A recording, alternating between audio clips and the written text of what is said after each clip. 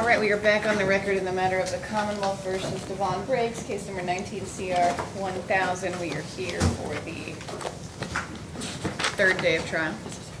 Yes, Mr. Baker, you had something you wanted to bring up?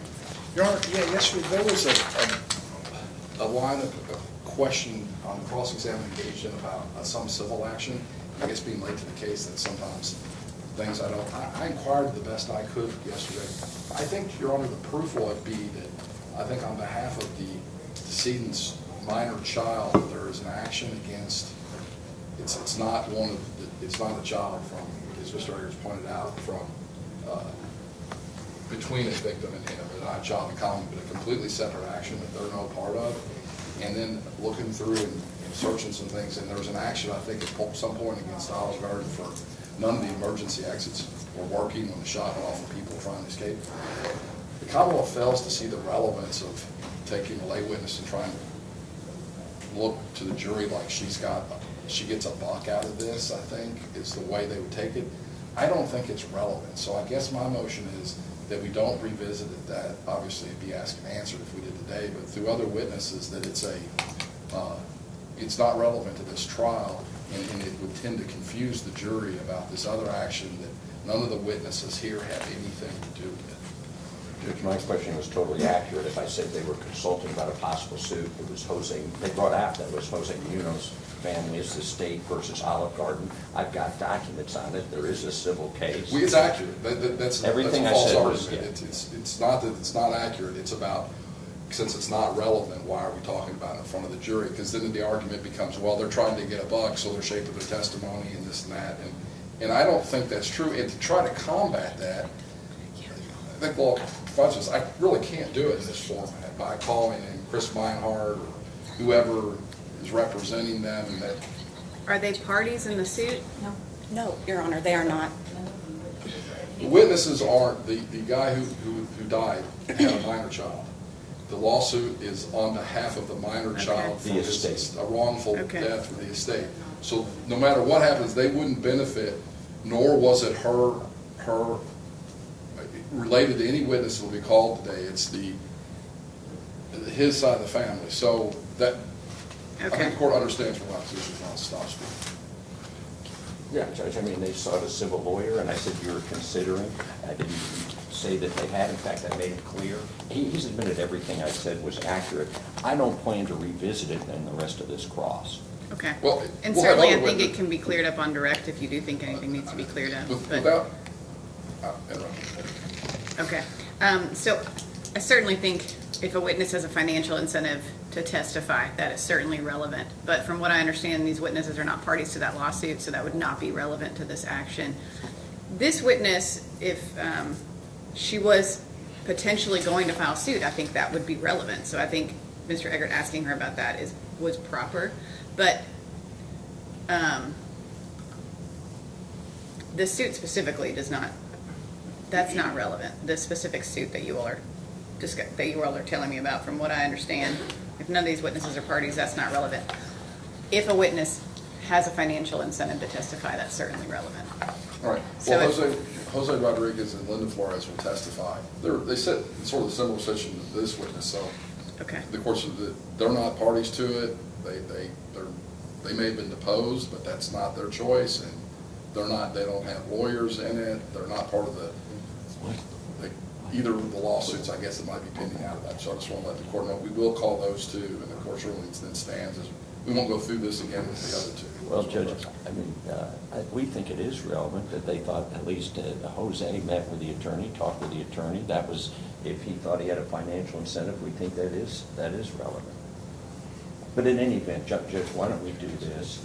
I'm not going to revisit it with Perla, and then if we do, we can approach the bench and see. Okay, before asking any questions about it, let's see how the testimony goes. We'll see how the proof comes in, and then I will address it. So I'll agree with that. All right, anything else we need to bring up before the jury comes in? No, Your Honor. Your Honor, did you want her sitting there before they come in, or you call her after? Yes, thank you. And do we have everybody outside? Okay. And she is still under oath. Is there any request for me to place her back under oath? before the jury comes in. I mean, just if you could remind her, she's still Okay. in there. Remove her.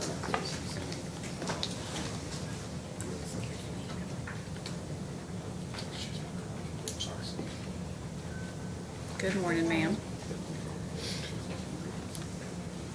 You can go ahead and take a seat. You are still under oath from yesterday, all right? And let's bring them in.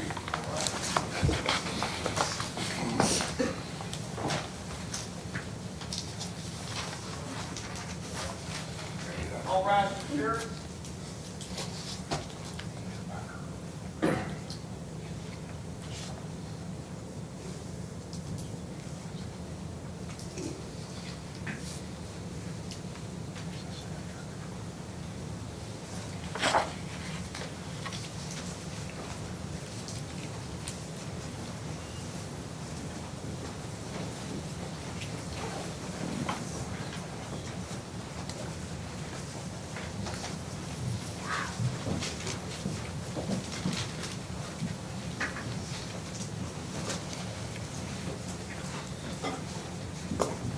I'll juror as present, Your Honor. Thank you. Please be seated, everyone. Good morning. Were there any issues with the admonition overnight? All right, wonderful. We will continue with proof then this morning. Mr. Eggert, you may continue with your cross-examination of Ms. Flores. Thank you.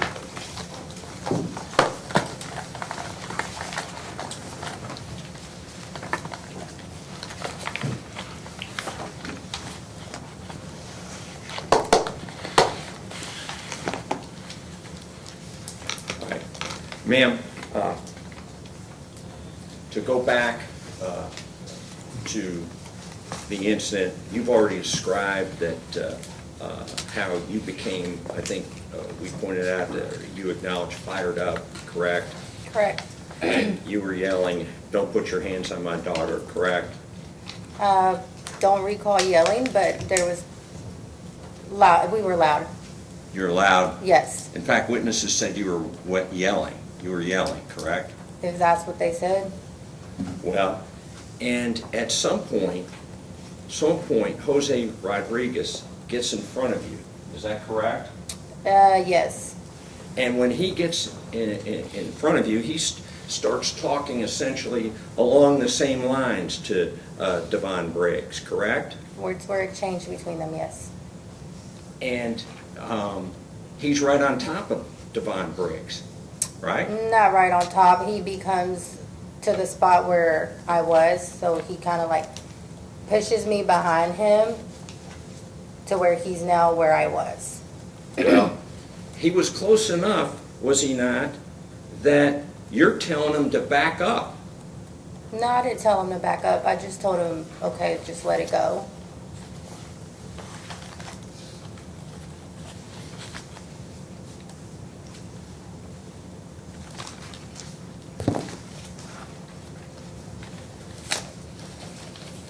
If I could approach the witness, page 32 You may. On which one? of the interview. I know. No, there's three of them. The scene, Right. there's the call, and this is the The interview. interview, right?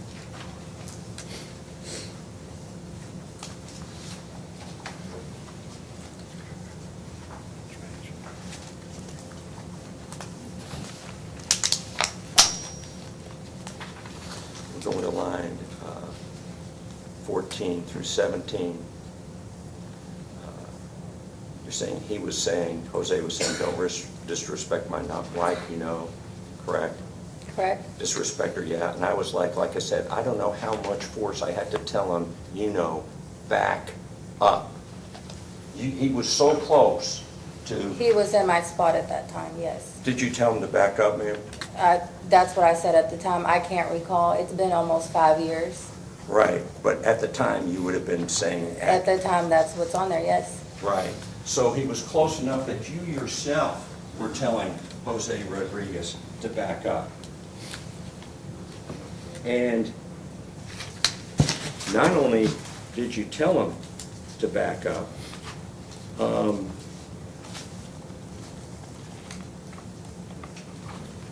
you had to use force to try to get him to back up.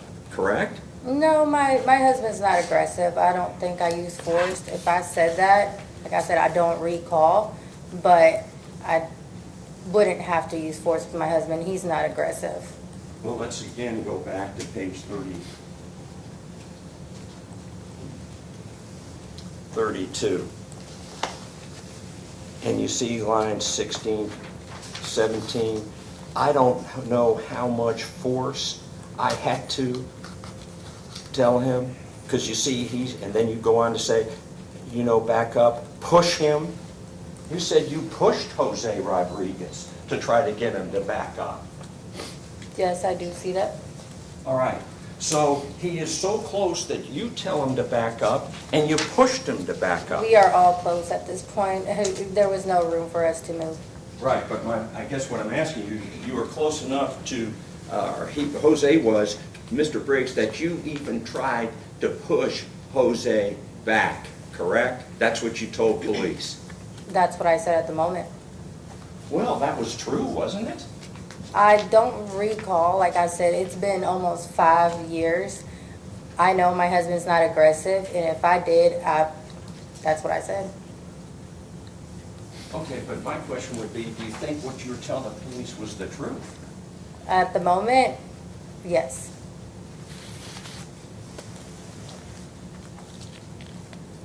And even you said, and you say you think it was the truth at the moment, you said you're trying to push him out, push him back, tell him to back up and push him and knowing how much force, because he's a little big, correct?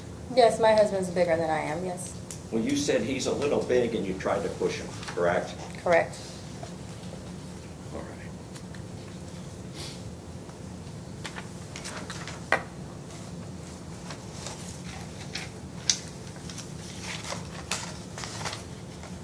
And I think when you tried to push him away from Mr. Briggs, you tried to do that, you did push him back, correct? With your arm. Push my husband back? Yeah. Never did that. Like I said, I don't recall. I recall putting my hand on his chest and just telling him, like, hey, just let it go. Well, let's look at page 35, man, of your statement. Page 18, 19. I mean, police are interviewing you, correct? Correct. They're trying to get at what happened, correct? Correct. You're interviewing you, this is a couple of days later, right? Yes. And in your own words, their lines. I pushed him back. Okay, okay, so you did push him back. Enough force to push him back away from Mr. Briggs because he was so close. We were all close at this point. There was barely any room for any of us to move. Right. Now, at some point, Linda gets involved, correct? I guess so. You We guess were all, so? like I said, at one point I had my back to my sister and Jose, and I was talking to a manager that came out.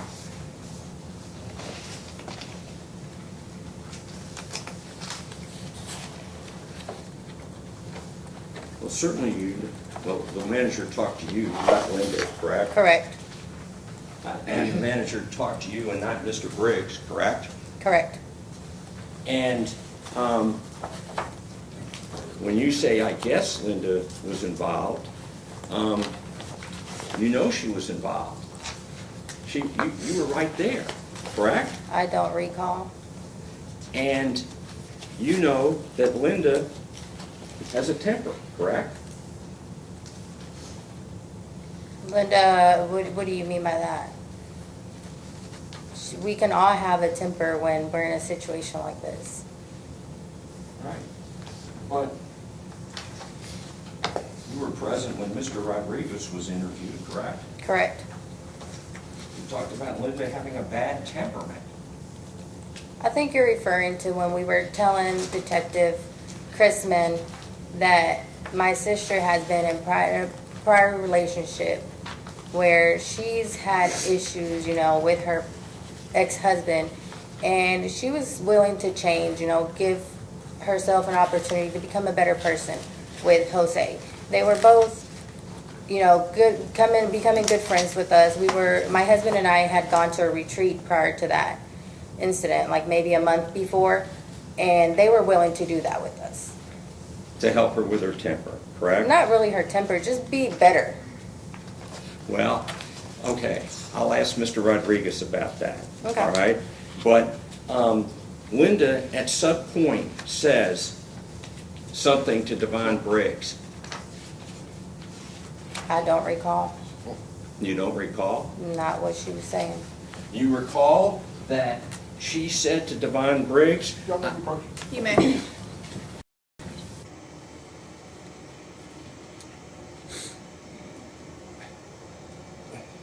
And I didn't hear the whole question, but the Commonwealth's objection is, this witness is, Linda's gonna testify. If he wants to cross Linda's statements, then Linda's the person to cross through, not this defendant. And I didn't hear your whole question, so asking her to characterize what Jose said, or Linda said, or somebody else said, the Commonwealth thinks is inappropriate. They're all going to testify in the case, so they'll be subject to that. But he shouldn't ask her what someone else meant, said, did. Well, did. actually, this is right this is during the event, so it's absolutely admissible. Didn't Linda say to him X? She can say, I don't know, I didn't hear, but I'm entitled to, she was right there. That's, What is the, okay, I don't know I how that. understand the objection to be a hearsay objection. What's the hearsay exception? Well, Judge, it's not hearsay because it's not introduced for the truth of the matter asserted. I don't see how they let people like you out of the box. It's just like if witnesses heard an exchange by these people to the defendant, that would be admissible. We're talking about the actual incident itself. We're not talking about an interview now days later. Really, there's no substance or merit to this objection because I'm saying, you were there. She's talked about Jose, for example, said, oh, sorry, man. She's talked about Jose Rodriguez saying, I'm trying to calm it down, and I'm asking her what Linda said to my client. And it also goes to my client's state of mind, what would have been through his state of mind, and that's a total exception to the hearsay rule, is the effect on the listener. And I'm entitled to ask this. This is right during the incident. She's the listener that you're, What? I mean, if it's the effect on the listener, she would be the listener. She's a listener, but my client's a listener. But I mean, I think for the hearsay exception to apply there, the listener is the one who's testifying.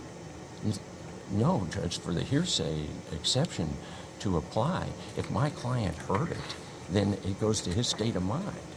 And the fact that it was said, this is But clearly admissible. the vehicle should be Linda.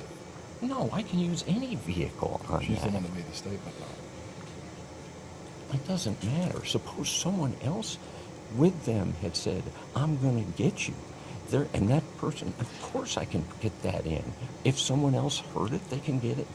I can get that in that way. All this, we've had all these statements of what people said. And they'll continue to have them during this. Continue. Her testimony's been filled with so-and-so said this to Briggs, and so said that to Briggs. I haven't objected to a lot of stuff, but I'm objecting now. Just because I haven't objected doesn't mean it's not objectionable. No, it's not objectionable. This goes to, if I asked, what did Linda say? I don't know. I don't remember. Did she say this? I don't know. I don't know what she'd say to it. I mean, I'm struggling to see how this is not hearsay.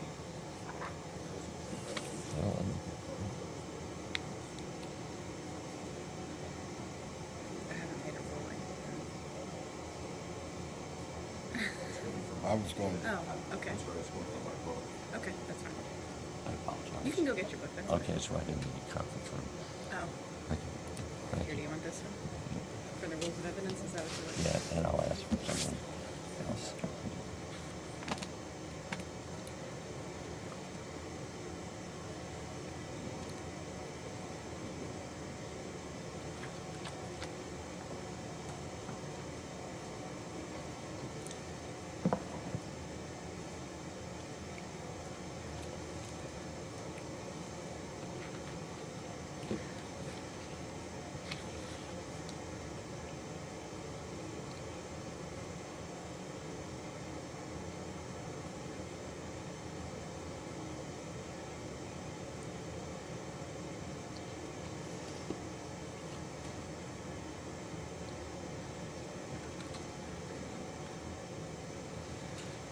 Judge, this is a self-defense case, and there's several cases that talk about that in a self-defense case, statements as to that if, that can affect the state of mind, threats, other communications are admissible. In fact, we just went through this in another case. So all statements that the defendant knows about are admissible. And so whether that witness is here or not, the statements made, and this is a self-defense case, and they're arguing that my client is the first aggressor. I don't think I'm not saying the statements wouldn't be admissible through the right witness. I guess the issue is this the right witness? So. She was there. If she heard it, she heard it. And I don't know, I don't know. I'm going to sustain the objection. I think this is hearsay. Well, So then it's certainly admissible through Linda. And it's, your guy's statement's really the source of it. So It's what? not Linda. She'll be here. So, Judge, then I would move to ask this witness this question. Did Linda make a statement to the defendant? I'm entitled to Okay, get that. that's That's fine. not hearsay. That's fine. That's not hearsay. All right. I agree.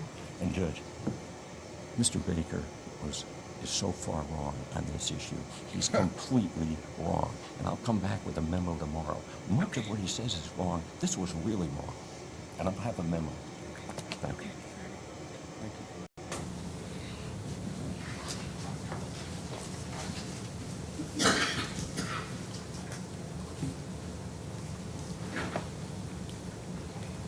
Ma'am, did Linda make a statement to Devonen Briggs? I couldn't tell you right now, honestly. I don't recall. All right. Did she make a statement to Brittany Briggs? I don't recall that either. You just don't remember. I really don't.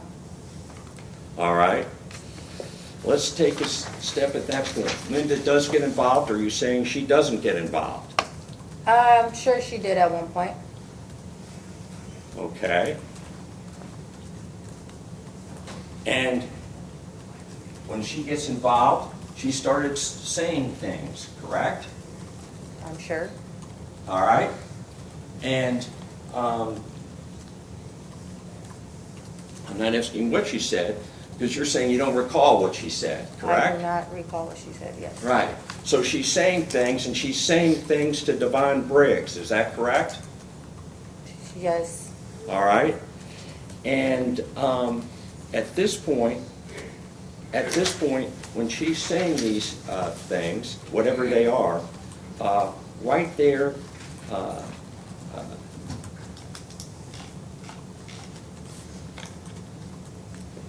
coming up is Jose Munoz, correct? I'm sorry? Well, Jose Munoz was there, correct? Correct.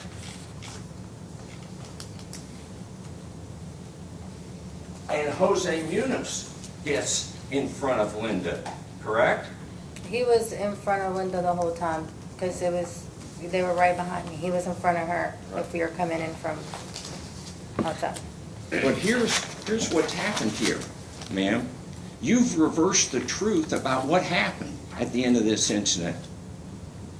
Oh, You're saying that Devonen Briggs came off the bench, correct? what I remember, yes. All right. Well, is that correct, or just from what you remember, or you don't know? I'm sure, I'm correct. He got up off of the bench at Right. one point. And ma'am, what happened was Jose Munoz went to that corner where the defendant was. That's what happened, correct? Not the other way around. We were all really close. No, but you said my client got off the bench and approached. It's the other way around. Munoz came and approached him on the bench, correct? I wouldn't have seen that. All I seen was when Devonen Briggs got up. Wait a sec, you wouldn't have seen if Jose approached him and got on top of him? You wouldn't have seen that? No, I'd never seen him get on top of him. No, but you said you wouldn't have seen it. My back was turned talking to a manager.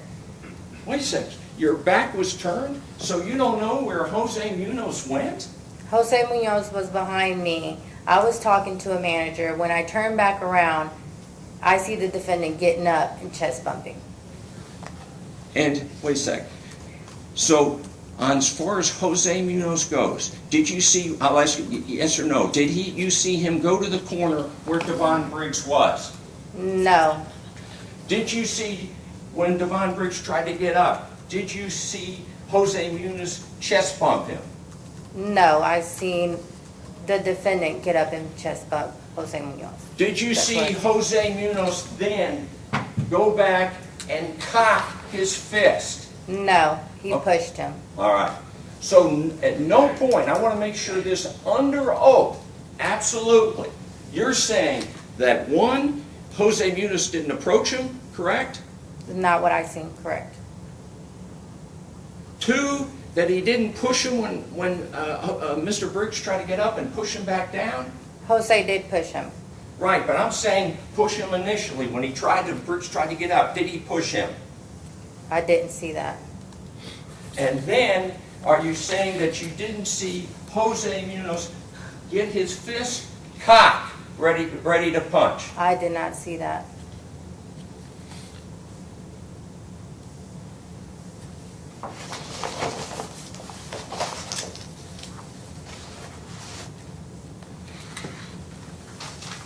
Are you saying it didn't happen, or you didn't see it? It's been almost 5 years. I've told you everything I could remember. Honestly, at the time, when I spoke to Detective Chrisman, I can remember I was driving. Then when they came to my house, 2 days later, 3 days later, I still couldn't have my thoughts together because I had a 4-month-old, I had barely gotten sleep, and then I had a 4-year-old that's, not sleeping, having issues, and then trying to get help for my sister and help my kid, or my nephews. Right. So I'm telling you as much as I remember. Right, but I'm not asking you now what you told Crispin. I'm asking you what you remember. And you saying you don't remember if you saw those things or not. I don't remember Jose putting a fist up. I do not.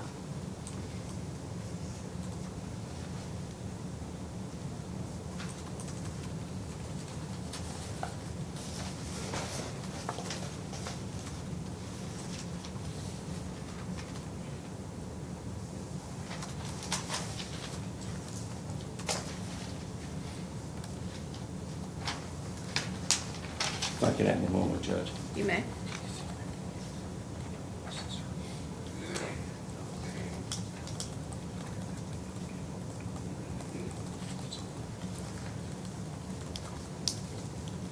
Judge, I don't have any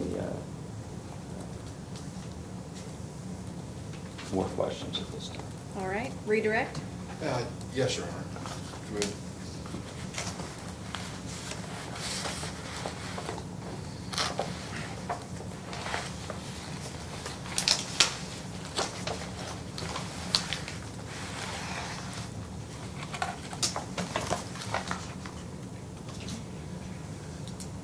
Morning. Okay, I just got a couple of questions to ask you, and I'm gonna ask you about some issues I have, because at the end of the case, I want a timeline. I'll talk to the jury, and I want to be clear that I'm Okay. clear with them, or accurate with them. You were asked some questions about the weight at Red Lobster, Correct. okay? And you looked at your interview in that case? Yes. Okay, and if you look here and kind of, if you start at line 1306, come through here, and this is on the scene interview. This copy, the transcript, just kind of look at that real quick. I want to make sure I'm accurate on this. What page, I'm sorry? It's page 30, line 13, 17. No, this one. That one. Okay, did you read that? Yes. And is that when you were talking to the police there at the time? Yes.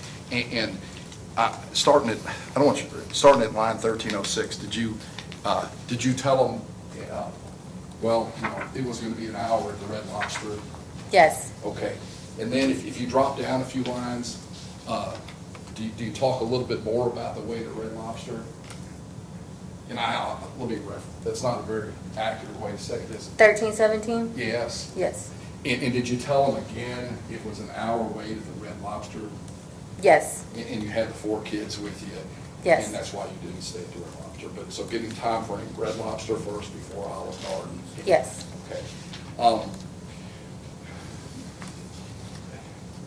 That evening, you were, after the incident, when you told the jury the defendant pushed your child, you were upset would be a fair word. Right? Yes. And angry might be also a fair characterization of Yes. what you're feeling. On a scale for the jury, and there was this exchange with the defendant there in the Olive Garden, right? Correct. And we had a little sketch of how close we were in this foyer place you enter. Yes. Judge, maybe Coach, just one second. Thank you, babe. Also, can I have another? Judge, I need to give you this back, Thank you. but, Judge, every question has been a leading question. He is on redirect. He needs not to leave. Okay, I did, on that simple issue, I thought it wouldn't be objectionable, but I will. All right, thank you. So kind of setting the context, were you less angry, the same amount angry, or more angry than the defendant was toward you at that time? When I was speaking to the police? Was the defendant mad and angry at the time? Yes. Okay, were you less angry than him, or mad, however word you want to say it, upset? Were you less, the same, or more? I would say I was about the same. All right. And you told the police, did you tell the police that Jose didn't speak English? Yes, Jose Munoz, I'm using, right. Ola. I'm sorry, what is it? Ola. Yes. Muy bien. I don't speak Spanish. Correct.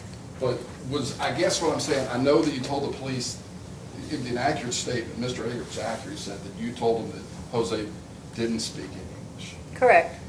Was he able to do the basics of Yes. he Buenos was- tardes, you know? Yes, just like you did now. He's able to, I guess basics, sorry, thank you, you're welcome. All right. So if someone interpreted that he didn't speak anything in English, Correct. is that true or not true? Couldn't even say a word in English. No, he could say the basics, I guess. All right. Could he speak English though, a conversation? Not have a conversation like me and you are having right now, no. And I want to know about this, I'm going to call it the initial confrontation with the defendant before there was a break, and then a reconfrontation. You were there at the Olive Garden, okay? Yes. When you were standing were you standing next to your husband?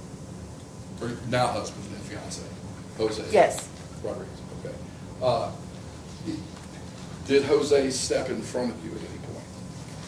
He got me out of the way and took my place, I guess I would say that. Okay.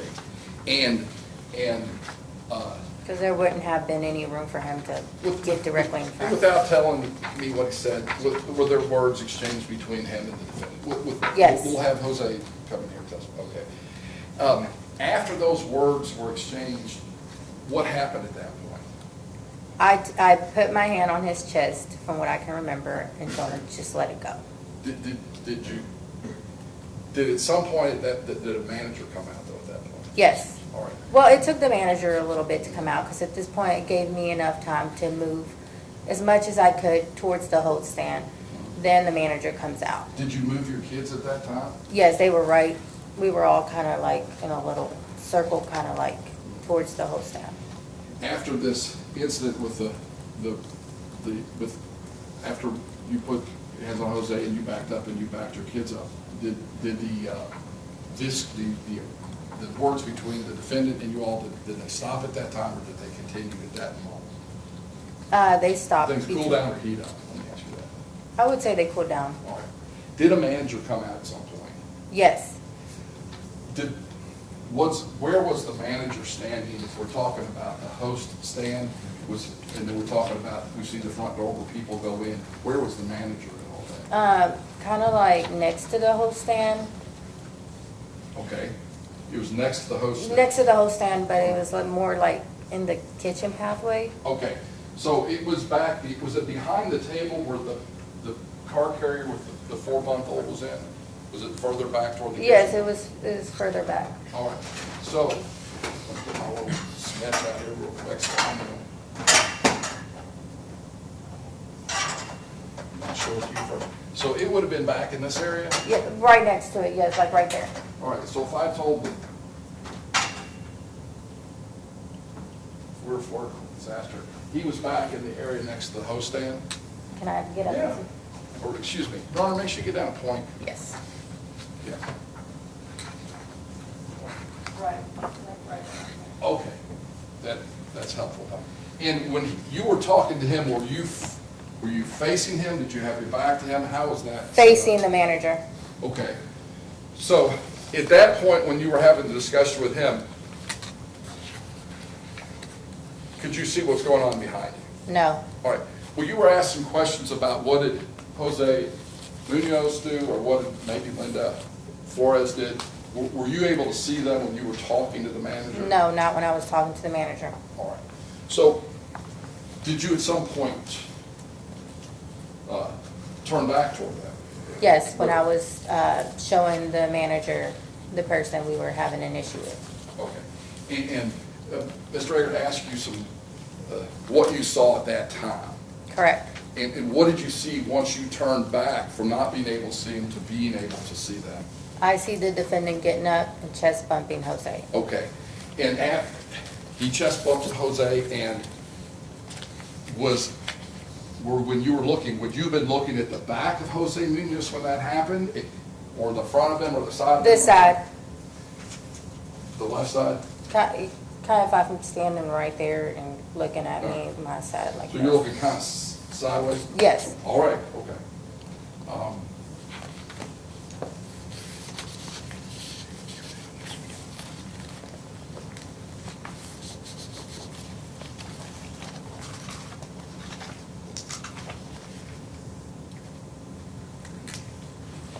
And when your now husband, then fiance, Jose Rodriguez was there, did he and the defendant never had any, did they ever have any contact with each other?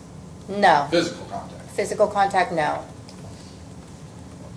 Okay. And would it be fair to say that your now husband, then fiance, Jose Rodriguez, kind of got everything chilled out Yes. at that point? Your Honor, I don't have any further questions. Okay, any recross? Yes. Briefly, ma'am, the only person the manager spoke to was you. Yes. Second of all, this story that you've given, I want to make it, you know there's a number of witnesses there that night, correct? Correct. All right? So, your story, as I understand it, is that the defendant, Devonen Briggs, came out of the corner and approached Jose, correct? Correct, but he was never in a corner. The female was in the corner and he was, Next to the female. But wherever he was, he came off the bench. Correct. And approached him. Correct. That's your story? yes, Absolutely. yes, For sure. yes, And ma'am, obviously you're under oath. You recall that, correct? correct. Nothing further. All right, thank you. Anything further of this witness? Just briefly, Your Honor, when you say approached, how, was this lobby crowded at the time? Yes, the lobby was very crowded. Tell the jury what approached is. Is the approach Tim. 10 feet, or is the approach standing up? Is the approach? Just me. Just when he stood up. And asked to approach. I should have probably clarified. I meant more like, does she need to be subject to This is recall? redirect. I'd object to it. What does she mean by approach? It's a I kind want of. to give him a chance to recross, but, okay, when I say is there, well, Maybe I don't even need to ask that. When I say, is there anything further this witness, I really just mean, is she subject to recall? Like, Oh, did she- sorry. That's okay. All right, Guess you wouldn't know that, but you can't read my mind. okay. Okay.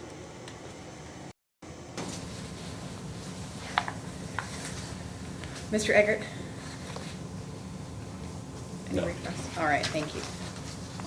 Ms. Flores, you may step down. Commonwealth may call your next witness. Jose Rodriguez. We're calling Jose Rodriguez, Your Honor. All right.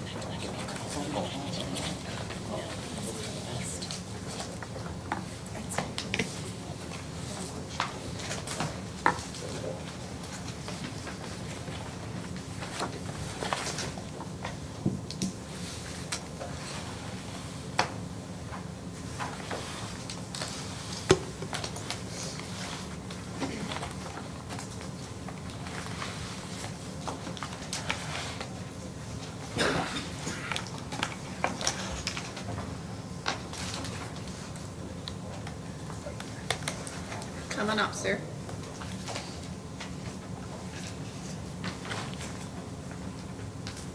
And Hutch, could we open the doors? Yes, let's open the doors for some airflow. Please raise your right hand. Do you swear to tell the truth, the whole truth, and nothing but the truth? I do. Thank you. Please be seated. Mr. Baker? Thank you, Your Honor. Good morning, sir. Could you tell the ladies and gentlemen your full name? Jose Rodriguez Silva. Okay, and are you the husband now, but at the time the fiance of Perla Flores? Yes, I am. Okay, and did you know Jose Munoz? Yes, I did. And do you know Linda Flores?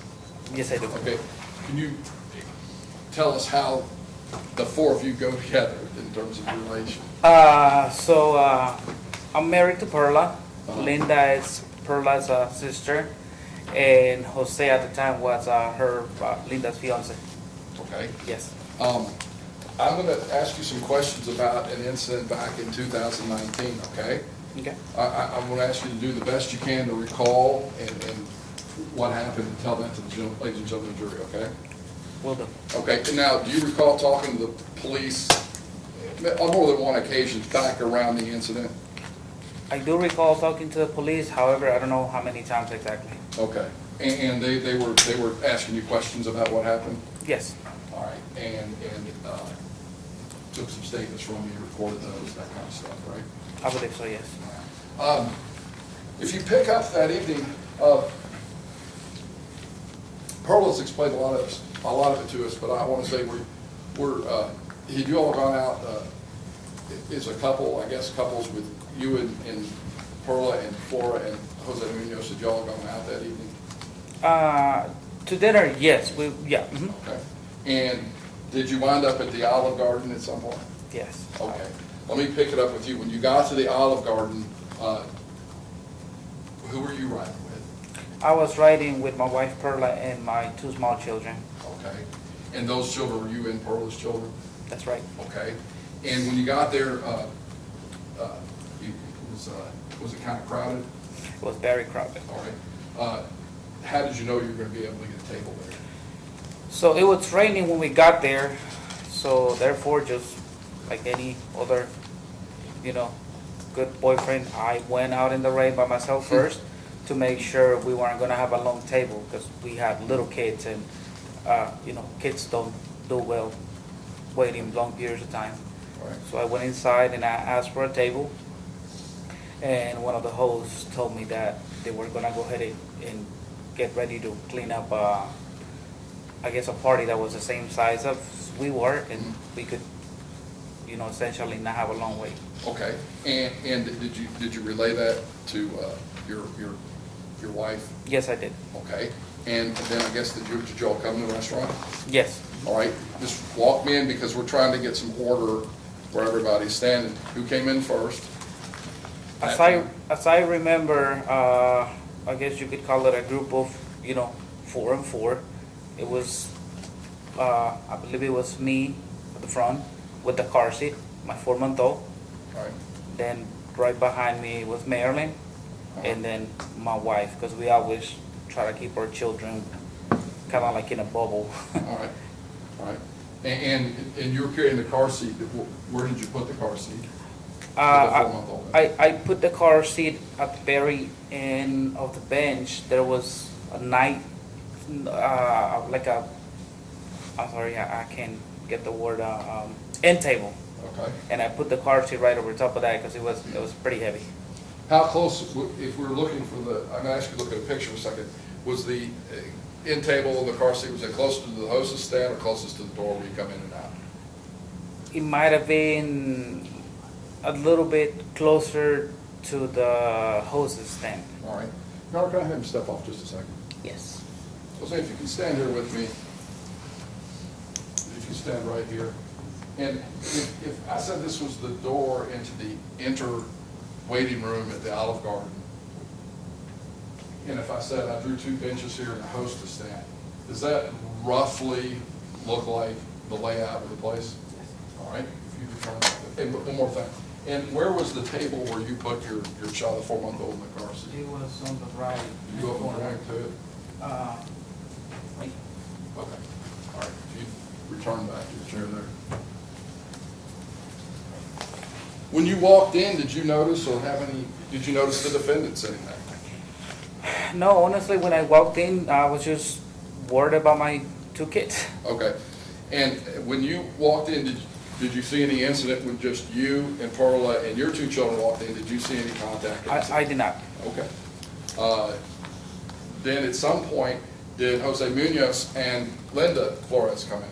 Right behind us. Okay. And did they have anyone with them? They had their 2 small children as well.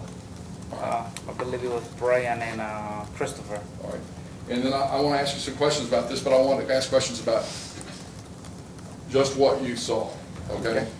So you're up there with the baby in the car seat, right? Correct. When they walked in, did you see any contact between them or their children and the defendant? No. Okay. All right. And then you all got there waiting on the table. At some point, did your wife get upset? Yes, after Okay. my kid Tell got me, assaulted. what did you see at any point at that time? Some contact between one of your children and the defendant? I did not. All right. Now, when you were doing this, where were you? When this first started, you heard your wife say something to the defendant? I was right next to the end table holding the car seat. Okay. Were you looking right at them, or were you kind of looking at the car seat or looking back toward the restaurant? I was looking towards where the people were eating, where they were already dining, hoping. So your, I guess, side would have been to this end. You weren't looking at where the door where people came in, where the defendant was sitting, the kids were sitting, you weren't looking at. Do you recall where your kids were sitting on the bench there? Who was sitting on the bench? Not the kid in the child seat, but the other 3. Do you recall where they were sitting? Yes, yeah, I remember how they were kind of like on the bench because they were playing with a tablet or iPad, whatever you want to call it. Okay. So what's the first thing that called you to notice there was something going on here? It's very hard to remember everything because it's been a long I time. understand. But for what I remember, it's I heard my wife say something like, "What is your problem?" Kind of like on the side, and next thing I hear is like, "This guy's bitching at my wife." So that's what made When me. you say bitching at your wife, do you recall, to the best of your ability, what he was saying to her? Yes, he said, "Fuck off, bitch. I'll do whatever the fuck I want." All right. At that time, did you know anything else around the rest of the conversation, or that's just what got your attention? That's what caught my attention. Okay. When you heard that, fuck off, bitch, I'll do whatever I want, what did you do? This is exactly what I did because I was already looking that way. So they were like right here. I turned to find out. Okay. How many feet, if you're estimating? I mean, that bench, it was probably 7 feet long, maybe as wide as this is. And then my kids were within the first 3 feet, I would say. All right. And when you turned, okay, and when you turned your head and you heard this, then what did you do at that point? Well, when I turned and I heard that, they are still exchanging words. Okay. Do you remember what they were saying back and forth at that point? You told us, I don't want you to repeat what you told us. Is there anything new that you told us about the kids or about what he was saying to your wife? So after he said that to my wife, he told her that she needed to teach my kids some manners. And okay, I'm sorry, I'm trying to remember. I understand. I've never been in a chair like this before in my life, so Okay. he said she needed to teach my kids some manners. He told us that we didn't need to be there. We needed to go back to where we come from, Mexicans. Well, let me ask you this. Did he use the word Mexicans? Yes, he did. Or did he say something else? No, he used the word. All right. But at this time, and let's set some context. At this time, would you say it'd be fair, would it be fair to say, was Perla kind of angry at this point? I believe at this point everybody was angry. Okay. Was the defendant angry at this point? Yes, sir. Okay. So you're hearing these things. Did he say anything that you recall to your children? About the children? He was being racist towards them. He used the word. Well, I mean, racist though. Just tell me the jury has to reach conclusions about things with just the words without the conclusion, so everybody can understand what was said. I don't recall the exact word because, as you guys can probably see, my English is not the greatest. What But did you at least think it meant? what was that, sir? What did you think the word meant? He used the word referring to my kids as construction workers. While this exchange is going on, do you ever start to move? I know you have your 4-month-old in the car seat. Could you, in your, I started to turn, not move towards him, but I started to turn. and as you turn, then was Perla in front of you at that point when you turned? We were always next to each other. She might have been a couple of inches in front of me. All right. And you moved there next to her. Well, I turned to see what was going on. Right. And do you say some things to the defendant at that time? Yeah, I did. What do you say? I told her that he wasn't gonna disrespect my wife and he shouldn't be arguing with a woman. Right. Is that the way you said it, or did you say? I probably used cuss words like you're not gonna fucking disrespect my wife. Okay. Don't be arguing with a woman. Okay. And so you say that, then what happens? So people are hard, you told us what people were exchanging words and they're angry. What did you do at that point? Well, after I told him that, my wife kinda grabbed me and told me to just drop it, to let it go. Perla told you to drop it and let it go. Yes. When your wife told you to drop it and let it go, what did you do? We started kinda like talking between us, I was already angry that someone had Sure. yelled at my wife. Okay. So she was trying to calm me down. All right. Did in fact did you try to calm it down? I believe we did, yes. Okay. I mean, what if I said that you chilled it out? Is that Yeah. okay? Did you ever at this time when you were exchanging these statements that this guy was saying to your wife and saying about your kids, did you ever touch him in any way, the defendant? No, never. Did you ever threaten him other than, I'm going to hit you, I'm going to, No, sir. all right. Were you armed that evening? With a car seat. Okay.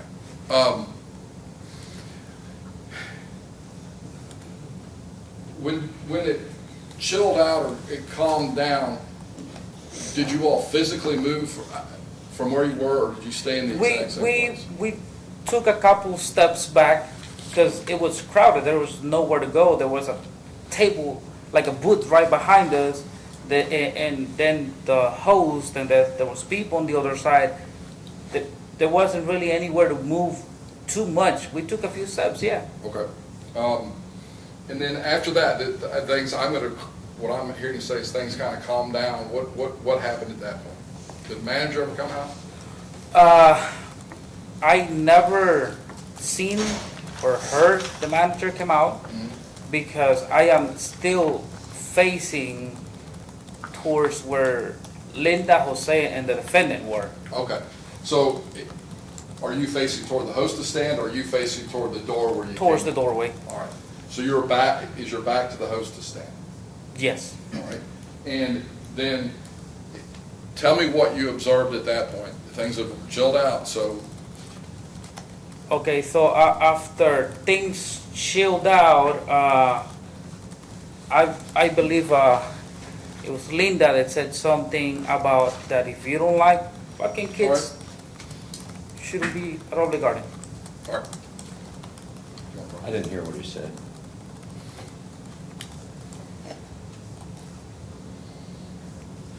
Or repeat it again? Yes.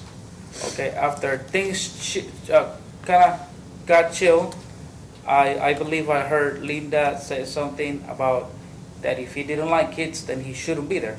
Now, when Linda said that, where was Linda? Right next to Jose. Okay. They were hugging each other. Where were Jose and Linda relative to you? I mean, Maybe foot and a half. okay.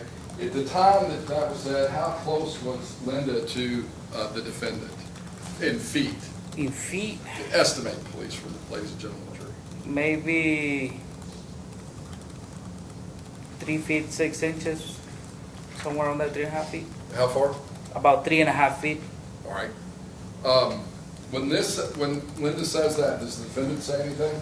Oh yeah, he said, "I don't give a fuck if you're a female. I slapped the shit out of you." Did Linda say anything back to him, I guess? I don't recall if she said anything back. All right. At that point, were you able to see where Jose Munoz was? Mm-hmm. Okay. Can you tell us what Jose Munoz did at that point? At that point, Jose Munoz opened up his arm and said, "Hey man," in a form of saying, "What is your problem?" So what you interpret at least is he's like, what's your problem? With his Yeah. hands up like this or down here? Or? No, like this, not up, not down, but like this. When he said, hey man, what's your problem? Did he say it in English or did he say it in Spanish? He didn't say, "Hey man, what's your problem?" He said, "Hey man," Okay, in English. all right. When he said that, tell me what he did, tell me what the defendant did. Okay, so he said, "Hey man," the defendant got up and, Okay, when the defendant got up, did he stand all the way up? yeah, All right, when he stood all the way up, okay, so he stood up, and then what happened? he chest bumped Jose. What do you mean by chest bump? Uh, I guess it's something guys do when they want to challenge another guy. You just kind of chest bump to see Mhm. if the other person is going to react a certain way. Okay, now, let me get straight where you were standing though when you least saw. At this point, would you been looking at Jose Munoz's back or his side? I'm trying to get your field of view. We're almost like making a triangle, and I'm right in the middle. All right, and what happened after the chest bump? After the chest bump, Jose pushed them off of him, Mhm. and he kind of, I guess, fell back into the bench. Okay, fell back. Did he sit all the way back down or did he partially go down? Tell us how that looked to you from your vantage point. For what I can remember, he sit Mhm. back down. Hmm. Mhm. And then he pulled out a gun and kind of like swung it, because I think went All through right. my face and shot him kind of like in an angle. Your Honor, can I appreciate the witness officer? Yes. Sir, if you could come stand right here, because we're going to have a little bit of debate about this. If I'm Jose Munoz and you're the defendant, okay? Okay. If you stand there facing, and you told us that there was a shove, Yeah. he sat down, then he stood back up and you talked about the gun. Show me, walk me through, if you're the defendant, how it all went down, and I'm Jose. So there was, the chest bump. Yes. And then you push Was me it a down. push like this, a push like that? I mean, tell me No, how. it was a push like this. Okay. Right. If I- He went back into the seat, Yes, and as he went, got the gun and went, but he pulled it out and like went like that. He swung. so, let me ask you this, or there, you were able to see the gun when it went off? Okay. And, where on his body did you see the gun come from? In his coat pocket or the hoodie No, pouch? he had it like inside his, like in here. In here, were you able to, when it was in here, were you able to see that before he pulled it out, or did you not see it until he pulled it out? No, I didn't see it until he reached for it. Okay. Sir, if you could return to the stand.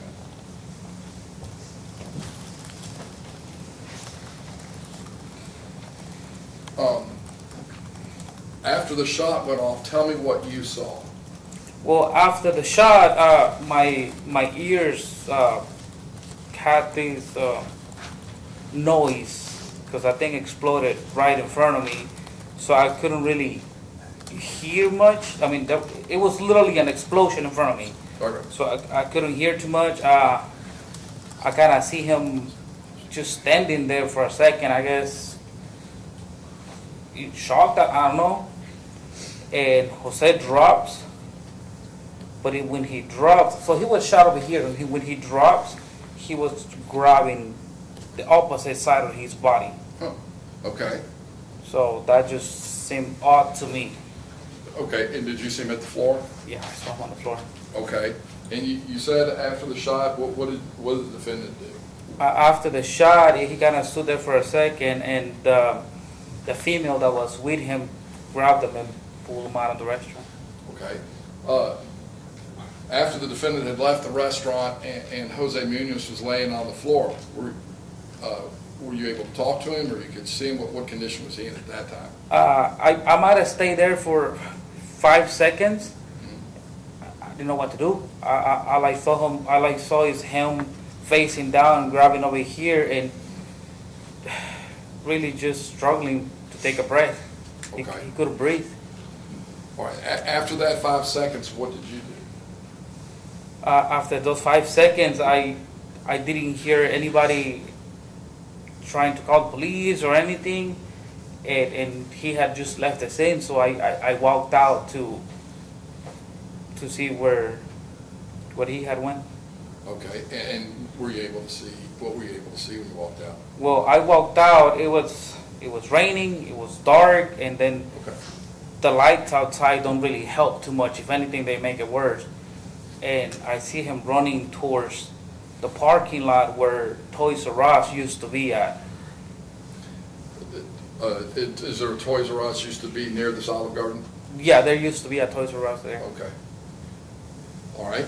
And were you able to, is that the last you were able to see? No, I kept running towards him, but while I was running, I was on the phone with 911, because as I was walking out, I called 911 because I didn't see anybody else do it. So I run, and I see him running towards I believe it was a black car, and I'm on 911, and then my wife, I think, came out of the restaurant when I made it to this little spot on the parking lot where there was like grass. I don't know what those areas are called. And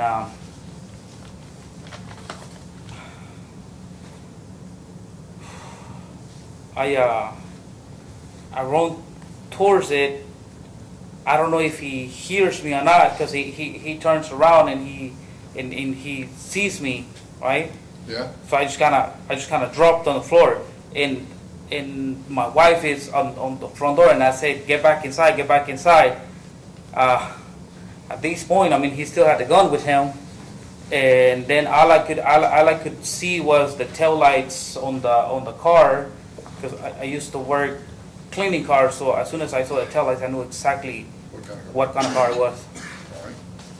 All right. Did you, when you were outside, were you able to see, did he point the gun at you or anything when you were? He had the gun on his hand, so when he turned around and heard me, I figured, I mean, he's got a gun, Well, all right, so when he turned around, he had the gun in his hands? That's- Yeah. You said hit the floor, you were Like, outside? I ducked like anybody else would duck when you see a gun.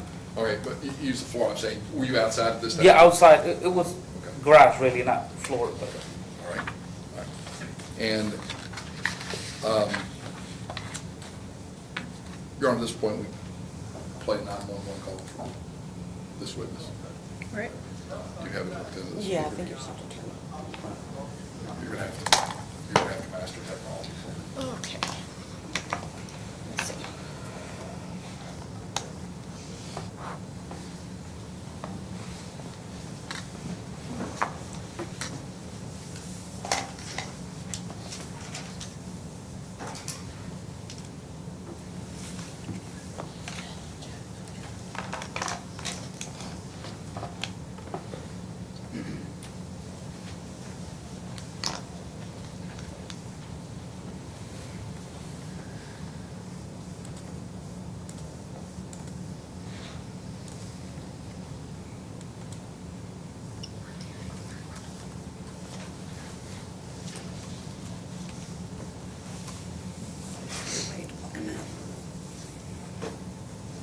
That helps.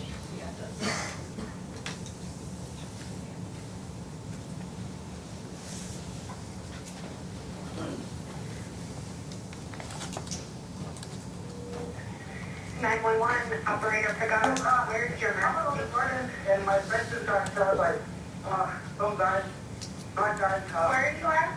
You mean Olive Garden or, by the Jefferson Mall? He's about to leave. He's about to leave. Go with the baby. Go with the baby. He's about to leave in a black car. Okay, I'm trying to get your address. Okay, let me see if I can get the plate. It's a black, I believe it's a Ford Fusion. He's living on Olive Garden right now. Yeah, I can't get the plate, but it's a black Ford Fusion. We need an ambulance here, like right now. Okay, I'm getting them started. Okay, hang on. 4811 Outer Loop at Olive Garden? Yes, ma'am, I think that's it. I know my children inside. He left in a black Ford Fusion over there. He left in a black Ford Fusion. Yeah. Yes. Is there an officer there? No. It's just a guy over here.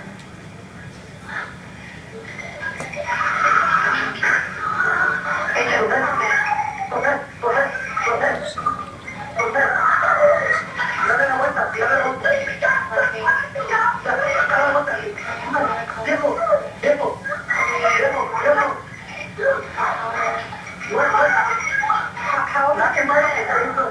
How old is your friend? My friend, he's about 25 years old, and he got hit on the left right shoulder.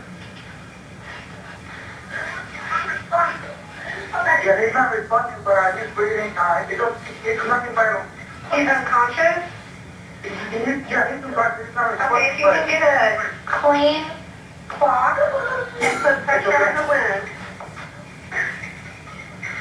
Is he still breathing? Yeah, he's still breathing. Yeah. Hang on my kid. Hello, can you hear me? Yeah, I can hear you. Okay, get a cloth, a clean cloth and apply pressure. Yes. Just to stop the bleeding. Follow the orders. Where's Marilyn? Hey, where's Marilyn?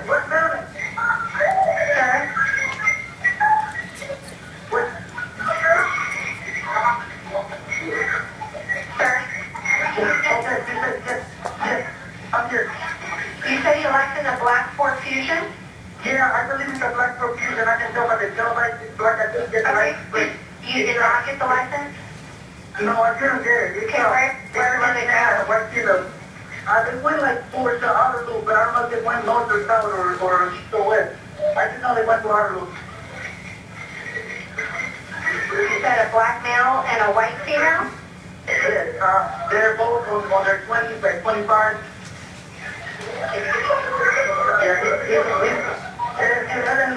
Are they there with you now? Yeah, well, he's over here now. Yeah. Okay, I'll let you go. Okay, I'm gonna go to the mountain. Okay, bye-bye. All right, and then was that your voice on there? When you called, were you able to get directly through when you actually tried to call 911? Did they answer the phone? Yes. Okay. So I'm clear, you told me about when you went outside and you and the defendant faced each other. How far apart was that when you saw him outside with the gun in his hand? I couldn't tell you within feet. It was pretty far. Well- I didn't get too close. Was it like, Farther than that. Maybe to the second pair of doors. I know it was dark. This far?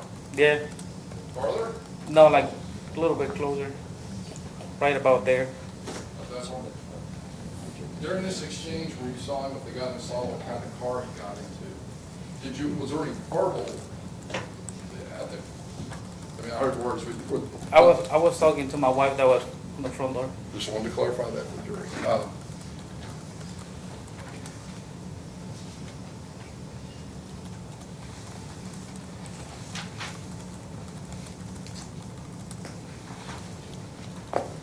At some point, there's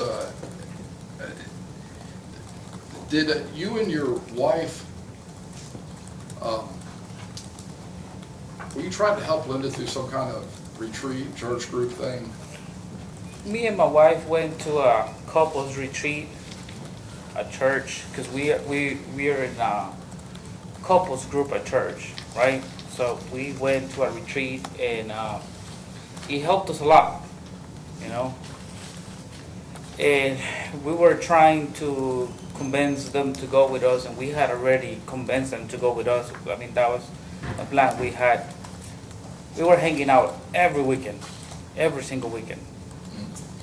Well, here's what I want to ask. Was there some exchange about, and I want to make sure that we're not lost in translation here, but was there something where I think you said something about, not Perla, who we've heard from, but Linda, that there was it a temper or temperament or some issue she was trying to address? I don't want to characterize it, I kind of want to get it from you. You were talking I believe I said that on the recording, but, I mean, everybody gets mad. Right, but I'm trying to say, what were you talking about this? Oh, we were talking about how them as a couple, they will fight, and and they would fight sometimes like in front of us, so we were trying to get them to understand how to deal with that, you know, like if you're gonna have an argument, do it in front of people, or just find ways to work through that, kind of like me and my wife did. That was the whole thing about the temperament. Okay. Well, I mean, you brought it up and told the police that. That's what I'm trying to figure out what you meant by that. Yeah, well, if to tell you the truth, when I talked to the police, when I brought that up, I mean, my friend had just been murdered, my kid was assaulted, my wife had postpartum depression. I mean, I understand. Okay, well,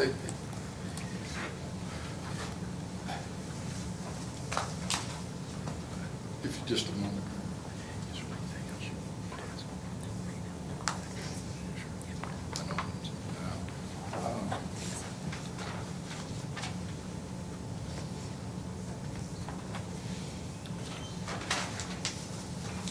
Just one more thing. So you said you saw the gun that was used to kill your friend Jose. What color was it?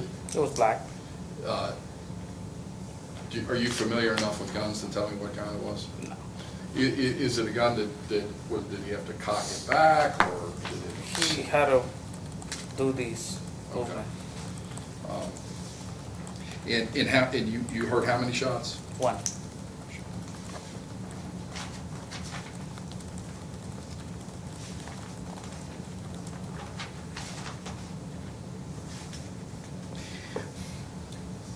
One other thing to clarify, when Jose was chest bumped and pushed the defendant back, at that time, Did Linda or Perla or you step toward where the defendant was in this kind of corner of We never did. There was no space there already, so if we would have stepped, we would have been on his face. Your Honor, I don't have further questions. All right, Cross, May I approach, Judge? you may.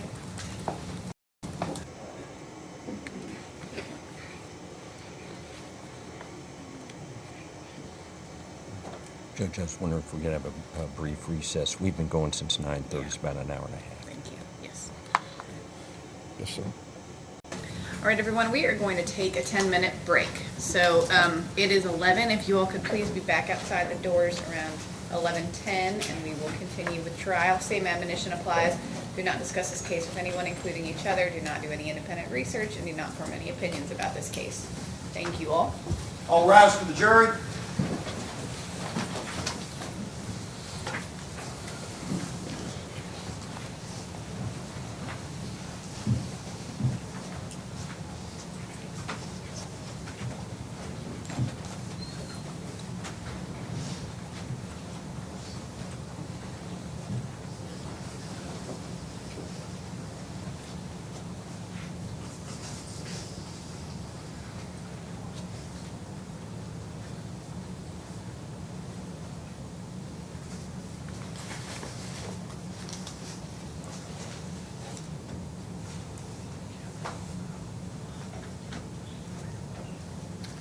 All right, I'm going to take us off the record. All right, anything we need to take up before we bring the jury back in? Yes, Judge, if we could approach. Okay, come on up.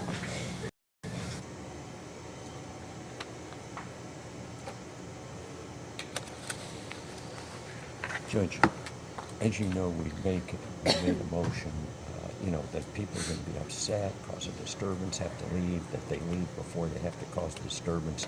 I'm told that, on this 911 call, all the victims' families on the right side got up in tears, muffled tears, drew attention to the jury, and the victim's advocate came over and they all went out of the courtroom. We object to that. This is what I tried to avoid, and that's what happened, and I moved for mistrial. I didn't even notice that. Did that Yeah. happen? Yes, it did. It did. Absolutely. Much like this case, I was faced in the hostess stand, and I did not see it. No, that's exactly what happened. Well, did you see it? Mr. McGee, did you see that? Your Honor, I did not notice. She saw it. She's look at her ankles better than us. Saw it all. And the victim's advocate would know it. She rushed out with him, and the jury knew it. And I had made a motion. Let's call them up and ask them. Do you want to ask Candace, or do you want to call the people? I don't care. No, I mean, let's call Candace up and let's call your IT.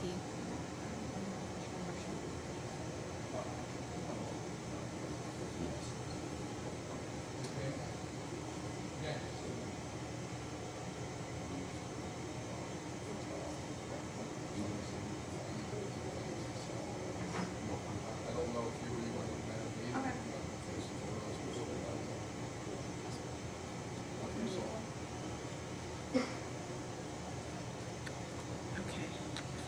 So what exactly did you see? Okay, state who you are. Yes. What's My your name is Amia Blake. I'm the paralegal and technical person for the defense. Okay.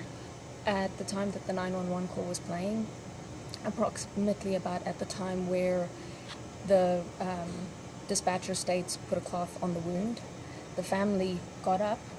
They were crying, they were sniffling, you could hear tissues. And part of the family got up and they stormed outside.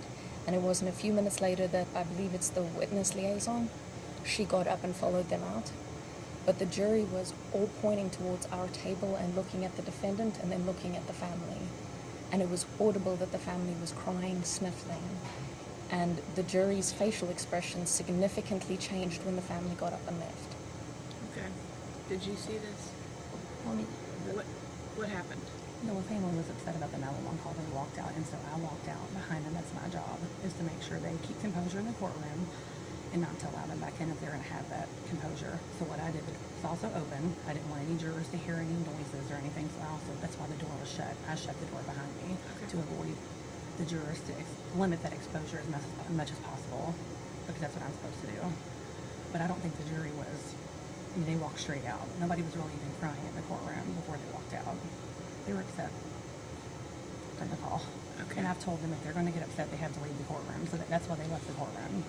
Well, You're supposed to leave before, Judge.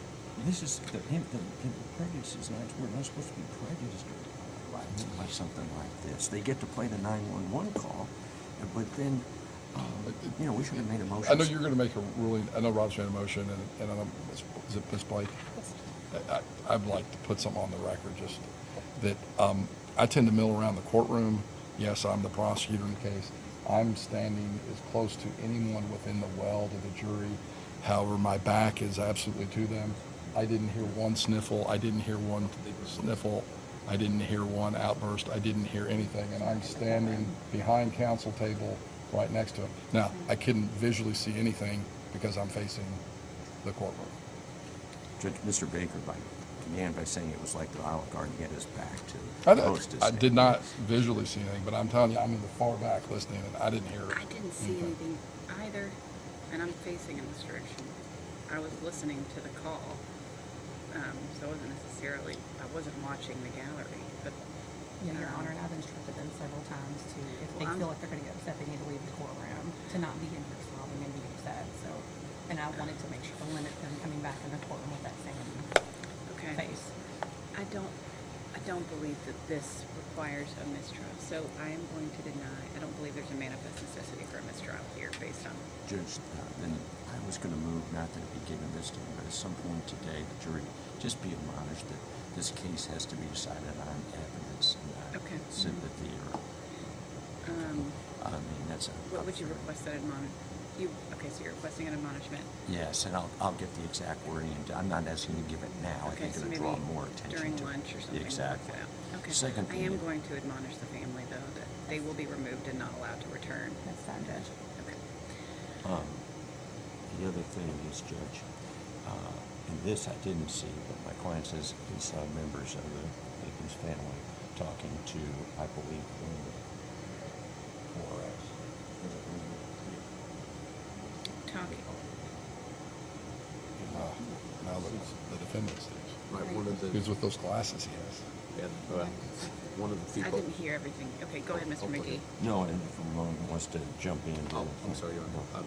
We were informed by a client that one of the people that were in the courtroom on the decedent's family members walked out of the courtroom and was talking to her about Mr. Rodriguez's testimony, and specifically talking about what Jose had testified to regarding what the gun looked like, where it came from, etc. So she was actually talking to someone about the testimony of Mr. Rodriguez. Who talking to Perla or talking to Linda? Talking to Linda Flores. Well, we can move. Here's a little backstory, Judge. They're not friendly. The families aren't. So I can check to see if this happened.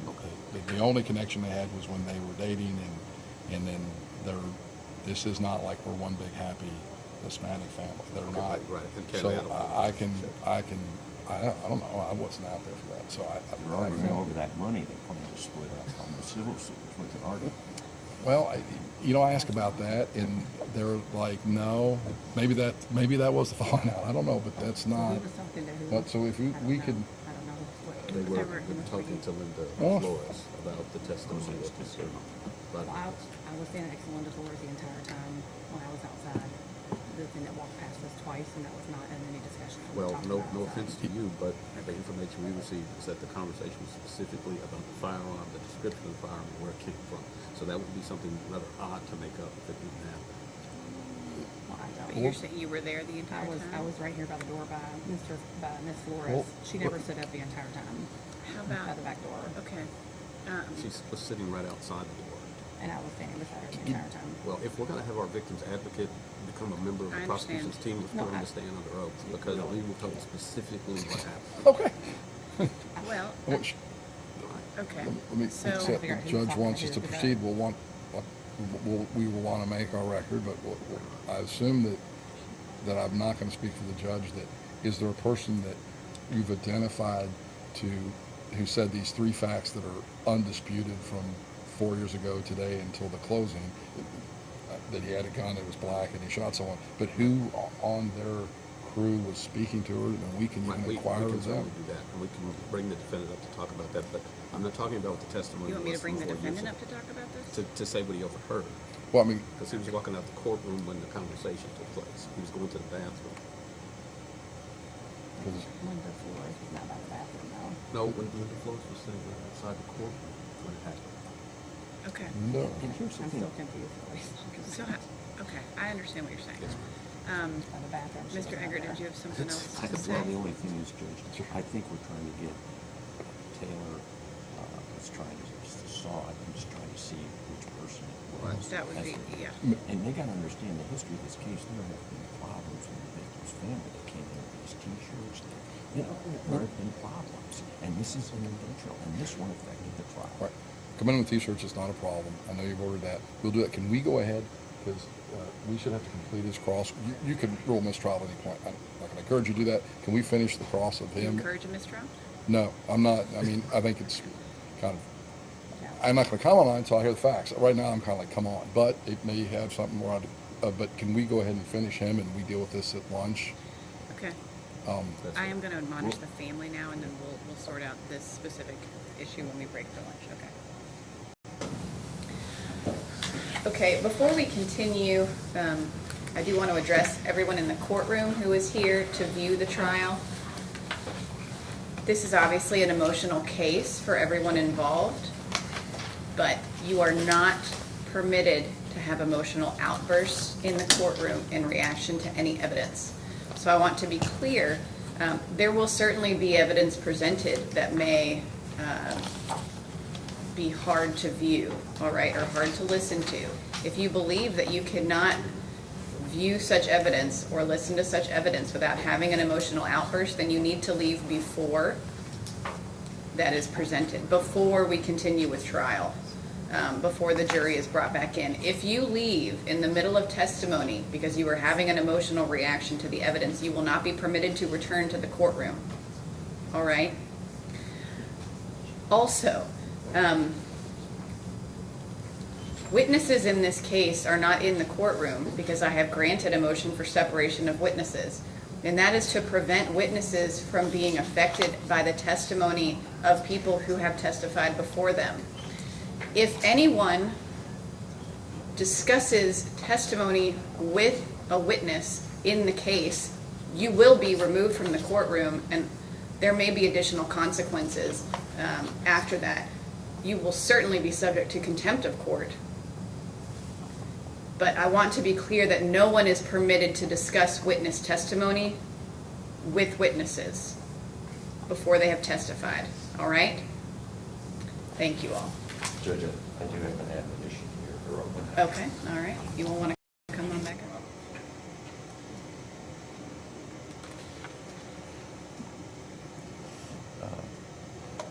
The court has informed the parties, and will tell you all the jurors, that this case must be decided on evidence and proof, and not on emotion or sympathy. That's a totally truthful admonition. It is. I don't know that I've ever been in a case where a judge hasn't said that at the end of the case before they instruct on it, and I I think it would, should be given now, in light of what happened. I don't think there's any reason for it to be given now because we're in disagreement about a factual dispute, but I agree that it's factually accurate. I would expect you to say that to them when Okay, you well, I'll instruct say it them now. in writing. Thank you. All right, I will grant the motion for an admonition. All right. Okay, let's bring them back in. Wait, we need Mr. Rodriguez. You can come on back up, sir. All rise for the jury.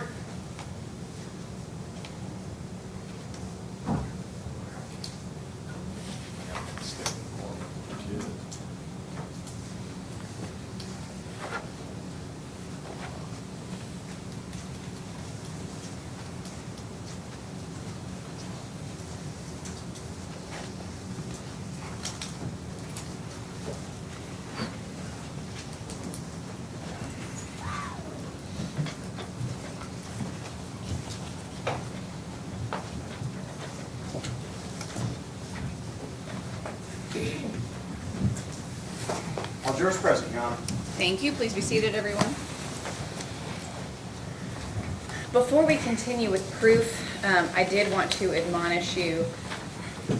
This case, well, as jurors, you will be required to decide this case on the evidence and proof that is presented to you. This case cannot be decided based on emotions or sympathy. All right? Mr. Eggert, you may continue. Thank you, Judge.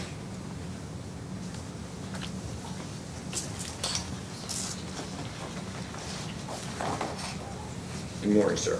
Morning. I'm sorry for your loss. Now, I want to ask a couple of questions.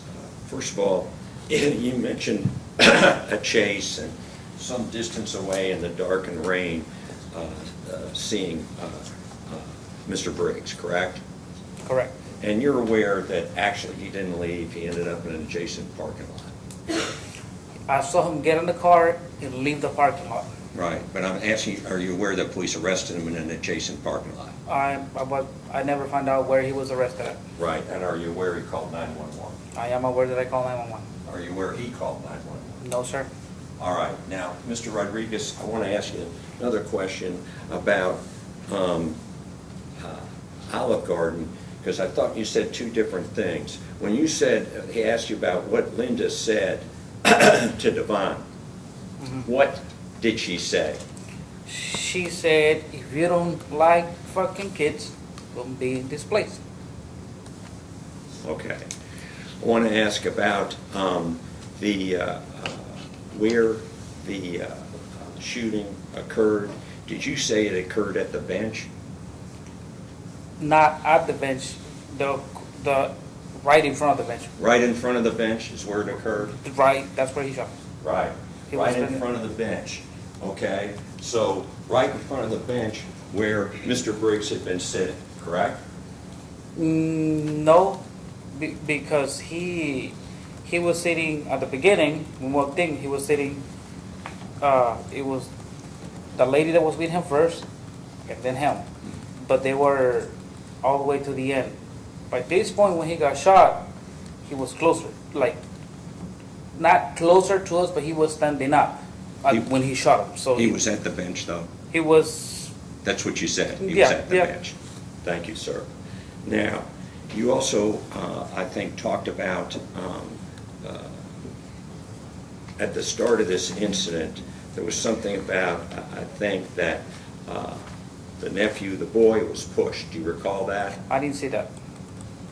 Didn't see that? I didn't see that. Okay. So whatever happened with the nephew who's wasn't too big because you didn't even notice it, correct? I had a car seat. I was worried about my car seat. That's. Saw nothing. How about your daughter? Did you see the daughter get pushed by Mr. Briggs?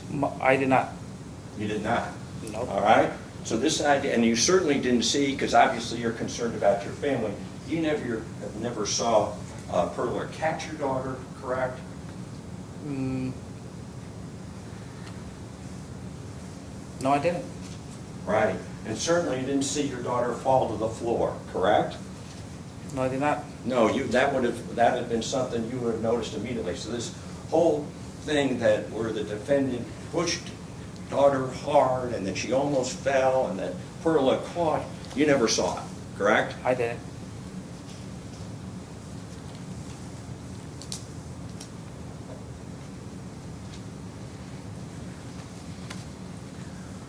Okay, let's go. I know that you said that Devonen Briggs made many, made multiple, put it this way, several racist statements, correct? Correct. And, those statements would be wrong. Go back to Mexican, you Mexicans, all that would be wrong. We agree, correct? No, that's what he said. And that's what he said, Mhm. right? And that's absolutely what he said. Mexicans this, Mexicans that, correct? Right? He didn't say Mexican this, Mexican that. He said you Mexicans. Okay, he used the word Mexican. He used the word Mexican. Yes, absolutely. All right, if we can, let's go to page 20 if we can, and this is the joint interview or your interview. If I could approach, sorry. You may. Thank you. And let's see, line, it's 896 to 898. You recall being asked this question, did he say the word Mexican? You see that? Mm-hmm. And sir, your answer, I believe, right there, I know exactly what I answered. you said, he didn't say the word. He never said the word Mexican, is what you said right after the incident.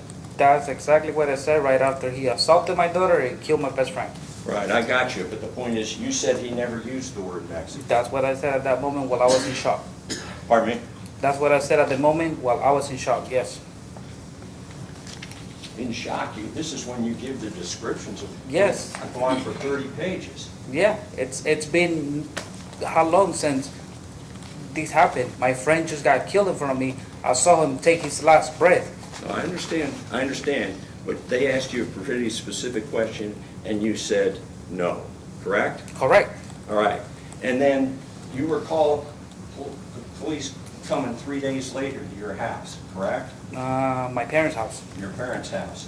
And initially, you didn't want to talk to them, correct? I never did not want to talk to him. Well, did you say that you were going to talk to somebody else first? Nope. You recall that? I said that if I needed to have my attorney present while talking to them. That was the question. All right, and let me ask you this, sir. When you, that 3 days later, that's for the first time when you started talking about Mexicans, correct? That is no, well, that is when I told the detectives what I remember. Right. And that's when for the first time you used the word Mexicans and you started talking about a hate crime, correct? No, it was a hate crime since the beginning. But you asked them about a hate crime, correct? Ask who?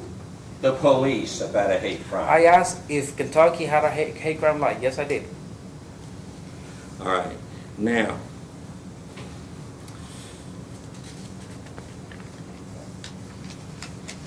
when you got there,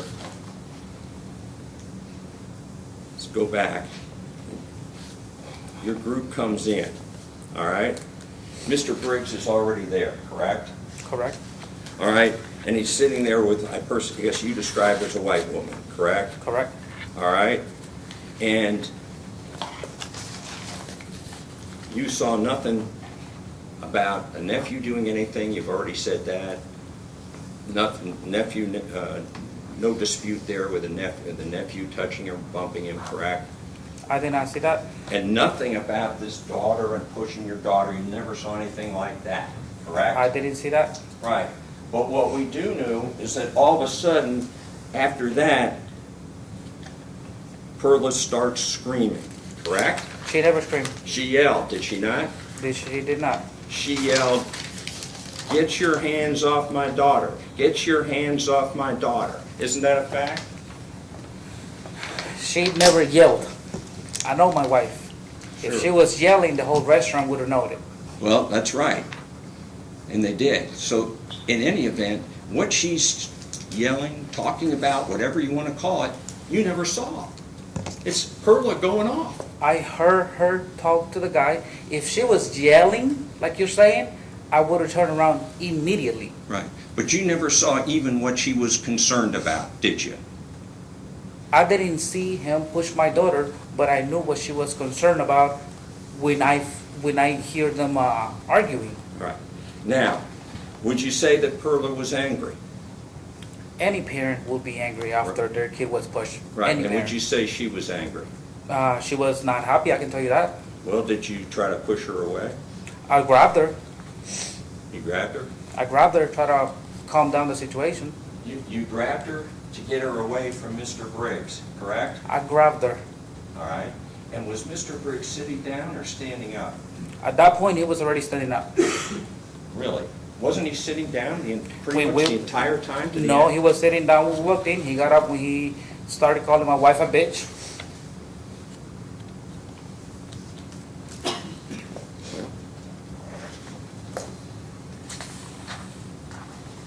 you all sitting down or standing? We were standing the whole time. Never sat, you weren't There was sitting? nowhere to sit. All right, so you weren't sitting down? There was nowhere to sit. Okay. And going to your scene interview here, do you say he was sitting or standing, page 13?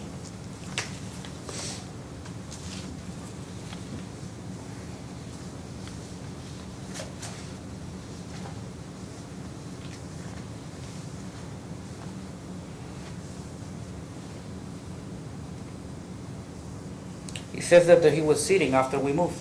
Yeah. Now, in fact, sir, the proof will be, he sat the entire time to the end when he tried to stand up. He didn't stand up before No, that. he did stand up to yell at my wife and called her a bitch, then he sat back down when we moved. And sat back down? Mhm. All right. Now, by the way, do you say anywhere in any of your statements that he stood up when he was saying those things? You don't? I don't. You're saying that for the first time today? No, I'm saying that because that's what it is. I know, but you're saying it for the first time today, correct? You No. didn't say it before. I probably didn't say it on the first or second interview, Right. but I've said it before, that he got up and told my wife, fuck off you bitch, teach your kids some manners. I know, I think you said that, but you said that, I believe that first two statements, you never mentioned him standing up, correct? I didn't And mention. we agree with that? I did not mention on the first or second statement, no. All right. Now, which are the two statements you gave, correct? You gave two statements It's to been police. 5 years, I don't know how many times I've repeated this story. Right, well, no, wait a second, you haven't been in court. We, This but is- I, No, but this is the first time you testified. In your two Correct. statements, you didn't mention it. this is the first time I'm here, yes. Now,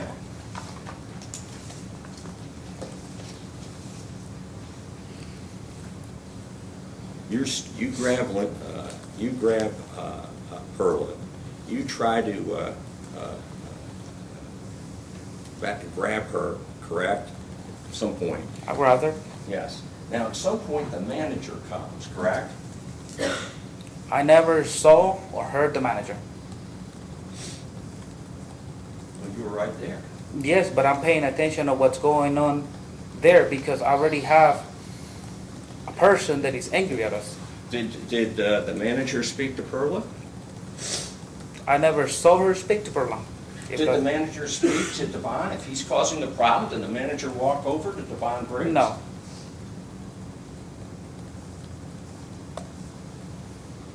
So Perla talks to them, or you didn't see Perla, you didn't talk to the manager, but the manager came, you didn't see it.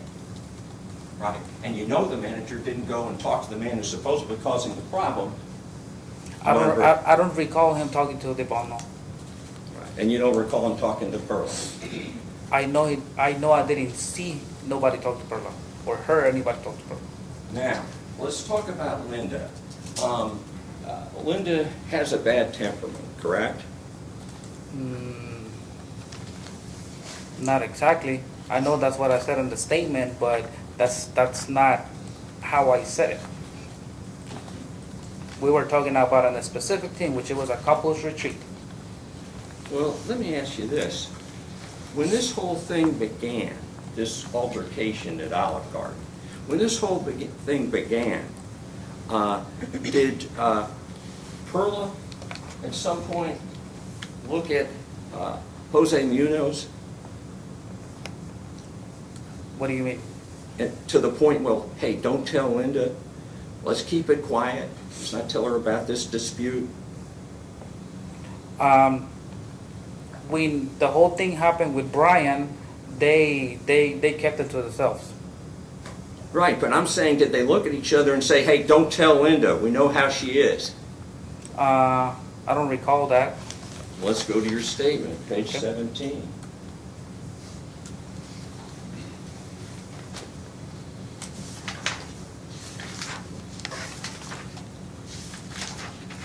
At the top.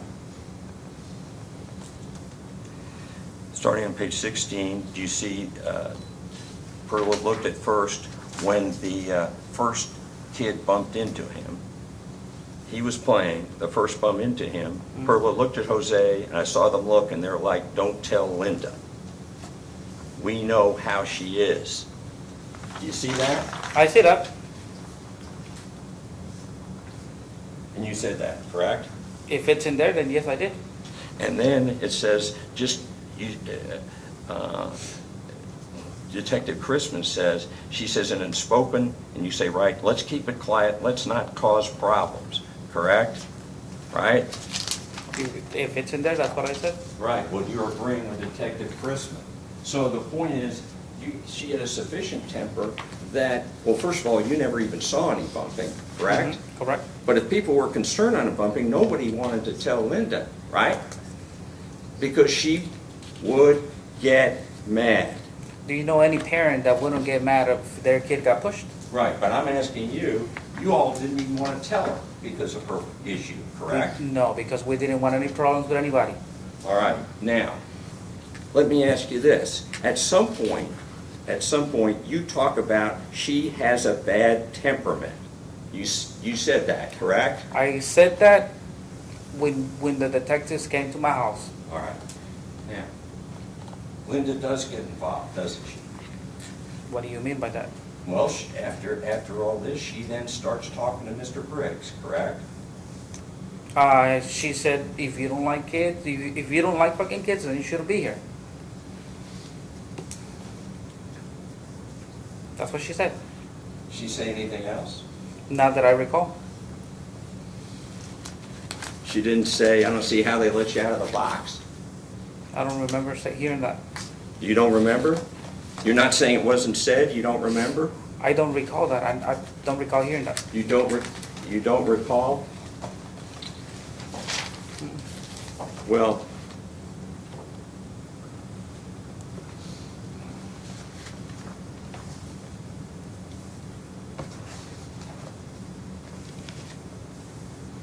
there's a reason you told police you didn't recall what Linda said.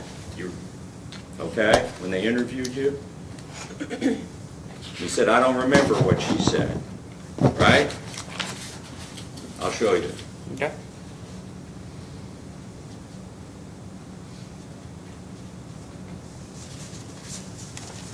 Line 22, page 17. I don't remember exactly what Linda said. I mean, it's just that it's so much. All right, you see that? The reason you said at that point you don't remember, because you'd remember a lot of things before that, is she said, I don't see how you let you all people out of the box. That's what she said. I don't recall hearing that. You don't recall. No, I don't. You may.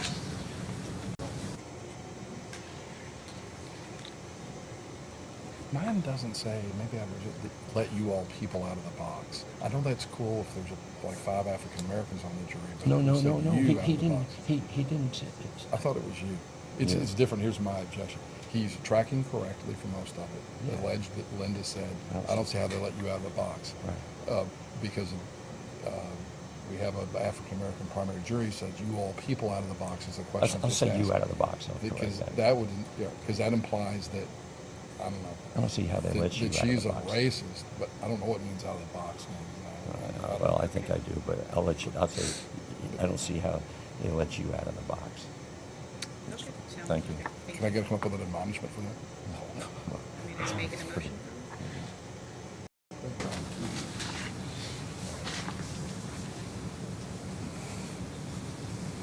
Statement.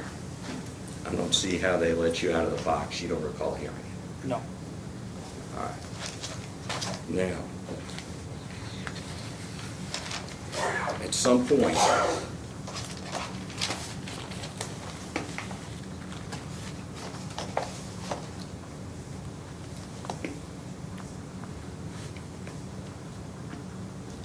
Linda starts saying certain things, correct? Whatever she said, right? I said what she said. Right.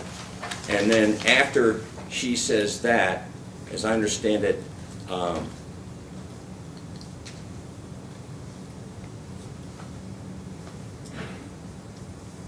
you're right next to Jose, correct? We were making a triangle shape in the very crowded area that we were, yep. Which triangle shape? Yeah, I mean,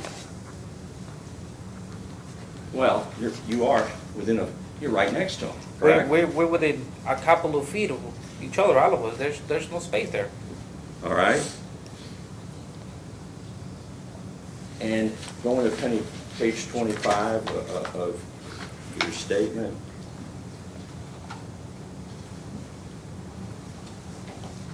The detective asked,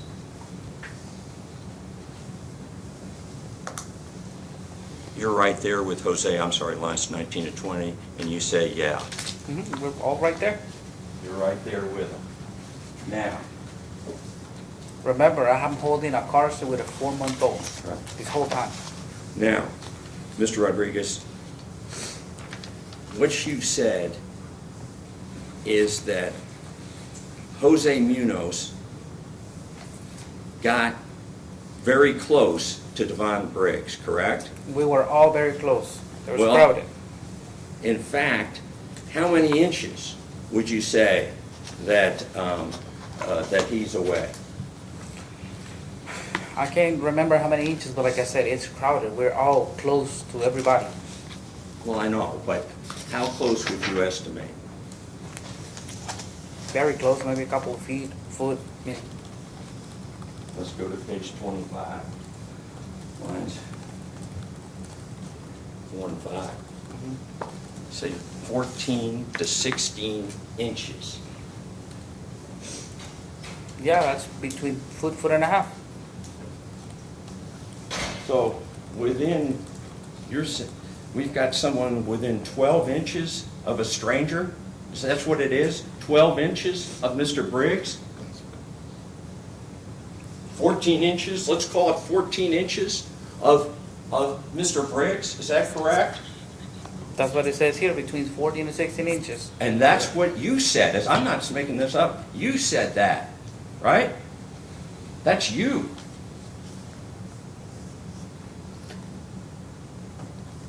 It's asking how close they were when he got shot. Right. Well, I'm asking this, sir. You've No. already said that he fell on the bench. Maybe, how far? Foot when he was shot? Maybe maybe 14 inches, and you say maybe, and they say maybe 14 to 16 inches when they're 14 to 16 inches. When he got shot. Right. And that's how close he was, correct? Yeah. I got that. 14 to 16 inches, so something like from here to here or even closer. Is that correct? That's not 14 inches. You must not know how to measure. I don't know how to measure. And then probably. you're not being face to face. Well, however you want to call it, did you say 14 to 16 inches, sir? When That's he got, what you when said. he got shot, yes. All right. Now, you've also said already in this testimony today that, in fact, he fell back, that is, Devonen Briggs initially fell back on the bench, correct? Yeah, You that said was way before Jose got shot. No, you said he fell back on the bench because that's where the chest bump was. Jose bumped him back. That's what you testified to earlier. Devon chest bumped him. Jose pushed him back. He got up, and within 14 or 16 inches, he shot him. Now, so he's by the bench. They're 14 to 16 inches apart, correct? When he's pulling the trigger. Now, here's what I want to ask, and I want to ask to make sure we've got this under oath. You stated that, or you previously stated, that Mr. Briggs walked over to Jose. Do you stick with that? When Briggs fell on the bench, he got up, got Sorry. closer to him, and shot him. I'm asking you, are you saying that he walked over to him? He probably took a step or two to get close to him and shot him. All right? And you're saying that the man, that is Jose, didn't walk up to him? No. That the man didn't walk up and chest bumped Briggs back onto the He bench? didn't do it with his chest. He pushed him with his hands. He pushed him off with his hands. Onto the bench with his hands. You're saying that the defendant walked from the bench. That's your sworn testimony, correct? Yes, but keep in mind, walk, it's 1 or 1.5 step. There's no space there. We're crowded. Well, I understand it's crowded, sir, but your statement is he came off the bench, walked over to him, and shot him. If what you're saying that he took quite a few steps, no, he took a step or a step and a half, maybe two, and shot him. That's what I meant by walk. Now, I want to ask this is very important, okay? No matter if it was right by the bench, step from the bench, did Jose cock his fist? Never. Did someone tear the defendant's hoodie? No. Were you right there with him? I was right in that area with them. So if those things had happened, you're saying absolutely they didn't, correct? They did not. You can say that under oath. Yes, The Jose hand pushed. never cocked back, the punch never came forward. Never. Never. Never. Never happened. Never happened.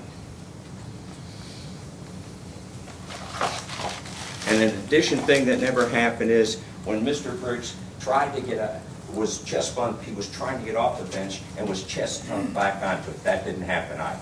Jose only pushed him once. Right. And cocking, swinging, punching, under oath, you're saying never occurred. That never happened. I can have a moment, Judge. Yes.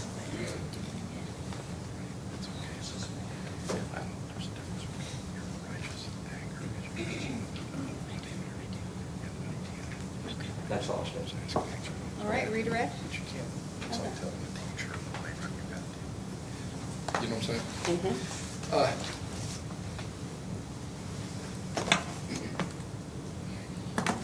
Jose, I just want to, you recall giving a statement to the police back on the night this happened? Somewhat. You did give a statement. I did. And there was 3 or 4 of you standing around, and you're all talking, and then you talked at different times later, right? That's right. And were you just answering the questions that were put to you? I mean, did the detective answer your questions, you gave an answer back? Pretty much. Okay. And were you trying your best to tell the complete story that you could back then? Okay. And I just want to come through with a few things. One, during this exchange that happened, I'm going to call from the time the argument first started to the time that Jose Munoz was killed. Did the defendant at times, was he standing up? Yes. Are there times when he was sitting down? Yes. So I just want to make sure, because at some point I'll sum up something for the jury, and I want to tell them when he was standing up and when he was sitting down. Saying that he was sitting down at times is true, right? Correct. When you walked in, was he standing or sitting? When we first walked in, he was sitting. When Perla and him were in a heated verbal argument, was he standing or sitting? He was standing. Okay. When the time when we decided to rephrase it, use the defense word, when you chilled out the situation, after that, was he standing or sitting? He sat back down. Okay. At some point, we're going to talk about it a little bit, when he and Jose Munoz came together, was he sitting or he stood back up at that time? He stood back up to chest bump. Okay. And I thought we covered this when you and I first talked, but Mr. Eggert asked you if you'd seen your nephew bump into the defendant, I think, when they first came. And you told the ladies and gentlemen, did you or did you not see that? I did not. There's 2 things. There's stuff that didn't happen, and there's things that I didn't see it. Were you looking, if that had happened, you would have seen it, or were you looking elsewhere and not seeing it? No, I was looking towards the front. Keep in mind, I was the first one in. So by the time Brian came in, there was Marilyn and my wife already in between us. So I couldn't see it. But your truthful answer under oath is, because of the way you were facing, you didn't see that. Correct.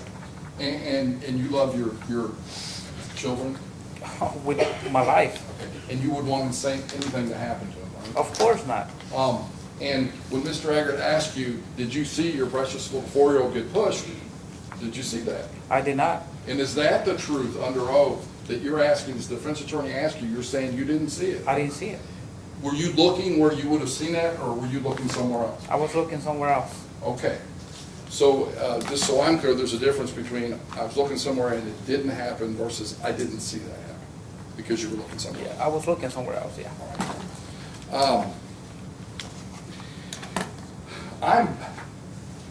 Lots of people come to court, we all have different experiences and estimates and everything. You want me to have him step around one more time? Yes. If you'd step around one more time, without trying to say feet, centimeters, or anything, I want you to visually, for the jury, not 6 inches or 10 feet or anything, show me how close Jose and the defendant were, okay? Can you do that for us? Okay. Assume that the bench is right behind you, okay? How far was Jose, if you were sitting on that bench, Munoz, how far was he from it? Was he this far away? No. Okay. Was he, if you were sitting on the bench, I know there's not, I'm sure it's there for you, was he this close? No. Okay, well then, I don't know, pretend I'm Jose, how far was he from the defendant in the bench when they were talking? If you were sitting there, so that was the distance. Okay. How close was Jose when the defendant stood up? Here, right in front of you? Jose stated when he stood up, he got close to him like this. All right. Now, is this roughly how far they were apart when he stood up? Or was I a step closer? Was I 2 steps back? Just tell me, tell me to move. Where you want me. Jose didn't move. But tell me where you want me, so the distance is right between. Do I need to move closer? Do I need to move this way, that way? No, you stay there. You open up your hands. Okay, like this, or? No, like this. Yes. And you say, hey, man. Okay, And he gets up and chest bumps him. all right, And you push me back. He falls on the thing. all right. When you say fall, does he go all the way back down? His butt His touch the butt bench? touches the bench. Okay. Barely touches him. He didn't stay there for a second. He pulls the gun. Okay, we had some testimony from the medical examiner earlier. How close, because you could see, how close was the barrel of the gun when it went off? Would it have been within an inch or two, do you think? Yes. You can turn back. One more thing, come back, please, if you would. If you were sitting down and were they, do you see my crude map here? Okay. Was Jose, if he was sitting on the bench, was he standing right in front of him, or a little this way, or a little that way? Jose? Yes, where was he standing? Jose was like, so he was here. By this point, everybody was here. Jose and Linda were like right here. And was the defendant still seated in that area, the second round two started? Yeah, but it was more like towards in the middle now, so this Okay. looks a lot bigger. Was Jose standing directly across from him, or to the side? Kind of like a little bit of an angle, not, Like toward the hostess stand angle, or toward the front door angle? no, they were like right here. I'm not sure. Okay, so if you and I are here, Detective Crispin, could you go? If I'm Jose and you're the defendant, where are you standing if Detective Crispin is you? So like right there, by the end table, because I'm holding Okay. and I'm, with that hand, I'm reaching over So, for the car seat. You're grabbing a car right. seat. So about the same distance there, right? Yeah. Without getting into inches and feet and all Yeah, that? right. Yeah. Okay. So when you said, did you use the word triangle? Yeah, I mean, Do we need to get further apart or no, closer that together? place is not that big. These I know, are just- close we work. The ladies and gentlemen of the jury have to know, so I'm just telling you to, This is how close we work. okay. If you turn this seat, okay.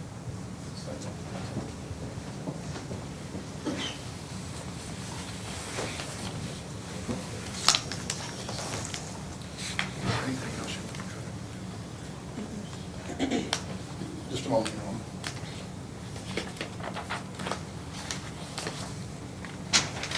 Your Honor, I have no further questions. Right, any requests? Yes. Sir, what the scenario you described, and Mr. Baker's here and the detective, this is a first time. You've never described anything like that before. It's been, 4 years. You've never described a thing like this. Let's go back to what you said, all right? Let's go to your scene interview, page 6.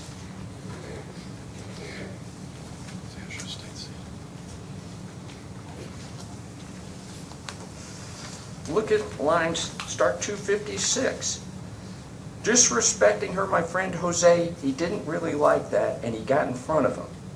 And then he said something back to him. I couldn't hear what he said, and then Jose pushed him. You don't even talk about the defendant going over, chest bumping. You've got Jose coming up and pushing him, right? That's what you said. That's not what I meant. That's not what it says that Jose pushed him, but the fact that I didn't say it at that point doesn't mean it didn't happen. Well, I got that, but you're describing it right after the event. You don't even have the defendant chest bumping anyone. You got Jose coming to him and chest bump him. And you forgot about the cold cock. Because I'm worried about my 4-year-old that I don't know where she's at. Well, I got that, but wait a sec. When you got there, you put the car seat, I think, on a table, correct? On an end table, correct? Right. And when the shooting happened, who was closer to the defendant, you or Jose? We were all on the same range. So you were right there, too. When he shot him, of course Jose was closer, because he stepped towards him to shoot him. Of course. At the very moment he shot him, Jose was closer.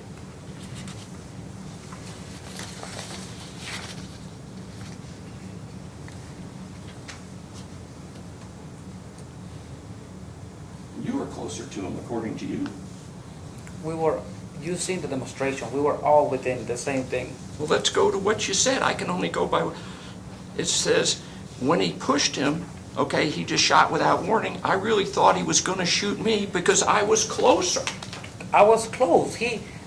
I told you that gun went through my face. If he would have pulled the trigger, he would have shot me. So when we've got 14 to 16 inches, however thing that is, you're within 14 to 16 inches too of the man. You seen how close I was. I showed you how close I was. Well, if you said 14 to 16 inches and you're closer than the other man, that's 2 people on him.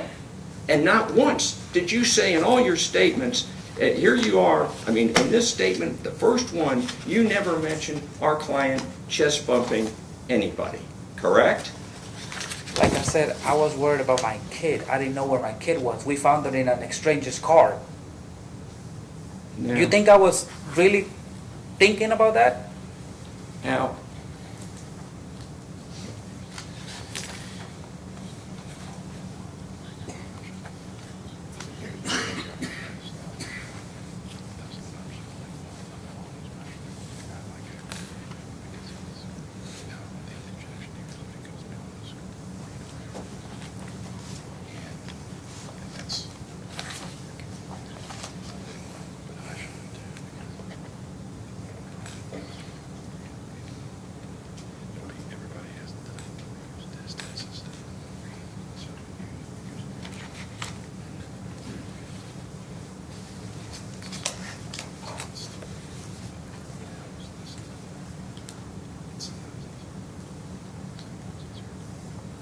just want to be sure we have this clear. There's nothing that could have happened that would have looked like a punch. You would have seen it, for sure. Jose never threw a punch at him. Right, and you can actually look this jury in the eye and tell them that. I can Under absolutely, oath. under oath, I can absolutely say Jose never threw a punch at him. I can have a moment.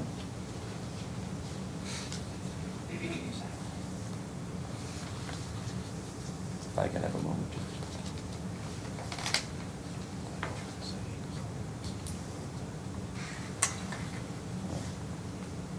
And when you're right next to Jose, are you saying that you were holding the car seat? I was holding the car seat since the moment we walked in until he shot Jose, and my wife put it underneath a boot. And did you ever say that in the statements that you had the car seat in your hands? I don't know if I did or didn't say that. Would you accept me if I say you didn't say that? I don't recall. Nothing further. All right, thank you. Anything further needed of this witness? No, no. Thank you, Mr. Rodriguez. You may step down. Ladies and gentlemen, it is 5:12, so we're going to go ahead and take a lunch break. If you all could please gather back outside at 1:05. We'll take about an hour for lunch. Same admonition applies. Please do not form any opinions about this case. Don't do any independent research and do not discuss this case with anyone, including each other. And we will recess for lunch. All rise for the jury.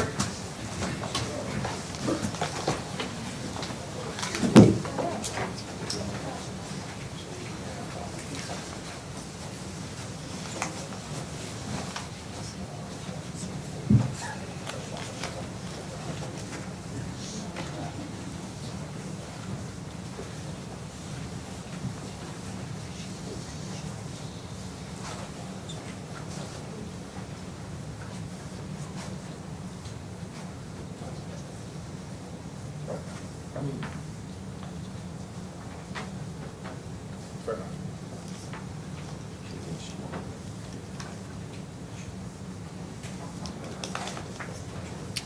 Okay.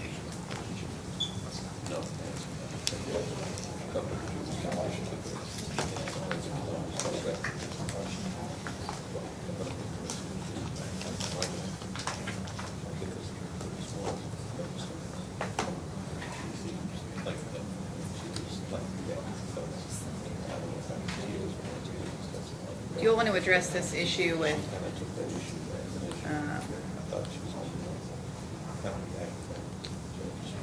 do you all want to address the issue we discussed at the bench?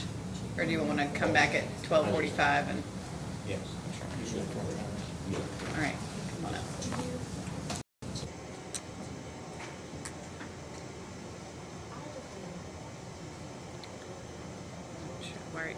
What? What's up? You were just walking very. No, Judge, remember, we still do have to do these, I don't know what their position is on these people being illegal, staying in the country, but we still have to do an eval on them. Okay. And we don't have to do it now, but I got to do them Yeah. before the trial. Just remember. I will, in the end of the day. That's fine. And the other thing, Judge, I have Maybe when the jury goes out, or maybe when the jury goes out might be a good time to do evals. Excellent. Yeah. And then he had his witness list that he still owes us. And obviously hasn't given over. Oh, of the, right, people Yeah, that keep identified. forgetting that then. I'll remind you. Oh. No, I will. I know you will, but, Yeah. uh, By the way, we've got one of the jurors that's fallen asleep. So Yeah. that's This is a good thing we took a lunch break. Okay. yes, and timing is perfect. I'll try to be more Judge, if excited. someone could What make is sure it? HIP gets that so we can see. I'll give it to, yes, I'll give it to my clerk and make sure No, she sends it. But hey, wait. But the issue with Oh, no. somebody talking to Linda Flores, Well, honestly, just may want to defer to Ramon on that because he's going to cross. Yeah, okay, yeah, I think honestly we can handle it in the cross-examination. okay. Well, no, what we would ask the court to do is, if you think this witness is cheated, that you come in and have your kind of voir dire her on that, and if it's not true or there's no facts, then it shouldn't be on cross-examination. Like, are you out there talking to other witnesses? We don't have to accept what she said. I think it's fair for cross, and I Say think that is a we- better way to handle it. I mean, I think anybody can be crossed on who have you talked to about your testimony. Right, either she'll say she did or she did. I And mean, then other we're- than, what has your attorney told you? You know, obviously you can't be crossed on Right, that. right, I'm but not gonna bring Anybody that can be up. crossed on. Right, well, oh, I see where the court's at. I'm gonna think some thoughts, so I distill it down to All a right. succinct thing instead of trying to go back and forth in front of Okay. you at lunch. If Okay. you don't mind. All right, so, yes. I don't know if it's been brought to your attention, but apparently somebody's saying one of the jurors on the back row was maybe nodding off. Yeah, That's what Mr. McLeod said. Okay. I didn't notice it, but, I didn't either. if you will, yeah, if you will Yeah, notice we'll- that and you think we need to take a break, let me know, or Okay. address it however you want. Okay, so I'm gonna go off the record. We'll break for lunch, be back a few minutes before 1, attorneys.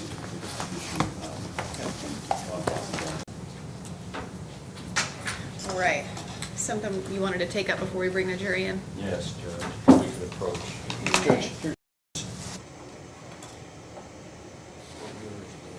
I guess everyone goes downstairs for lunch, and the victim's family, which is obviously a large group, is intermingling with the jury. Now, apparently, there's a security officer who was in the courtroom yesterday that they know, and so he's in full security regalia. I don't know if he's a police officer and who he is. And he's coming up to them in full view of the jurors, and he's armed with a gun and everything else. Right, there's Wait a any- minute. I mean, He's not in the courthouse with a jury. gun. Yeah, No, yes. yeah, they said literally He's had in his uniform, belt on, whoever he pepper is. spray. Well, He's he walking can't have a around the jury. gun. I mean, people are gonna walk around the jurors. Are you saying they're communicating, they're talking to the jurors? No, but we want to know who this person who is dressed like a police officer who is talking with them in He's there. talking was with the apparently his jurors. family.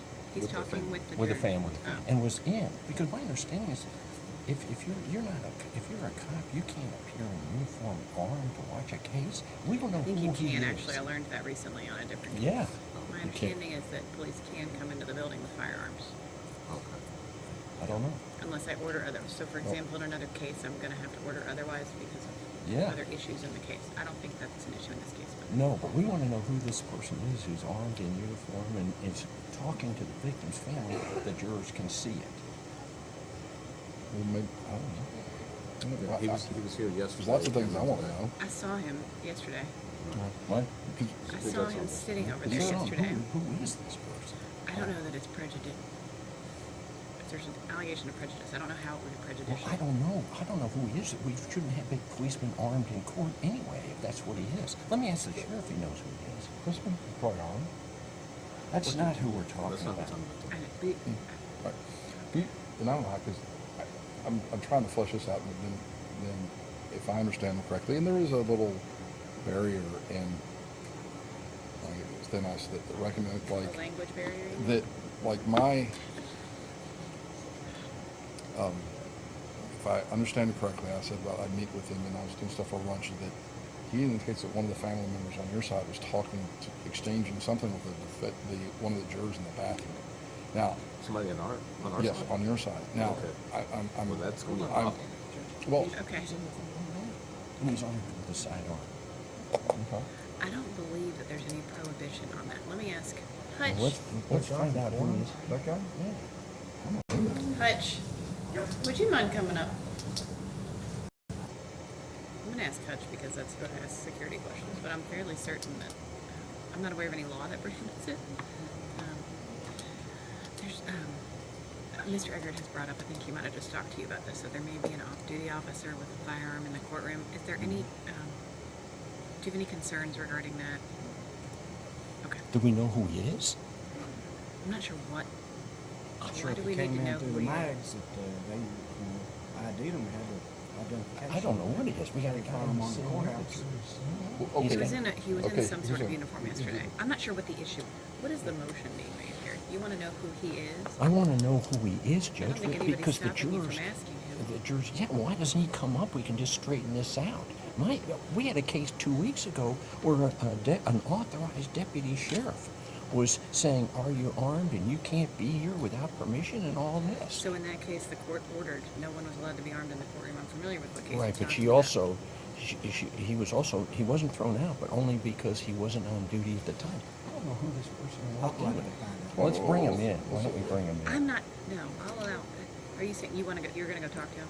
I can say who he is, or That's like, fine. Yeah, what's All the right. matter? What I'm not department? gonna, Yeah. I'm not gonna ask every person in the gallery to come up to the bench. Asking everyone. But I'm that just is talking- kind of what we're going down here. No. I don't think we need to find out who every person is in the So courtroom. either do I, Judge. I'm talking about just the person who's armed. Okay. Yeah. I mean, you know. Yeah. Well,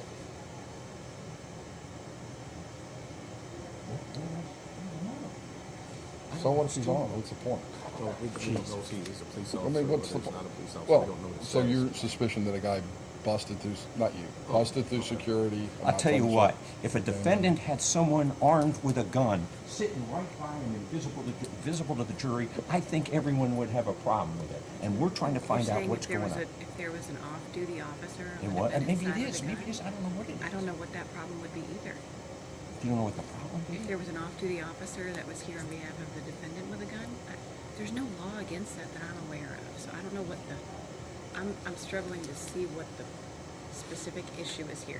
Are you saying there's a let's safety see issue? who You it is. think that, I don't like someone sitting with a gun in full view of the jury who is associating with the victim's family. They're sitting back in the row, and you can't even tell they have a gun. Let's see what he says. If We're he not has coming one. up on every issue, Judge.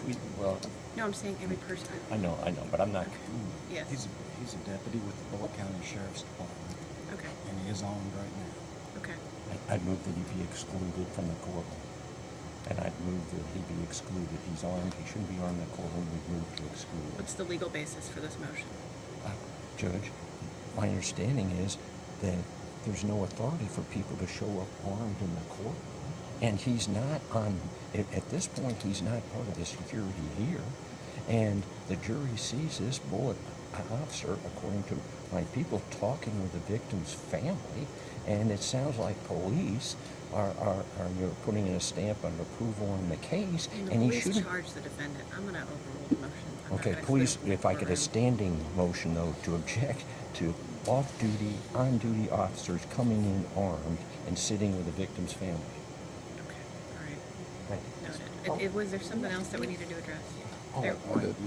But just real quick on that, the Commonwealth notes that this person is sitting in the third row toward the wall, not toward the gallery, has a sweatshirt on. The sweatshirt's covering, if he has a gun, covering the gun. This is not a deputy with a badge shiny and his hat on sitting in the front row. Right. He is a Well, I mean, thing, and the but jury he- was voir dired on if they're comfortable with people carrying weapons, so it shouldn't be an issue. What was the other matter that needed to be?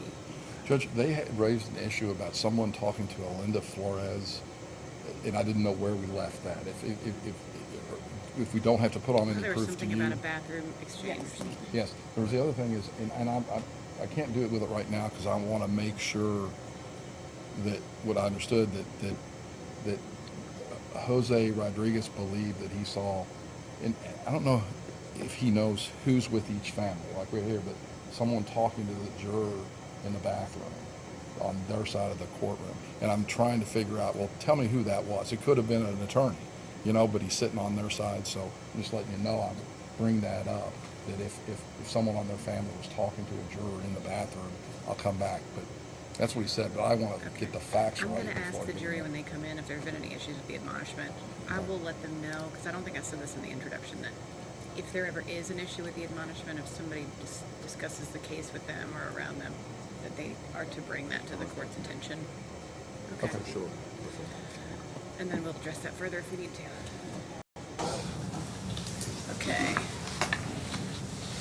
Do we have everybody out there, Hutch? We do, Your Honor. All right, let's bring them in.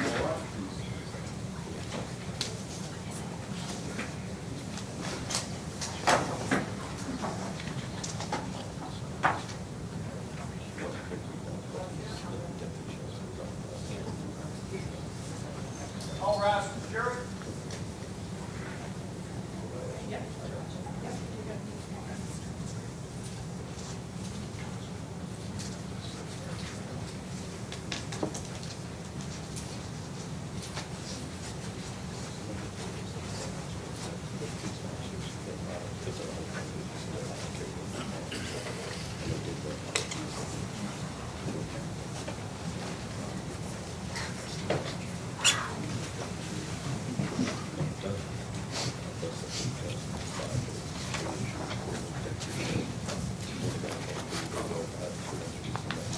All jurors are present, Your Honor. Thank you. Please be seated, everyone. Welcome back. Were there any issues with the admonition over the break? Something I think I neglected to say when we were going over introductory things with jury service. When I say if there have been any admonitions over the break, what I mean is, have there been any discussions about the case, or have you all learned anything about the case on the break? If there is a situation, for example, where someone approaches you to speak to you about the case, or you hear someone talking about the case near you, that is the kind of thing I would want you to bring to my attention. And if such a thing occurs, then I would ask you to approach and we would discuss it up here at the bench. In light of that clarification, have there been any issues with the admonition over the break? All right, wonderful. The Commonwealth may call your next witness.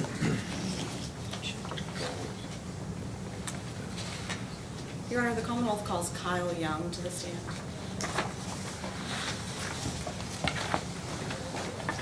Come on up, sir.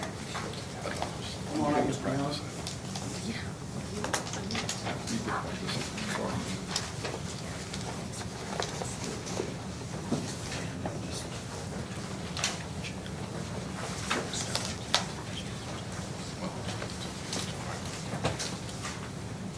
Please raise your right hand, sir. Do you swear to tell the truth, the whole truth, and nothing but the truth? I do. Thank you. You may proceed. Good afternoon, sir. Sir, my name is Mark Baker, and I work for the Commonwealth Attorney's Office here in Jefferson County. And I have a couple of questions I want to ask you, okay? And I'm going to ask you these questions about an incident that happened back in 2019 in Olive Garden, okay? And one of the things that you have to do in court is, because it's all recorded, all your answers have to be like out loud. Okay. So, and you see the mic here?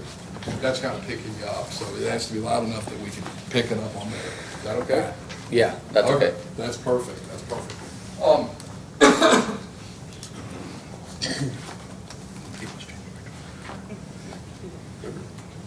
Back in February 23rd of 2019, did you go to the Olive Garden that evening? I did. Okay, and had you been there before? I have. Okay, on Outer Loop. Was there a wait in terms of, to get a table the night you went there? There was. Okay. And if we were describing kind of the entrance into the Olive Garden, is there kind of an outer waiting room and then an inner waiting room? Yes. All right. And which one would you have been in? I was in the outer. Okay. And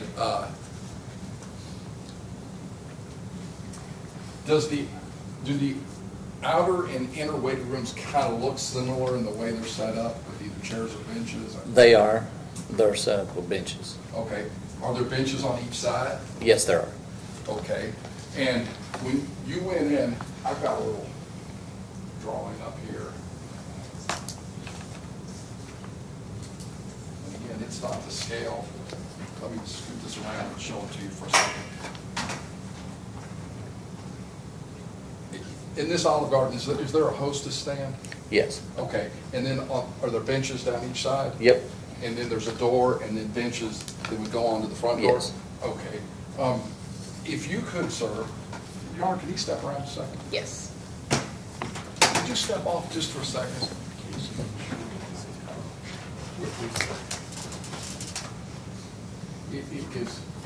Say this is the hostess stand, you should have stuff here, and is the front door down here? Yes. Okay, which side of the building were you sitting on that night? I was sitting here. Okay, so if I put you down here, were you close to the wall or toward the middle or? I was close enough that if the door swung open, it would not hit me. Okay, so would the door swing this way or? The door swung that way. All right, so it would not hit you? Yeah. So the door is about how wide? Just give me a picture. Probably about as wide as me. Okay, so you were about that far away from the door on the bench down here? So I don't want, we're trying to be specific with our measurements, okay? Sir, if you could return to the stand there.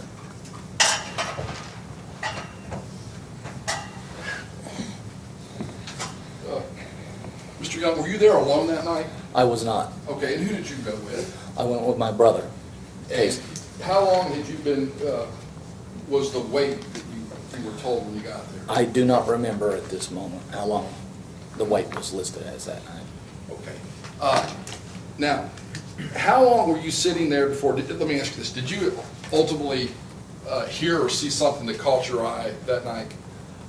Yes. Okay. How long had you been sitting there before you noticed something? Maybe 10 to 20 minutes. All right. And was that an incident in that inner lobby? Yes. Did the doors, were they shut most of the time or open most of the time? They were shut most of the time. Are these doors, are they like glass doors or are they wood doors? They're wood doors with glass windows in them. All right. Is the glass, is it like half glass, three-quarters glass, full glass? It's glass like the doors to these this courtroom, except the windows were lower.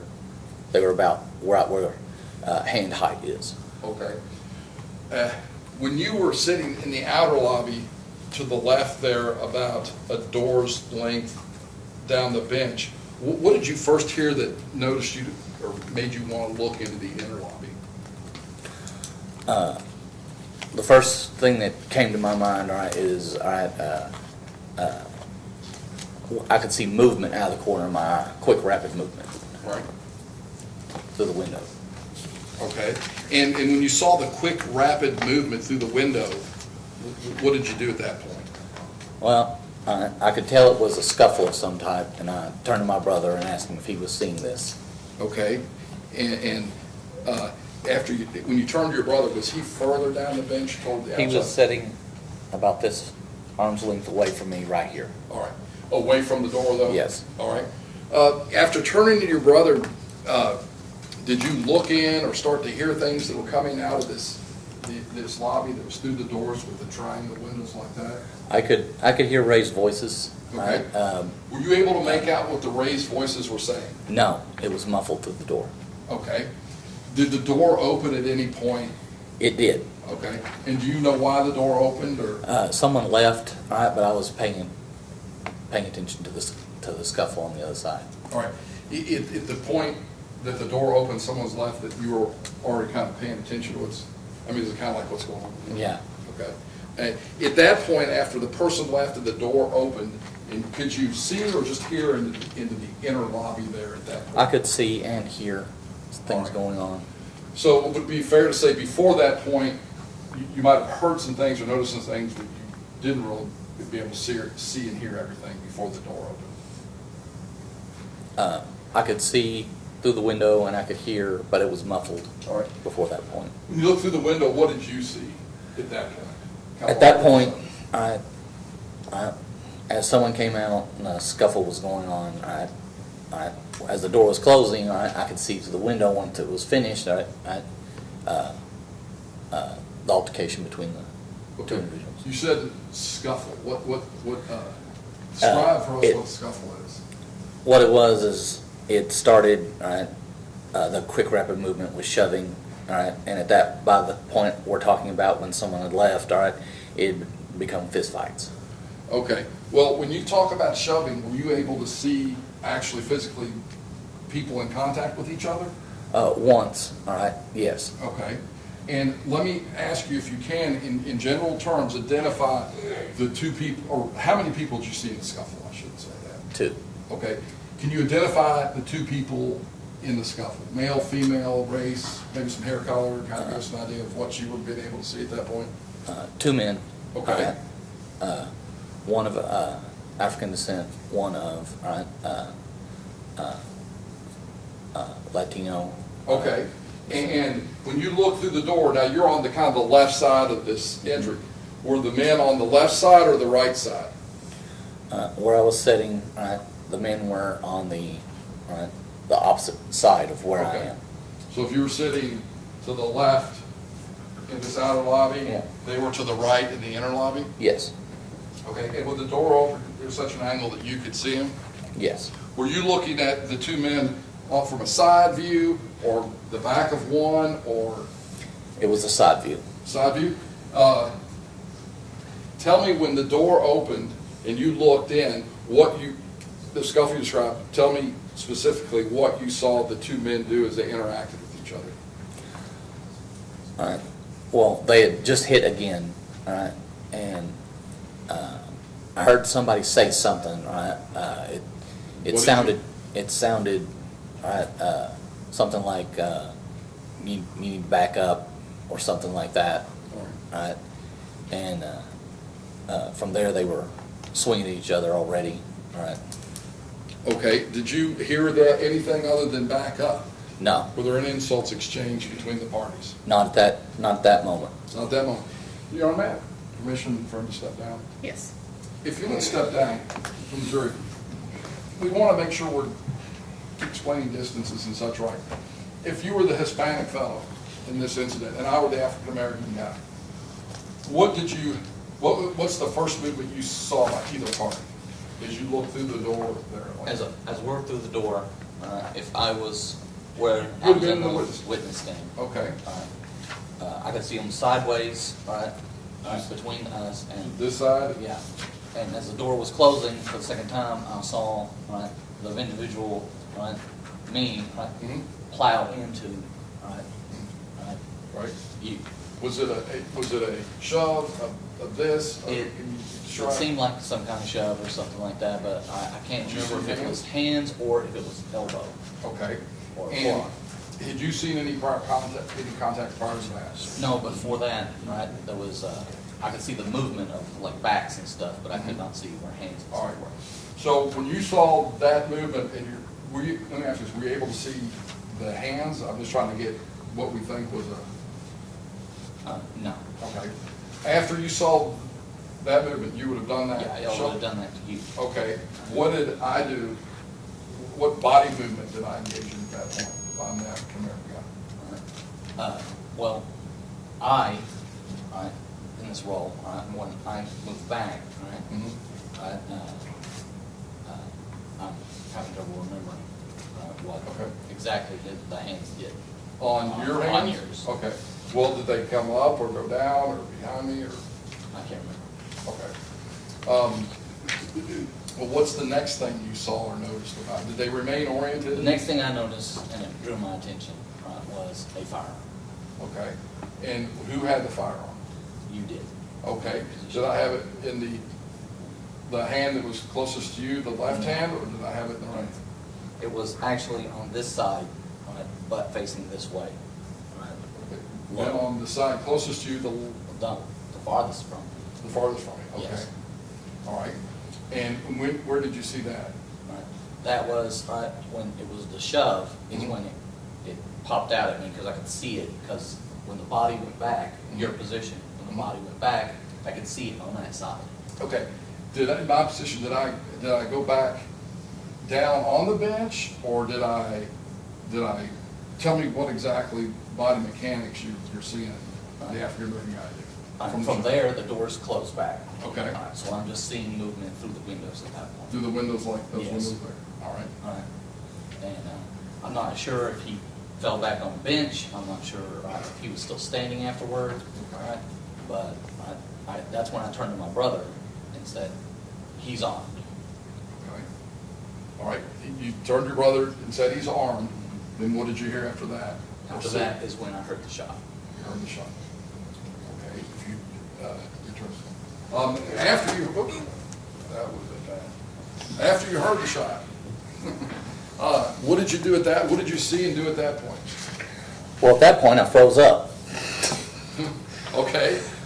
When you thawed out after that, what did you? At that point, right, the shot went off, right, and I was sitting there. I froze up, right, and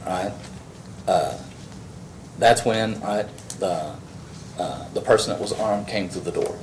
All right. And if you could describe the person who came to the door, I know you've given us a general. Do you remember any kind of clothing or anything like that? Black hoodie, all right. He had a goatee, all right. He had some glasses on. I couldn't tell if they were tinted or not, all right. Jeans, all right. And he was sagging his pants because I could see that he was wearing a checkered pattern boxer. Okay.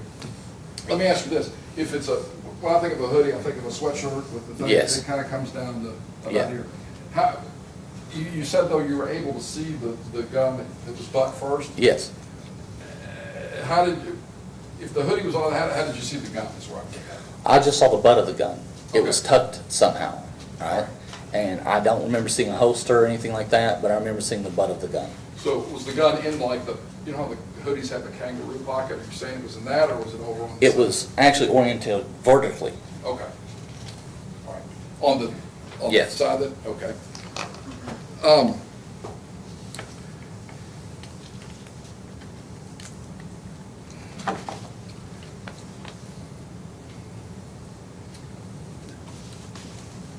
Prior to again, I want to get back to the first, the beginning of this, when the doors, I guess, are shut and you're still outside. Are you able to hear the exchange that's going on between any individuals in that front lobby? No. Okay.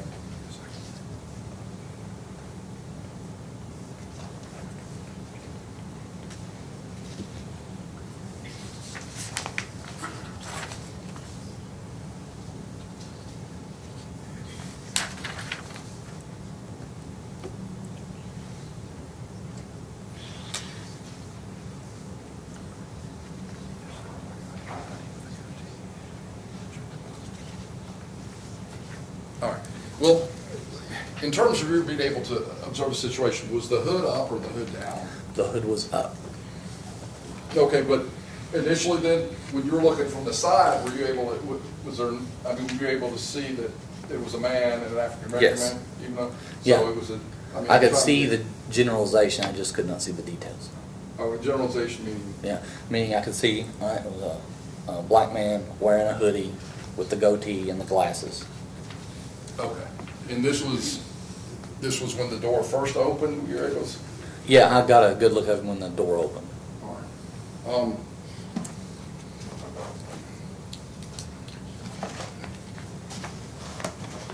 If you give me just a moment, sir.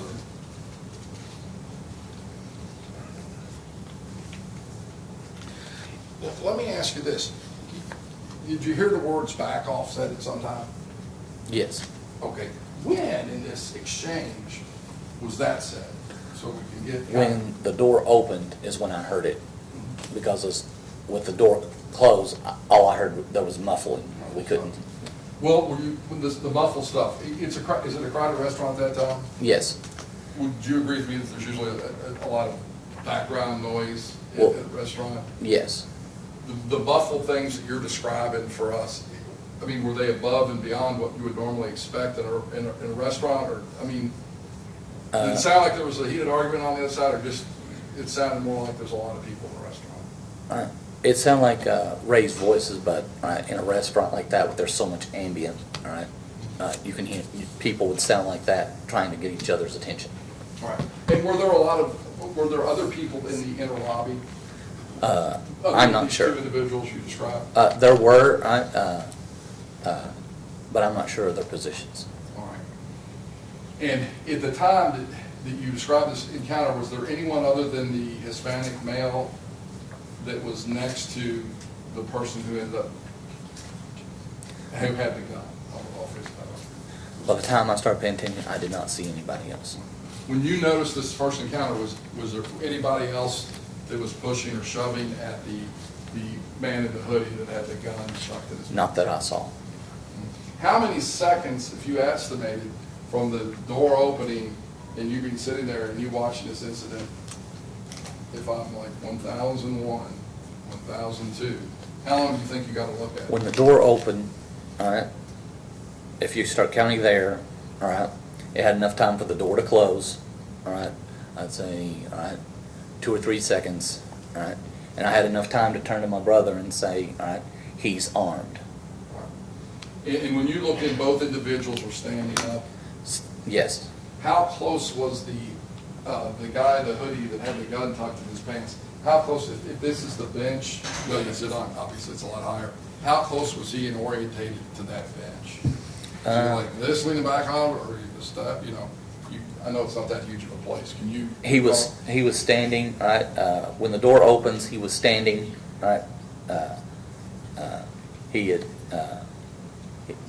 when that happened is when it was to charge through, all right, and I did never see him on the bench after that, in that moment. Well, how close, what I'm saying is that you. How close? Maybe about 6 inches? So to the back of the person with the hoodie and the gun on, Yeah. the bench would have been about 6 inches behind him? Yeah, right, if he sat down, he would probably catch the bench with his tailbone. If he was set down afterward, right, he'd probably catch the bench. I don't know if it's the. If he'd have sat directly down, would he have missed the bench? Probably not.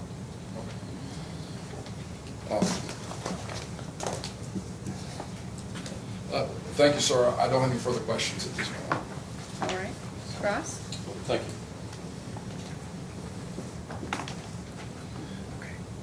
Good afternoon, Mr. Young. That was a pretty eventful day at Olive Garden, you'd say, right? Yes. Certainly, that was the first time you'd ever seen anything like that, correct? It was. The day that this happened, you were there with your brother Casey at the restaurant. Is that correct, sir? And certainly there were several other people at the restaurant. It was a busy day. Yes. Fair to say? After the incident, there were police officers that came to the location. Yes. Is that okay? And you recall speaking with those police officers when they arrived at the restaurant? I remember speaking with a detective on it, yes. Okay, and that would be specifically Detective Beto? Yes. Is that name familiar? All right, and at the time you spoke with him, were you aware that he was recording the conversation? Yes. All right, because certainly he told you they needed to record it, get your information, is that correct? And then you and your brother were cooperative with Detective Beto, and you had a chance to talk to him about the incident itself, is that correct? Yes. All right. Now, was that the first time you'd been to the Olive Garden at that location on Outer Loop? No. No, okay, so you'd been there before, is that correct? Yes. Now, because you've been there before, so you're familiar with kind of the layout in the restaurant when you walk in from the outside and then in the inner doors? Yes. You know what the restaurant looks like, correct? Yes. So if I showed you a photograph, for example, of the restaurant, if we could, Your Honor, I'd like to identify what is Defense 1.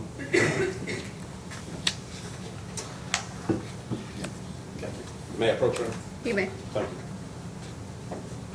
Mr. Young, if you could, I'd like you to take a moment to take a look at this photograph and tell me if you can identify the area that's shown in that photograph.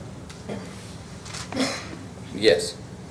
Okay, sir, is that area familiar to you? Yes. And what does that photograph show, sir? It shows the front of the Olive Garden between the hostess stand and the inner area. Okay. And that's certainly an area that you've seen before?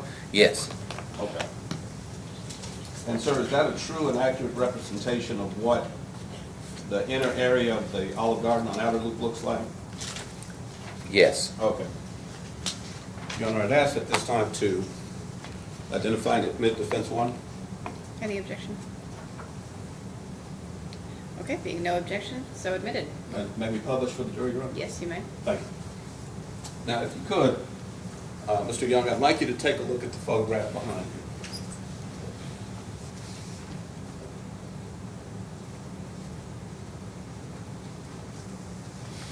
Okay, and sir, I'm going to give you the pointer here for the use. This little button there will illuminate. If you can, show the jury approximately where you and Casey were sitting relative to this photo. Right here. Okay, so this photo shows the perspective of the entrance of the Olive Garden as you walk in from the exterior doors. Is that correct? Yes. And on the left and right, you have two sets of benches. Is that correct? Yes. And then you go through the interior doors, and you have benches. Is that correct? Yes. And you've got there in the background, what looks like the host or the reception area. Is that correct? Yes. And there's a desk there for the host. Correct? Yes. And then you go further into the restaurant, and on one side, on the left side, you have a bar area. Is that correct? On the top left? This left side right here, Yes. that goes to a alleyway, a walkway with booths along the side of it. Okay. And then on the left side of the, on the right side of the photograph, what is the jury looking at? On the right top side. right. On the top right. Oh, here, this is, pretty sure the bar area, all right? And this goes back to the kitchens. Okay. And on the right side of the photograph, there's a fire extinguisher shown. Is that correct? Yes. Okay. So if we're looking at the interior of the restaurant from this photograph, you've got the fire extinguisher on the right side, you've got a bench area near the fire extinguisher, correct? Mm-hmm. Then you've got the bench along the left side, and that goes back to, you said, a walkway, where there's tables and chairs. Is that correct? Mm-hmm. All right. And the photograph that you're looking at, sir, is that the way that the Olive Garden appeared on February 23rd of 2019? Yes. Okay, so that photograph shows the way it looked the day of the incident. Is that fair to Yes. say? All right. Now, in this photograph, sir, can you show where the African-American man was sitting? He was sitting in the corner here, where the bench comes down on the other side of the door. Okay, and was he closer to this side of that bench, or was he closer to the fire extinguisher? I think he was closer to the fire extinguisher. Okay, so he's further in to the picture, closer to where the fire extinguisher. Now, if you can, and I know this is tough, Mr. Young, approximately, if you could show the jury with a pointer, about where along that bench do you think he was seated? All right, from this angle, all right, about, it's not really a good angle for where, right? Okay. Notice, he was up against the wall, right, again, where the doors go straight over to a corner, a 90-degree corner, all right? He was sitting in the 90-degree corner, all right, with his date. Okay. Okay, and the woman that he was with, do you recall what she looked like? No. Okay, do you Counsel, recall- oh, I'm could you sorry. approach? Yes. Yes, ma'am.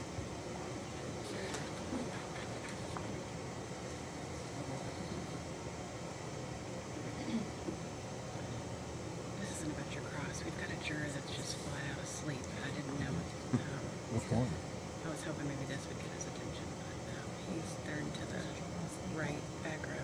Yeah, Third yeah, from the he's been left. falling asleep I think the he's whole been time. sleeping the whole time.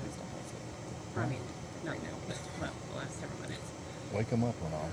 I just didn't know if you all, do you all want me to say something to the jury about sleeping, or do you want to just handle it during, I had to strike a juror during our last trial because she slept through an entire, Well, like, we- hour of testimony. We can use him as a designated alternate if he keeps falling asleep. All right, that's fine. Because I think he's been. And in the last trial, we didn't tell her, we just kind of, we struck her at the end. Right. Okay, that's fine. I just wanted to bring it to y'all's attention. Okay. All right. Go ahead, Mr. McGee. Oh, thank you, Mr. And Mr. Young, and again, I appreciate you attempting to do this. The angle on this photograph, you're correct, is a little hard to pinpoint. But you indicated in this photograph, the African-American man would have been a little bit closer to where the fire extinguisher was, where he was seated. Is that fair to say? Of the two, that him and the girl he was with, all right, he was the one sitting closest to the fire extinguisher, Gotcha. and she was next to the wall. Okay, so in this photograph, he'd be seated approximately, and I apologize, sir, if this is the right side of the photograph, the right side of the restaurant, he'd be seated here and his date would be Yes. seated here. Is that correct to his left? Yes. All right. Now, you and Casey were seated outside in the, what I'm going to call the antechamber. This is the initial chamber when you first walk in from the outside. Yes. All right. And initially, you and Casey are there. You guys are just there to have some dinner. And you start to hear what you describe as raised voices, correct? Mm-hmm.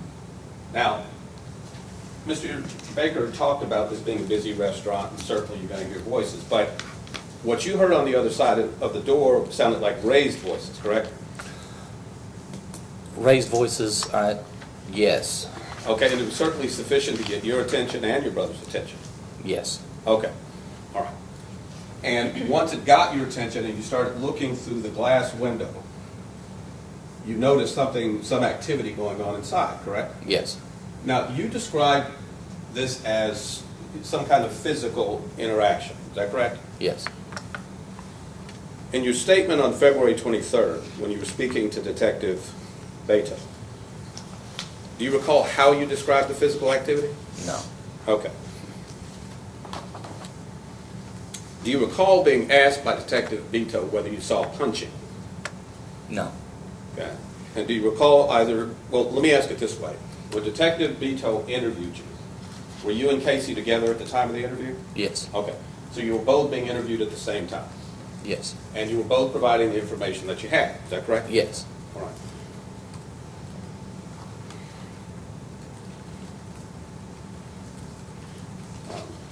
February 23rd. Transcript and page 7. May I approach the witness, Your Honor? You may. Thank you.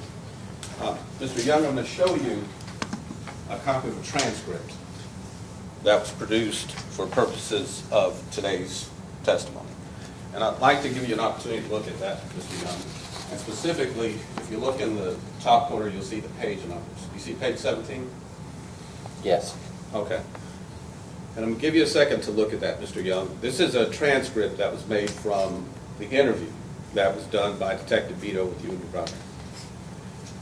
Now, do you recall you and Casey, after looking at the transcript, being asked about whether punches were thrown? I remember being asked punches were thrown. And what does the transcript say? The detective asked me, you see punches being thrown. I'm not sure who threw the first punch or what happened there. I said no. Okay.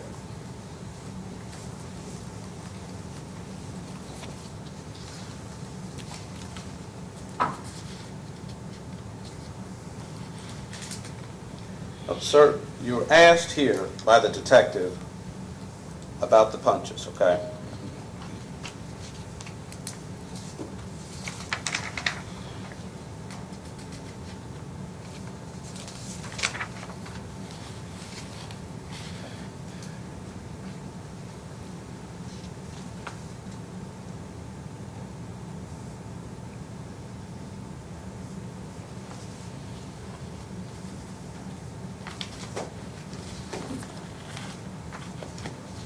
I want to give you an opportunity to look at specifically what you were asked and specifically what your answer was.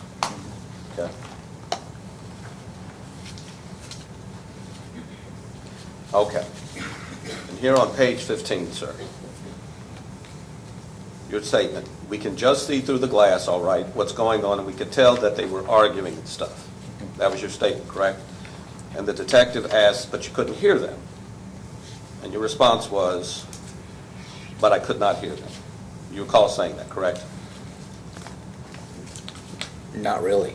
Okay, It's well- been 6 years. And listen, I'm not asking you to remember necessarily what you said, but in the transcript, do you have any reason to believe that you didn't say that? No. Okay, all right. And again, this transcript is made from the detective's body cam, the interview, okay?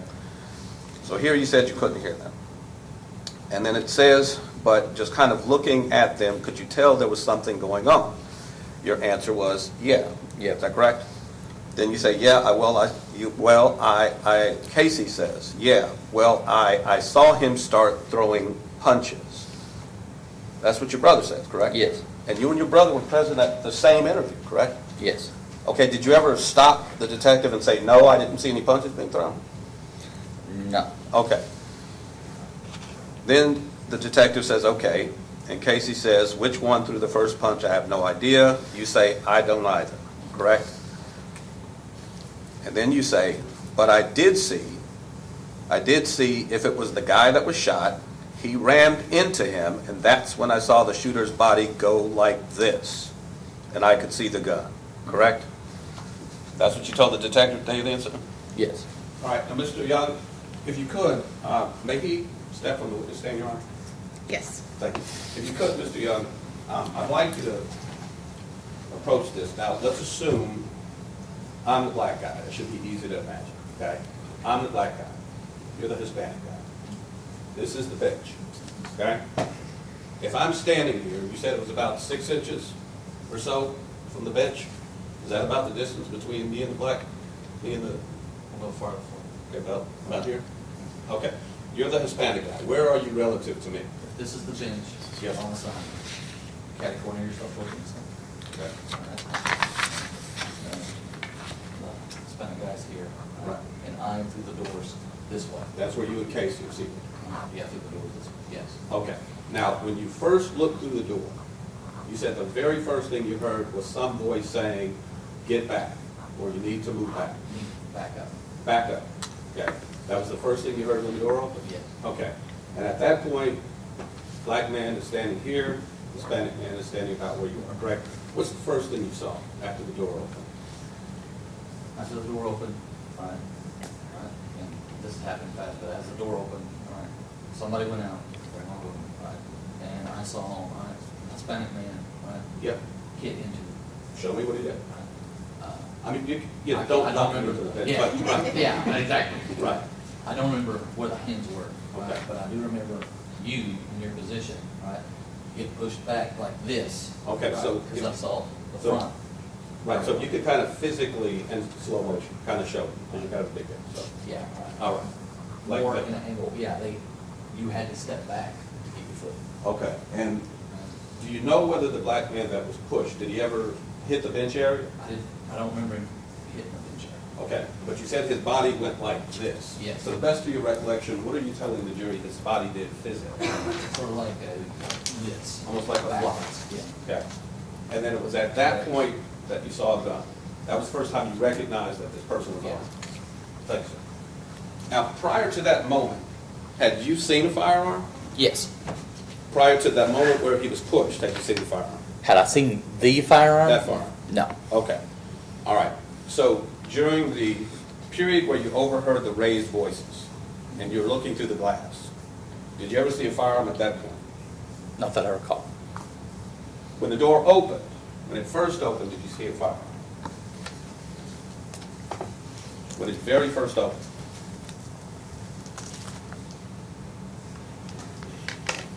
Not that I can recall. After you heard the person say, you need to get back, at that point, did you see a firearm?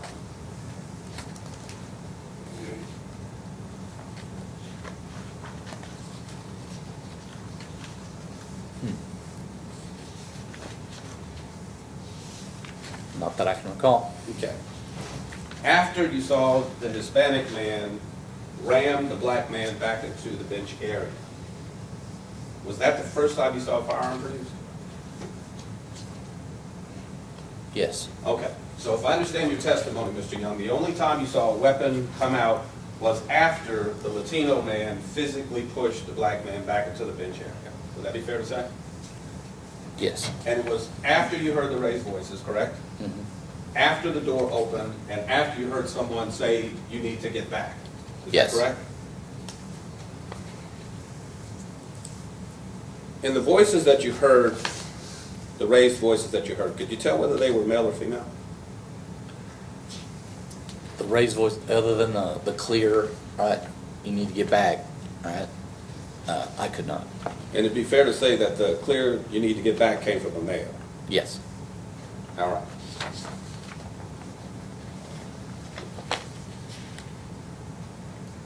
Now, I had asked you earlier, Mr. Young, whether you were present with your brother Casey, and you said yes. Is that correct? Yes. And then your brother testified to punches being thrown. Yes. At least, I'm sorry, he told the officer that there were punches thrown. Yes. Right? Okay. But neither one of you could identify who threw a punch.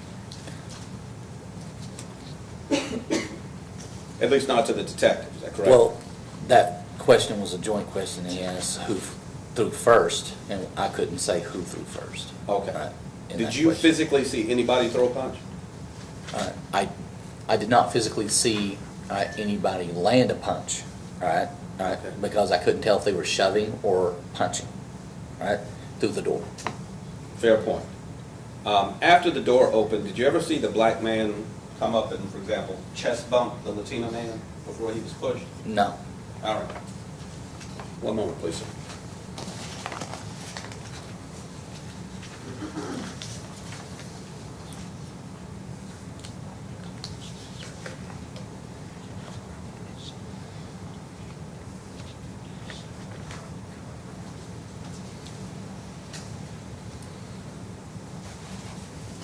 Mr. Young, I just have a couple more questions for you.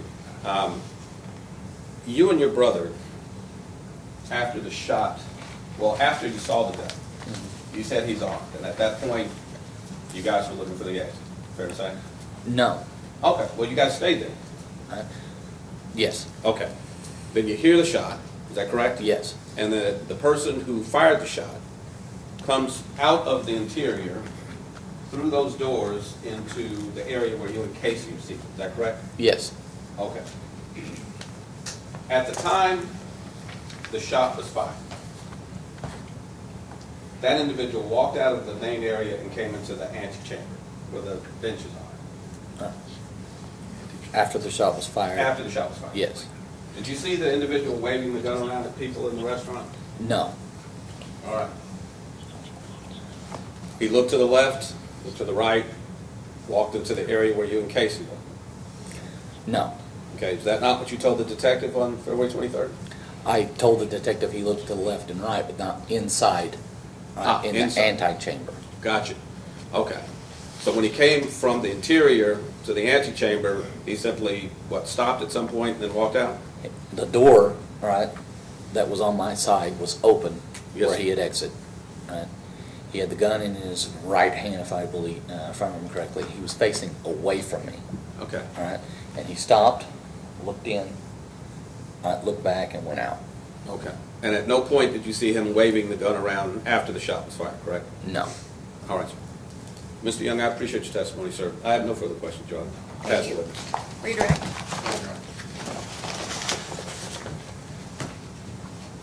Sure, I just want to clarify some order of things. And you've been, is it enjoyable to be a witness in court? Is it enjoyable? I don't know. All right. I know we nitpick about some words, if that's the lawyer business, but I want to make sure I understand. When these doors were where the doors were shut and you were outside before it opened, and you could see through the limited window space it had, did you see punches being thrown at that point? I can't say that I saw punches. Okay, you didn't see punches. You couldn't see.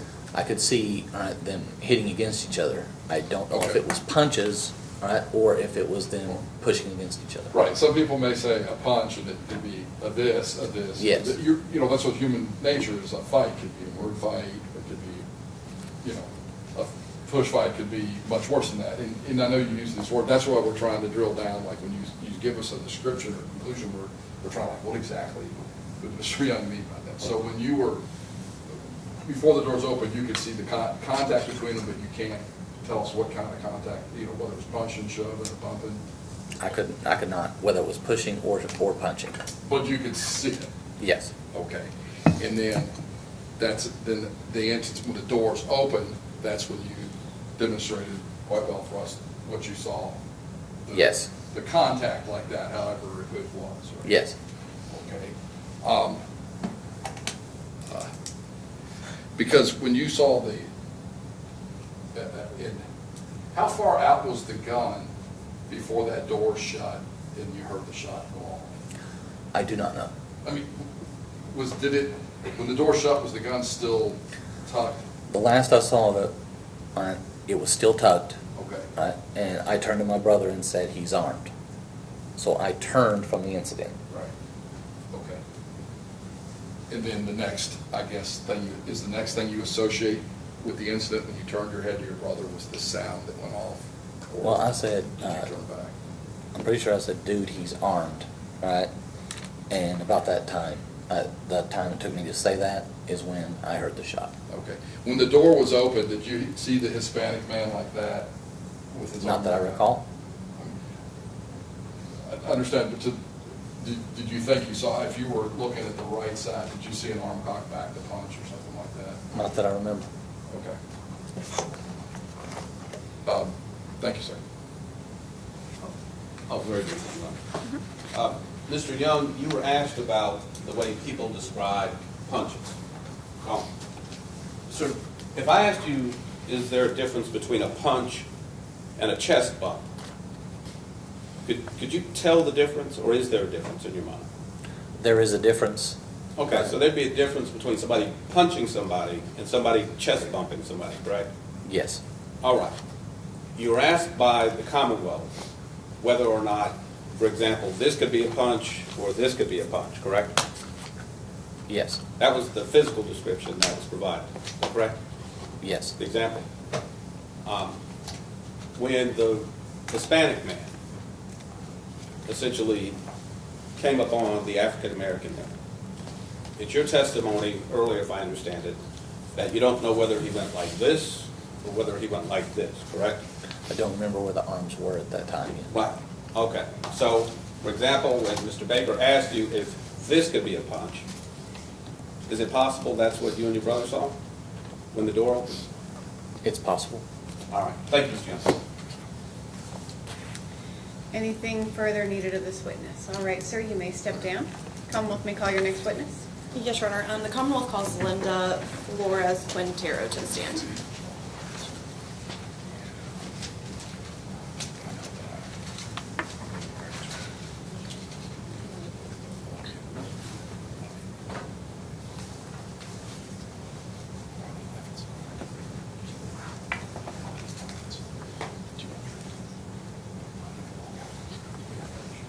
Yes.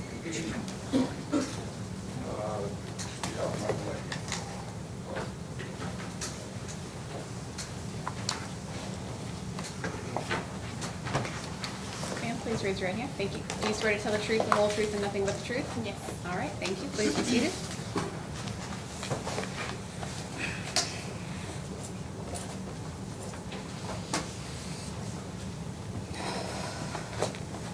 Good afternoon. Can you please state your name for the record, your full name? Linda Flores Quintero. Okay, and I'm just going to ask you, I know that you're soft-spoken naturally, but can you just speak up, make sure you're talking directly into this mic? Everything is recorded, so I just want to make sure it picks you up. So, Linda, where do you live?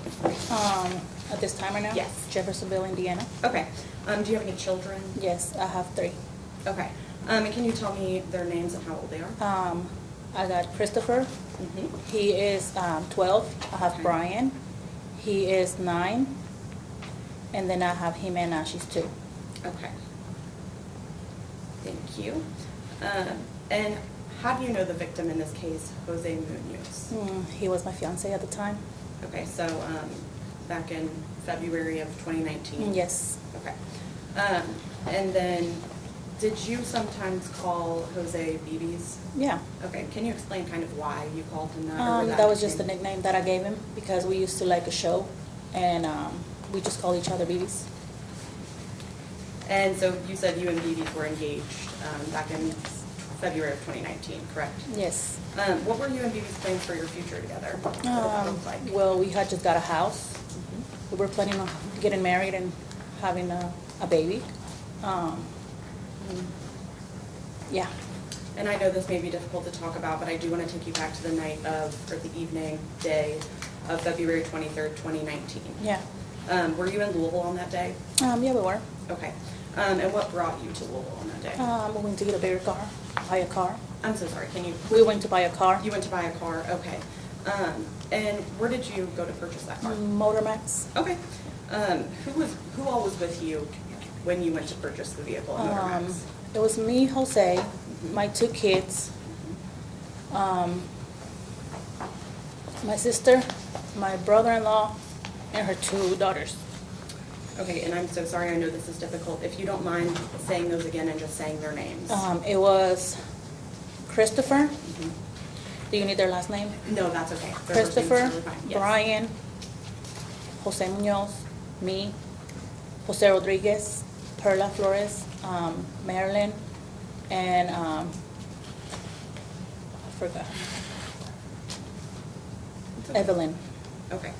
And did you have any pets with you, any animals with you? Yeah, he had bought me a dog that Thursday. Who had bought you a dog?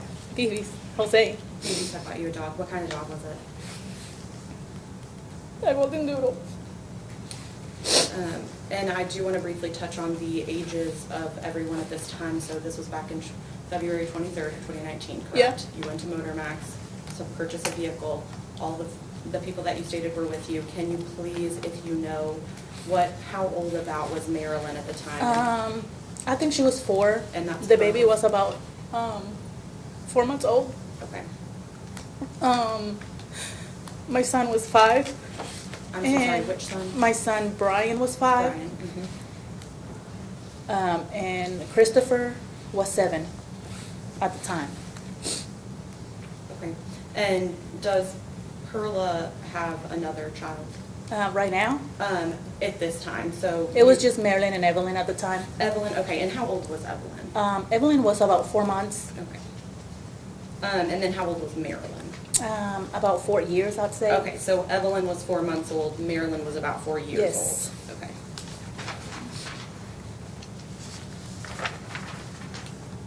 Okay. And what was the reason that you guys were going to purchase a new car that day? Whose idea was it? Can you kind of explain? It was mine, Okay. because like I told, my car was not, it was acting up, and we were planning on having kids, like I told you, soon. So, we were like, well, we're planning on having kids within a year, we should make room for another one. So that's why we went and looked for another car. Okay, and what kind of car did you have that, like, I guess the old car? It was before you got the new car? It was a Civic. Okay. A Toyota. Could it have been a Honda? No, I had a red, that one that Civic, a was the one Toyota. that was messing up. He had a Honda, that's the one he sold. Okay, so he sold a car. What car did he sell? It was a Honda, I think, or it was a white car. I don't really know about a lot about cars. So. Okay, that's okay. And when did he sell this car? That morning. Okay, so on February 23rd, 2019, Mhm. that morning he had sold a vehicle? Yes. Okay, do you know if they gave him cash for that vehicle? A They check? did. They gave him cash? Was it a pretty good amount of cash? Yeah. Okay, and do you know if he carried that cash on him, or did you have the cash? Was the cash? He had it with him. Okay, so the cash was on him, okay, and then, so he sold the car. What was the plan after selling the car? You guys came to Louisville to buy a car, you go to Motormax, and then you wanted to get a bigger car, you had testified. So, is the amount of cash that was obtained from the sale of the white Honda more than he would have generally been carrying on him normally? Yeah. Okay. Okay, so let's take a step back now. You said you sold your car, went to Motor Max. Why did you choose to purchase a car from Motor Max?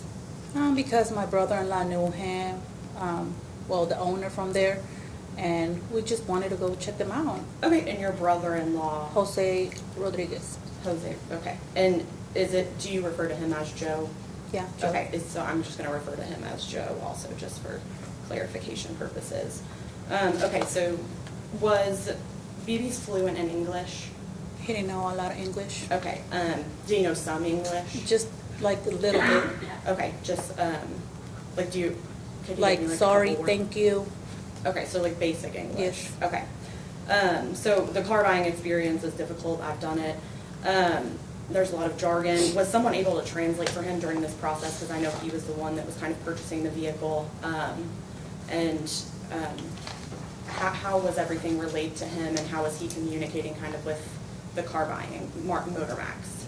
Yeah, there was somebody there to guide him through everything. He knew Okay. everything that was going on at all times. Okay, was it an employee? Yeah. Okay, so there was an employee of Motor Max who spoke Spanish that was translating? Mhm. Okay.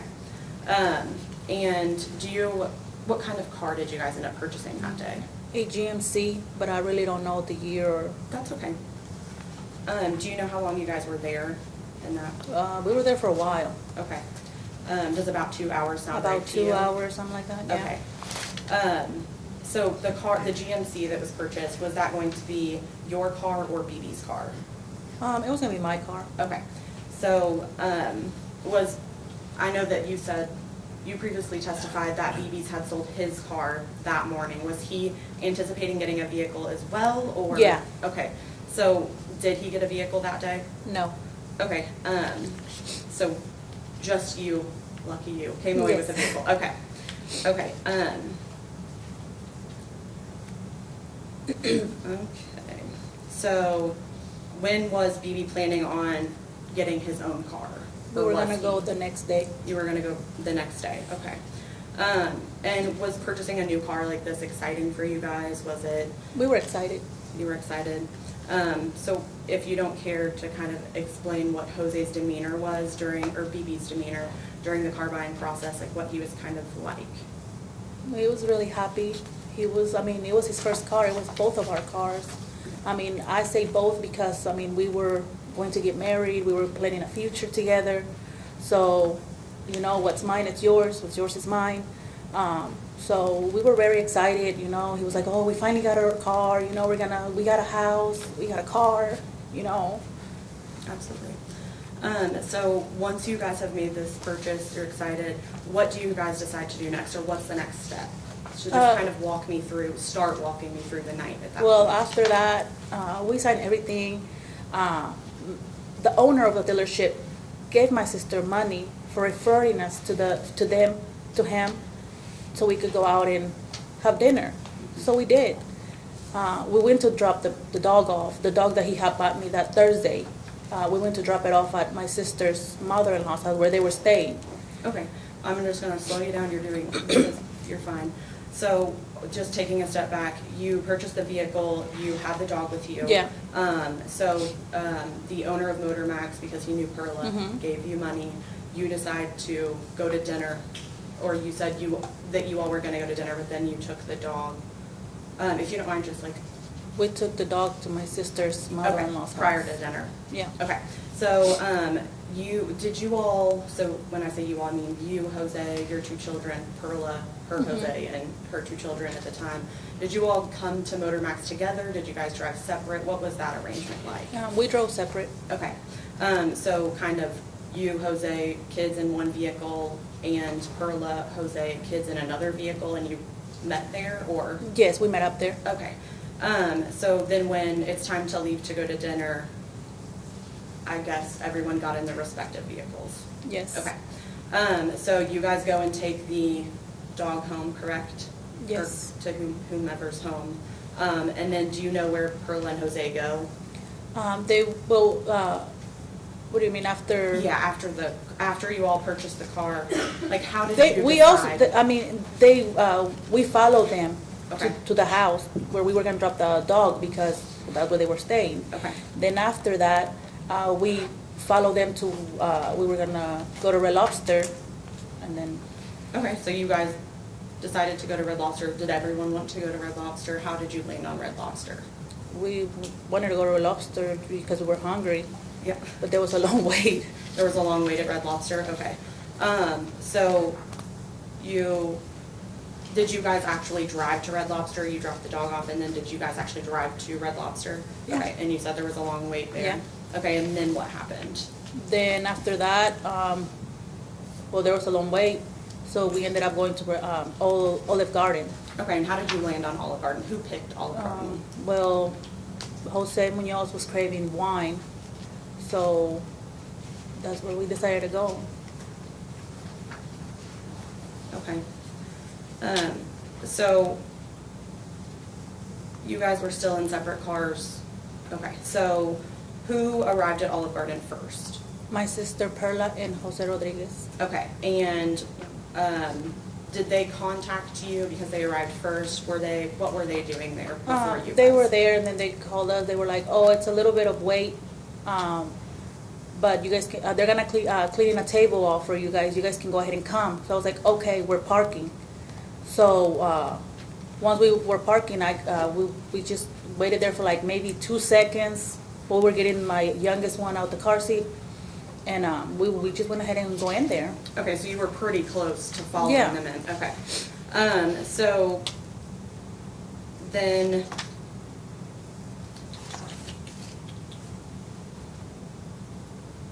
when you and BB's and Christopher and Brian arrive in your vehicle, you park, then had Perla and Jose already gone into the restaurant, and what were they doing? They while were you in the guys restaurant. Okay, so then you guys get out and walk in to the restaurant? Yeah. Okay, and then what do you see? Like, do you know the order of how you guys walked in? Like- First, it was my older son. He was holding the door for me, and then it was Brian. And then after Brian, it was me. And then Bibi's was behind because he was limping. Something was wrong with his leg. He kept telling me it was hurting him. Okay, so your oldest son, you said, went first, Yeah. and just by process of elimination, that's Christopher? Yes. Okay, and then you said Brian, Me. then you, then BB's, okay. So, and then just to reiterate this, I'm so sorry, I know you've already said this, but back in February of 2019, how old, so on this day was Christopher? Christopher was 7 years old. 7, and then how old was Brian? 5. 5, okay. So, I'm gonna show you what the Commonwealth has already admitted as exhibit number. One second.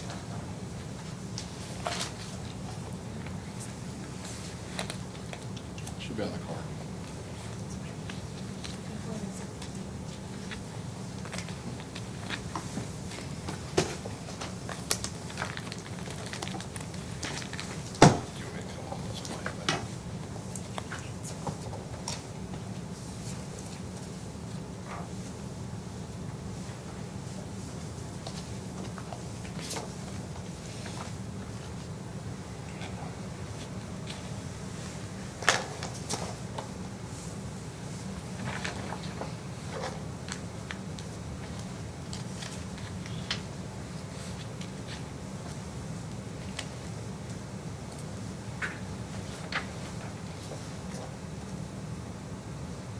Okay, so I'm actually going to move to enter a new exhibit.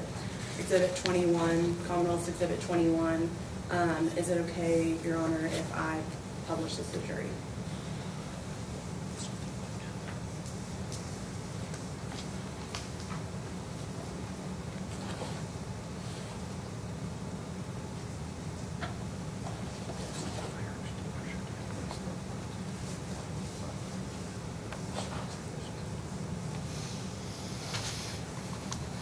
You have any objection? No. Yes, you may, Brady.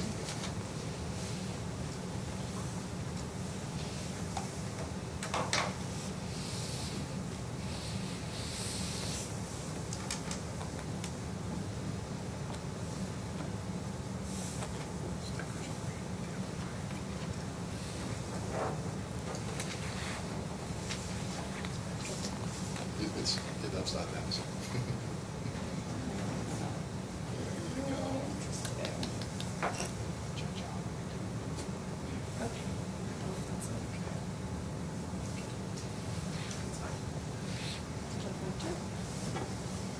Your Honor, may I approach the witness? You may. I'm just gonna ask you to point to a couple things. Okay. Okay. Is this photo, it's a horrible photo, but I think Mr. Baker might try to help out a little bit. Is this photo an accurate representation of where you guys were standing / sitting on that night? Yes. Okay. So can you kind of point on that photo where people were situated? I know just, you can start from left to right to left, just whatever you remember. Okay, so right here was a white male, I mean female. Okay. The shooter was right here. Okay. And then the kids were somewhere over here. I cannot tell you exactly who in order. I don't recall. That's okay. But I know that where the white towel right there, that's where the shooter was. Okay.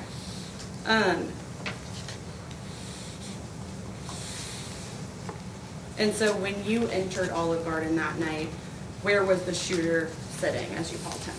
The shooter was sitting right there. Okay. So you saw the shooter and you know what he looks like. I am going to ask you if he's in the courtroom right now. He is. Okay, can you identify him by an item of clothing that he's wearing? He's wearing a blue shirt with a tie. Okay, thank you. Okay, so you said white woman all the way that way? Yep. Okay. And then which children would have been on the bench? Do you remember? Yeah, it was Brian, Christopher, Marilyn, and Evelyn. No, Evelyn was in a car seat, sorry. Okay, so Evelyn was in a car seat. Do you know where the car seat was at this time? Jose Rodriguez had it in his hand. He was like Okay. holding it. Okay. Let's see here. Okay, so now you guys come into the restaurant, you said, what happens next? Explain to me when you walk into the restaurant, what, from your perspective, what you see happen. When I walked in there, the only thing I seen was my son, Brian, kind of bumping into his shoe. And obviously we were already there, but the kids obviously waited for us. They didn't just go in there. Brian bumped into his shoe and we all said sorry. Even Jose Munoz said sorry. And the shooter just looked at us with a mean look. And then Jose and I, we went like, I don't know, by where the hosts were. We were standing right there, we were hugging, we were just excited about our car. And the kids were just sitting on the bench. Okay. So the kids were sitting on the bench, you were by the host stand with Perla, Jose, Yes. both Jose's and Babies. Okay. So let's see here. Okay, so you said that you actually saw Brian step on the defendant's foot or hit the He defendant's bumped, foot. bumped kind of he didn't actually step on it. Okay, and the defendant, did he say anything to No, you? he just looked at us and we Okay. just said sorry. Okay, and you all, the only thing you recall saying to him is sorry at Yes. that time? Okay, and so from there, where did you go? You walked past? Yeah. Okay, we and walked was there any further conversation had between anyone at that point? past. No. Okay. And by anyone, I mean, was there any further conversation between anyone in your party that you've explained to us and the defendant? I don't recall. Okay.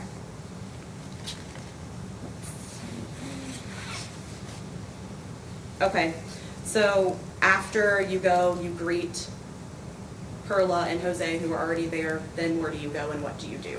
Jose Munoz and I were just standing there the whole time, just hugging, talking about our new car. Okay, We and were where just were you, excited. do you remember where you were standing? If you can't indicate it on this photo, I think there's like a beautiful drawing over there that I could probably pull up, but is it somewhere in this photo that you could show? No. Okay. I'm gonna, Your Honor, can I? Yes. Okay. Actually, can she step down off the? Yes. thing? Okay, you wanna come here, you can just point to it on this thing, I don't want to move it. Okay, this is for the jury, where were, you and Jose standing? Over here. Okay, so by the hostess stand. And then after that, did you guys like relocate or anything? Okay.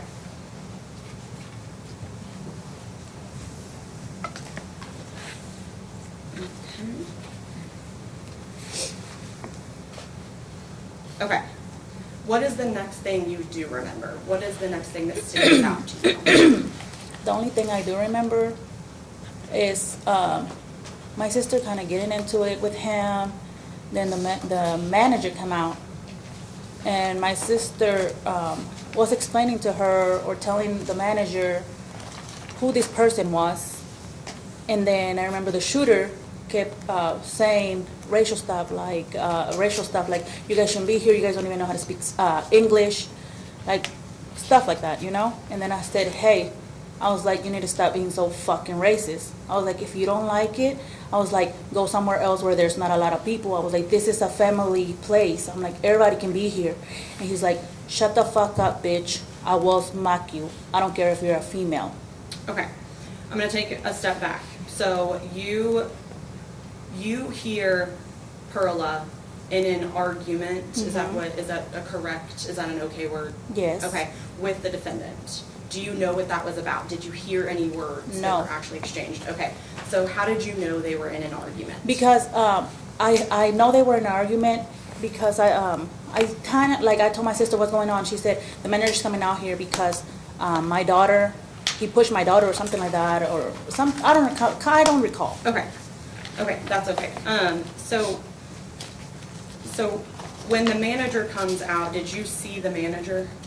No. Okay, so where were you at when you heard Perla and the defendant arguing? You know where you were standing? I was hugging Jose Munoz. Okay. Where I just was hugging him the whole time. Okay, and do you know where you guys were standing while you were hugging? By where I showed you. Okay.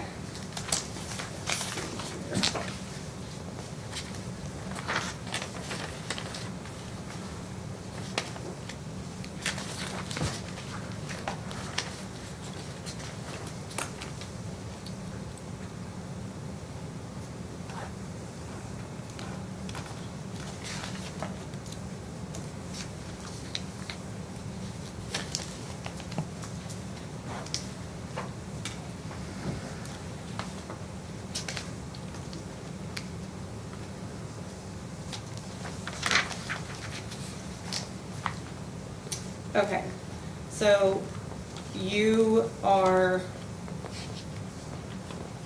do you recall telling officers, or it might have been Detective Chrisman, that you and Jose were actually, I know there was a lot of shuffling around, but that you all were actually standing closer to the defendant, down here by the door? I don't recall. Okay. It's been about 5 years. I've been in therapy. Okay. Trying to forget all this. I don't recall. Okay, I understand. So you and Jose are standing hugging. Mm-hmm. Okay. You hear an altercation, correct, between Perla. Okay. Manager comes out. You see the manager. I seen she was talking to a manager, somebody. Okay. And then what happened? After that, when he started cussing at me, he told me that, shut the fuck up, bitch, I will slap you. Okay. Then that's when Jose was like, okay. And then the shooter got up and like chest bumped Jose. Jose obviously pushed him back with his hands like that. Okay. And then the shooter got up and shot Jose. Okay, we're gonna rewind a little bit. Was there ever any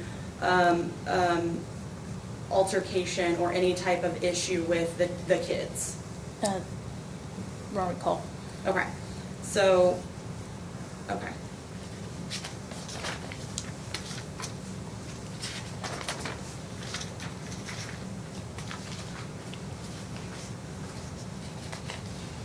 Okay, do you recall, give me 1 second.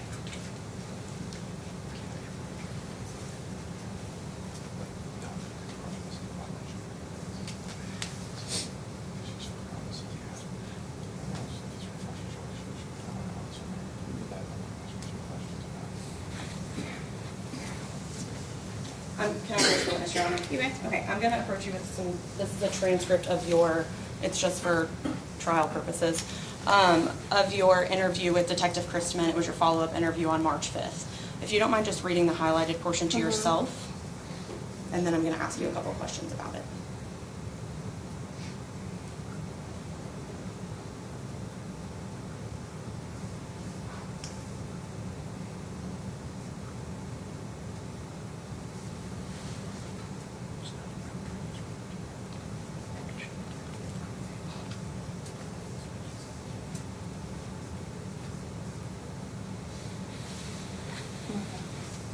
Thank you. Okay. So, do you, after reading that, I'm hoping that refreshed your recollection a little bit, do you remember any altercation involving the children or revolving around the children? I really don't recall. Okay. So, give me 1 second.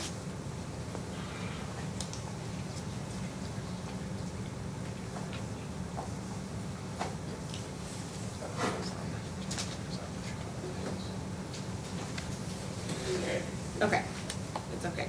So I know you don't remember, but do you agree that you told police, this is a quote from this transcript, "We let everything go, and then my sister's little girl, she's 4, she went around and tried to sit next. She tried to sit in the middle, but the guy was right here." And Your Honor, may I object? May we approach, please? Yes, you may.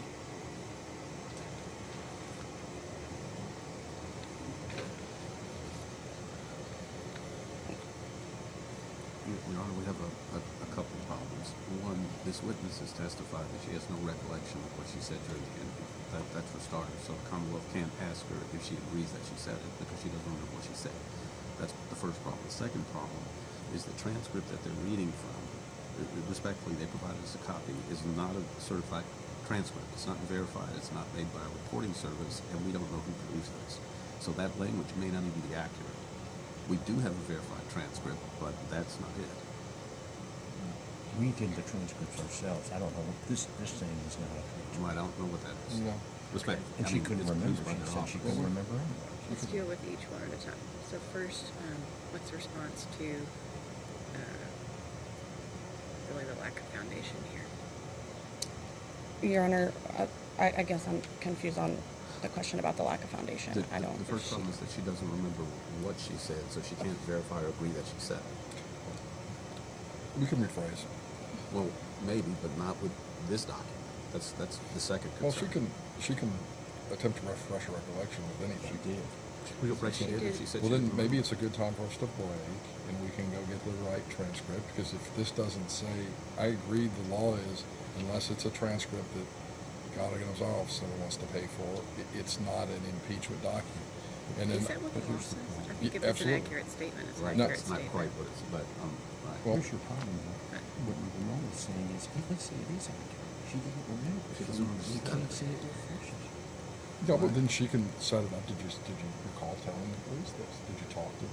We can help. But she's already. Then she done would that. impeach her. She's like, did you talk to the detective on this day? And she can lay the foundation, so then she could, if we need to, she could impeach her through the detective that made the statement. But again, the problem is the way that the question's asked, respectfully. You I can't say, understand. do you agree that you said this?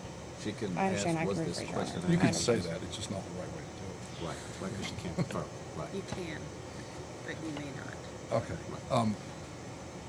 Then we'll just should I just talk for a second and then we'll move on. We accept move on. what you're saying, and we will try to do it a different way. If you can All right. give us just 1 second. If it becomes an issue again, just bring it to my attention. So she said to this that she didn't. It's funny. She read it and she said, okay, just say, so you could probably try to slide it in by saying, you don't recall this, you don't recall that, and see what they say that way. If not, just say, did you talk to, I agree with you, talk to this detective on this. So I can say, So you talk to the detective on this day, that you were saying. so I can say, you don't know what I'm saying. Yeah, you said, when she asked you the question about what transpired, you were called telling her this.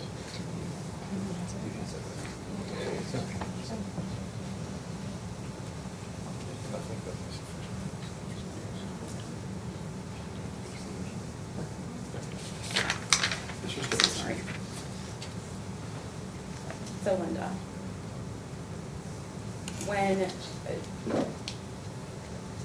do you recall when Detective Christman asked you the question, what transpired earlier in the day, and we will go from there, and we will go through everything, okay? Do you recall responding? Same objection. Same objection. All right, approach.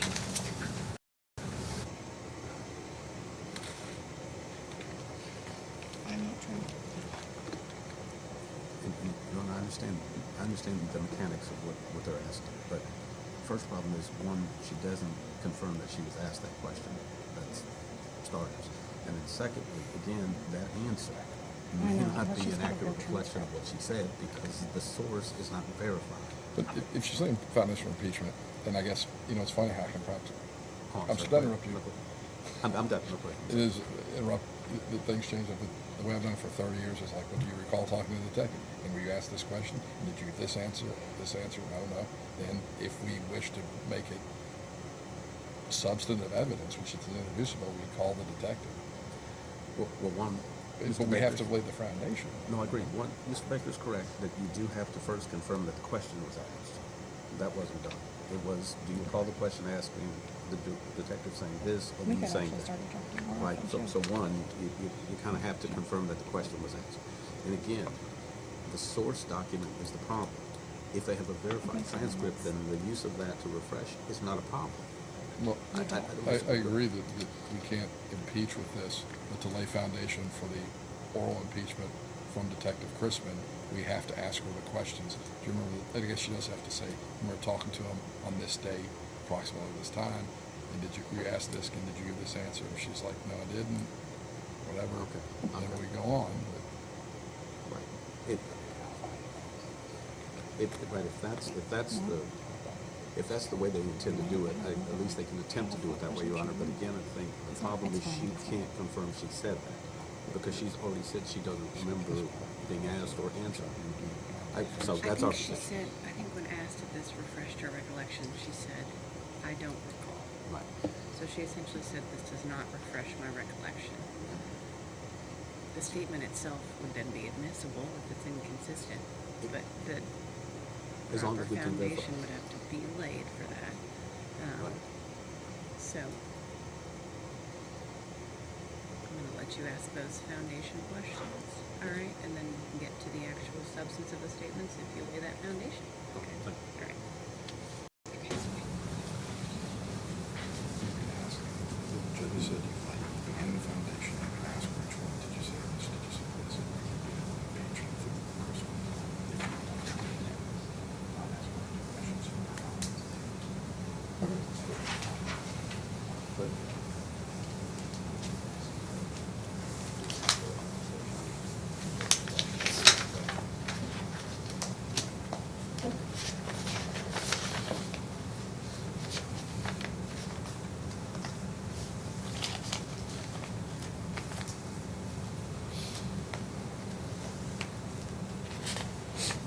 Okay.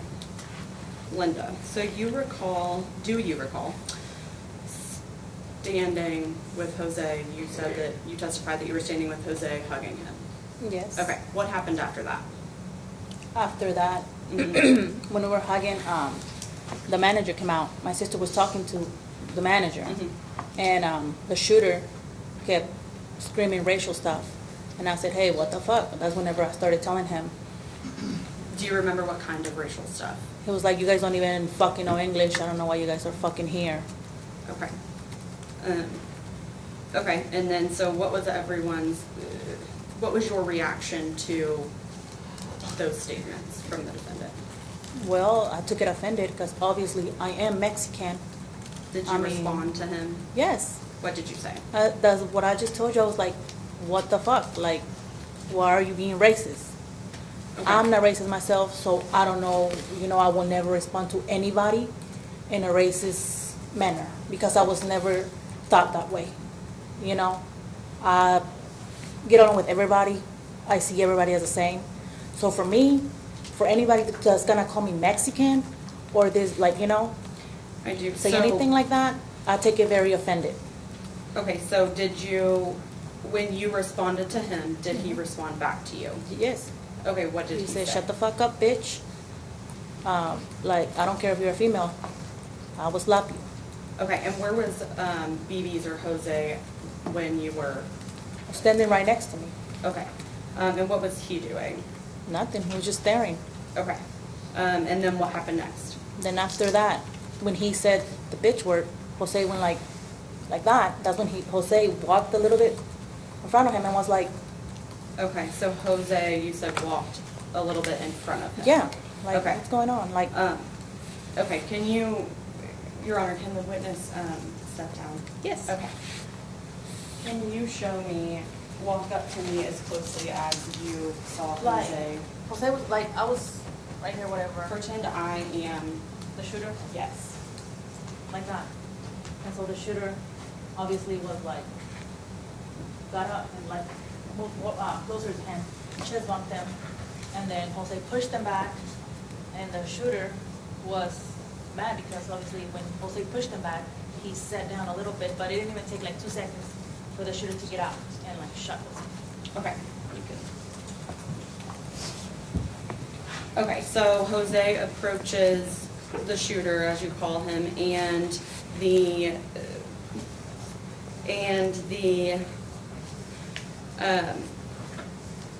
defendant, you said, stands up.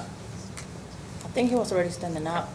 I Okay. don't know, I can't recall. I mean, it was too much going on, it was just crowded in there. Okay, did you ever say anything to the defendant along the lines of who let you out of a box or the box or something about a box?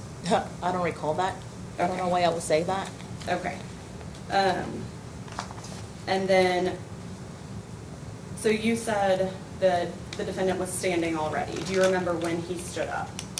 I'm not sure. I think it was because he was already arguing with my sister. Okay. I can't recall honestly, because there was so much going on at the time. There was so much people around. Like I told you, it's been almost 5 years. I'm trying to clear my head. I don't want to have that picture in my head. Like I tell you guys, this is something I don't really want to live with for the rest of my life. I understand. So when the defendant stands up, Jose has already approached him like this, you said, what happens next? Well, he chest bumps Jose. Okay, so he stands up, okay. You don't have to chest bump me, Your Honor, can the witness, Step down? Yes, you may. okay, kind of show me, because space is important here, so kind of show me. Jose was like this.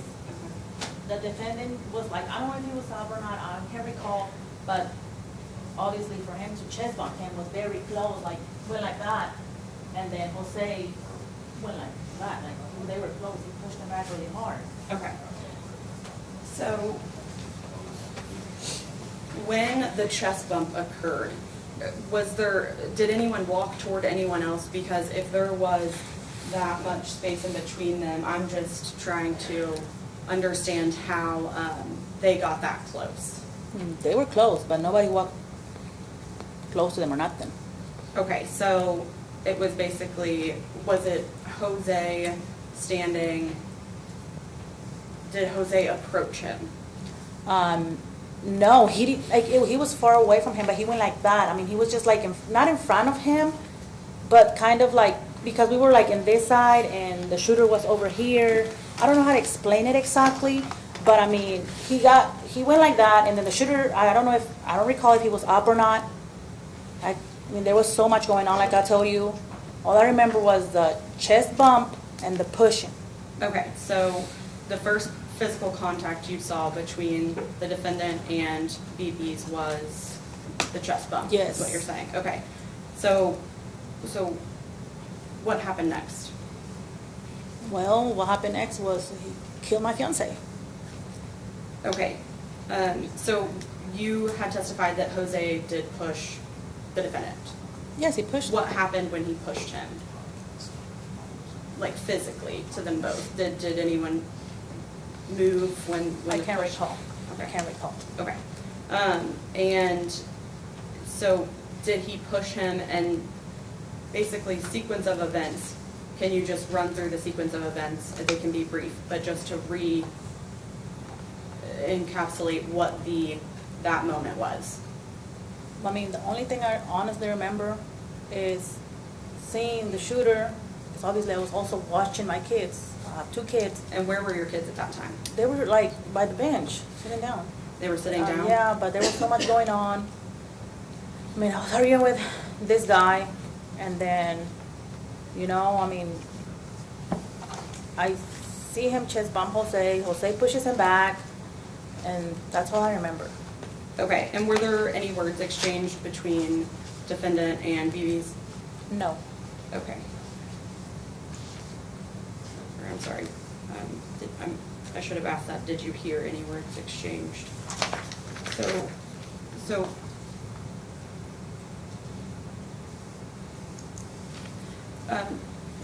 that night, do you know if BB's was armed with any weapons? Did he have any weapons on him? No, he didn't own any weapons.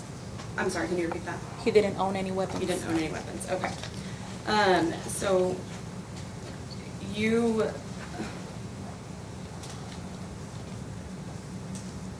I know this is going to be hard to relive. However, can you tell me what happened when you heard the shot?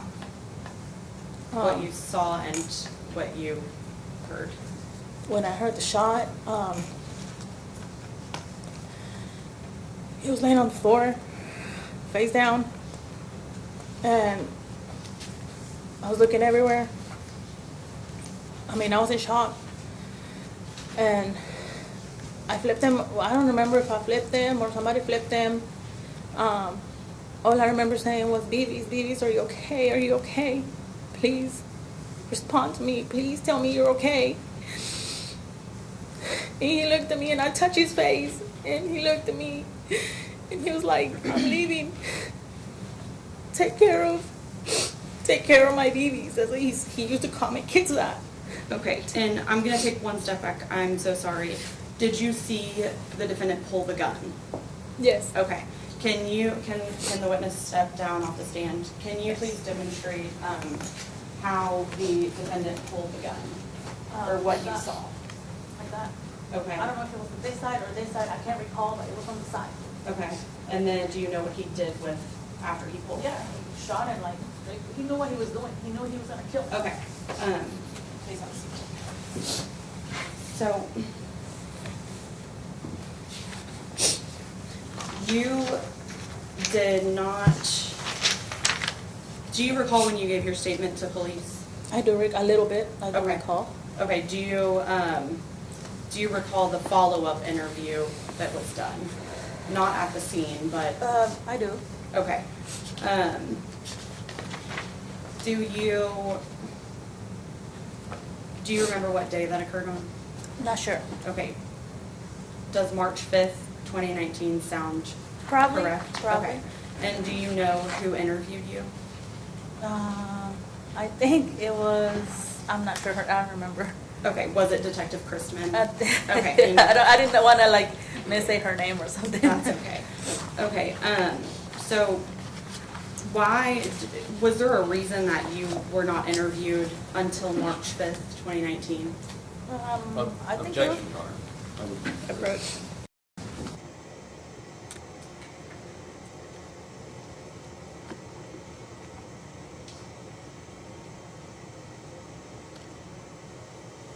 Your Honor, I know where they're coming, what they're going with this, and what they want to talk about are the funeral plans and where she had to travel, etc. For starters, that's not the reason that the interview was delayed. She was interviewed at the scene. The follow-up interview was scheduled by the detective, so if they want to know why it didn't take place on March the 5th, they can ask the detective. But this witness didn't have anything to do with setting that timetable. They're just wanting to get in the fact that there was a funeral and that she had to travel to Mexico for the funeral. And I don't think it's relevant to this case. Especially when you can't get into Issues in in Mexico as opposed to the You United can't States. get in From Mexico. Mexico. Yeah. Well, you definitely got into the No, fact that they have no, family if in you Mexico. died on a trip in Africa, they would bring you home, okay? Or Okay, maybe I would. but none of that's relevant to the issue of what happened that day. You know, I think our position would be is that this guy is a honest statistic, a person, Mr. Eggert Holden, and it's talked about how this guy's had 3 jobs and never had a full record and this and that. this is pretty benign stuff. You know, we want to explain, they've made issue after issue about the story and interview 1 and interview 2, while there's a space between there. And I think certainly if you're gonna let all that in about what you did about the defendant, I don't think this is really, Come on, they And Your spent Honor, tons of time. The This rest of isn't- the follow-up interviews were completed in February, so this one is an outlier, I and went to I think it does Mexico. need to I be. had to bury him in I think it Mexico. does need to be explained. I can get it in through the detective. If Your Honor has a problem with me, asking her about it, I'd be happy to get it in through the detective. Better from the detective, if at all. I had to go to Mexico to do this, and we've heard all about the kids and 12 times and the baby thing. Well, I mean, it's kind of directly related to the What? case. The kids are present that night.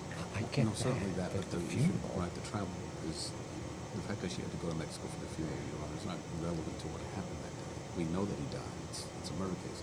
This is designed to invoke sympathy from the jury about her travel plans, go to Mexico, see his family. In a- Judge, that has nothing to do with the case. In a homicide case, what, in every case, well, we had to go to the funeral arrangements. If we it spent this delays much the money. interview to Then this ask- extent, then Ask Chris. but she's the individual that. That's why they want to I ask don't her. think,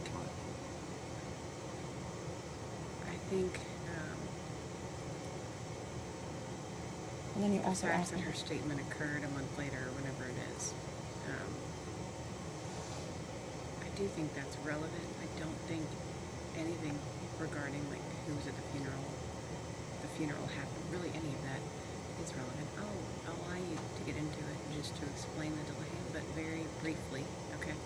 So, well, you can say she had to go to Mexico, fine, for the funeral, fine, but that's really the extent of the inquiry. Yes, Your Honor, and I don't even know anything really past that. What are they I going to don't- argue in closing? They have to go to Mexico. Yeah. And that'll be our last Yeah, I'm done. question, right? Judge, we'd object to it. We think it's prejudicial. We think it's improper. We think it's misconduct. We think they're developing prejudice. Anything else? That's it. Thank you, Judge.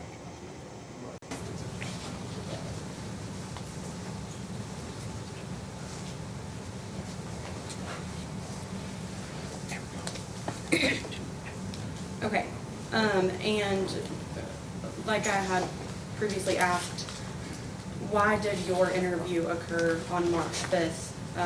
It seems like a pretty lengthy time after the incident. I went to bury Jose Munoz to Mexico. Okay, thank you. That's all the questions from the Commonwealth, Your Honor. All right, thank you. Cross-examination? Oh, you know Yes, what? Your Honor. We should take a break. Right, just a Yes. few. All right, it's 2:45. Let's take a 10-minute bathroom break. Same admonition applies. Please do not discuss this case with anyone, including each other. Don't form any opinions about this case and don't do any independent research. And if you could please gather back outside at about 5 till 3, we will continue. All rise for jury.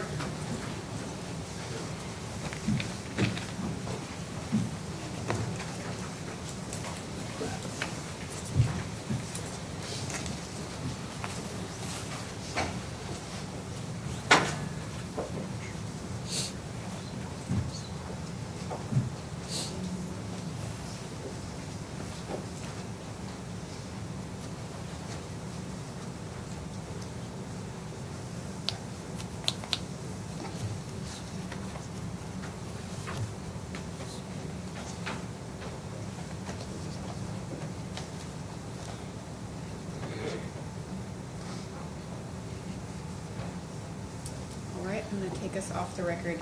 I'm going to, oh, we've lost the prosecutor. Right. Ma'am, you may step down if you need to use the restroom. Just you don't discuss your testimony with anyone, all right?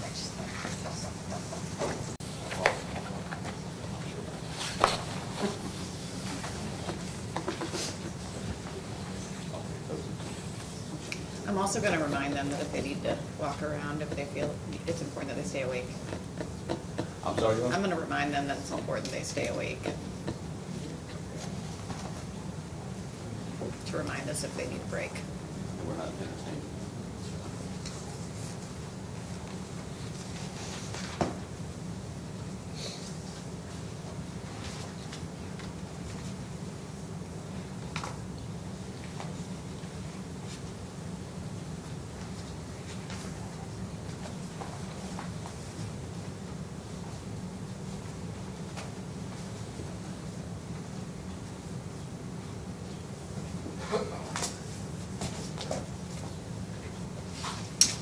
let's bring them in.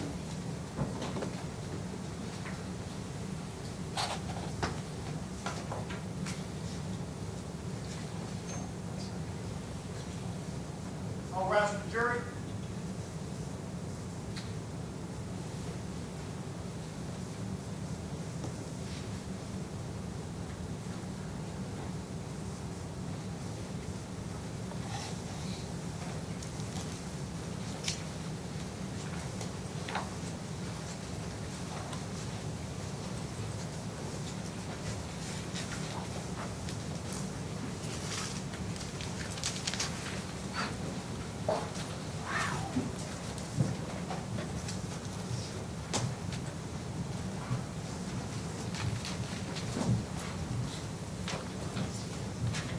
All jurors are present, Your Honor. Thank you. Please be seated, everyone. Were there any issues with the admonition over the break? Wonderful. Before we keep going, I did want to just let you all know, as I'm sure you probably could assume, but all of the testimony in this case, all of the evidence presented to you is important. It's important that you stay awake during all of the testimony. So if you feel like you're nodding off and you can't help it, please get somebody's attention so that we can take a break and you can stretch your legs and walk around, all right? And with that, cross-examination. Oh, thank you, Your Honor.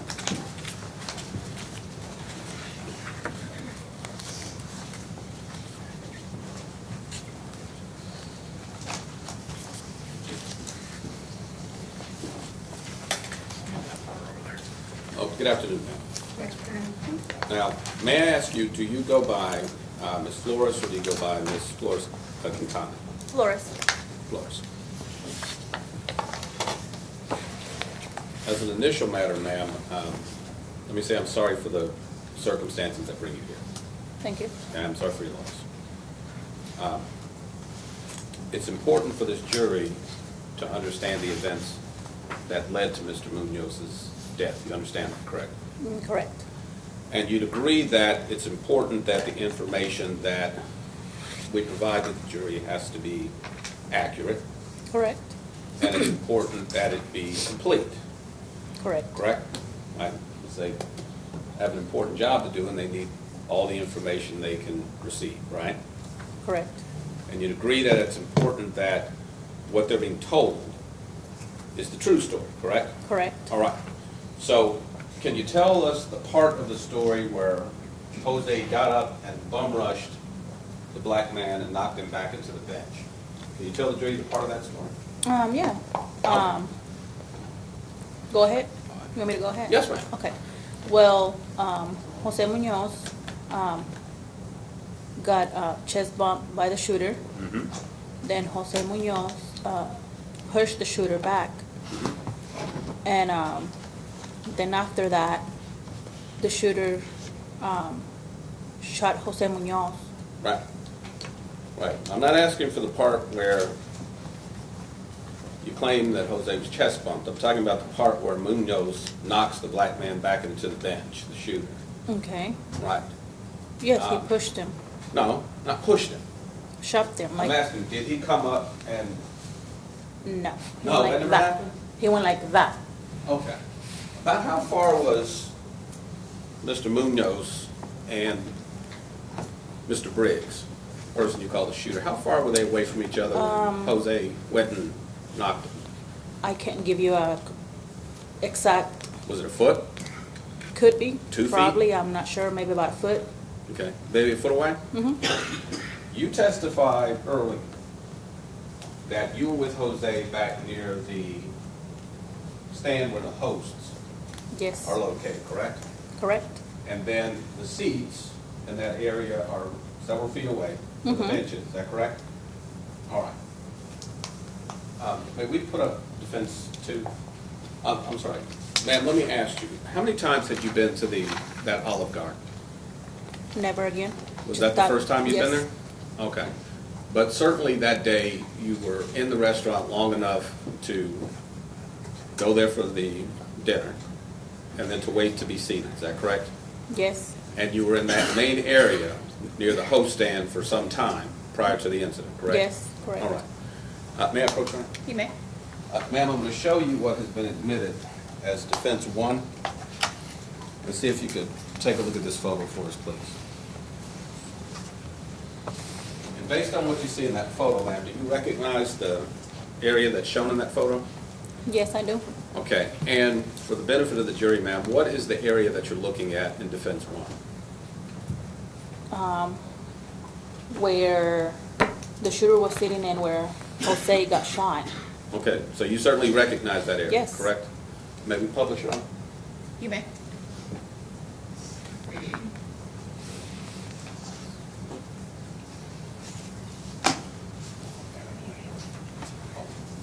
May I approach one? Ma'am, here's a copy, thank you. Here's a copy of a pointer. And if you press this little light here, it'll bring a light up on the screen. Okay.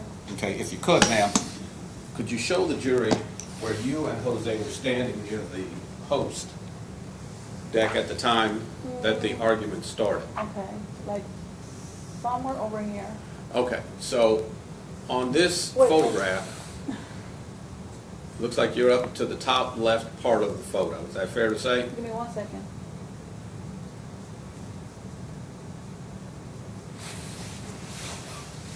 You can stand up if you need to. Yeah, we were right over here. Okay, all right.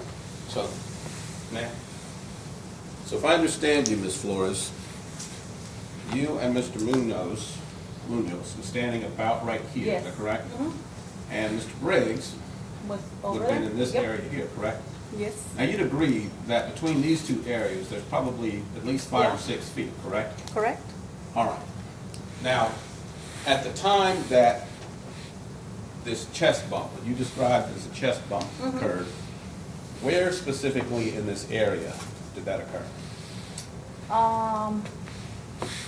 Here you go. Right over here, right over here. Okay. See, the thing is that Jose Munoz and the shooter was right here, Jose Munoz and I were over here, okay? Mhm. The shooter started calling me names, like I told Oh, you. we'll get to that, but I'm just asking you where they were located. The shooter was right here, and Right. Jose Munoz and I were like about And right at the here. time of the Yes. chest bump, ma'am, where specifically? Jose was like over here. Okay, that's what I needed to know. Okay. Now, at the time of what you described as the chest bump, Mr. Briggs would have been in this area here, Yeah. is that correct?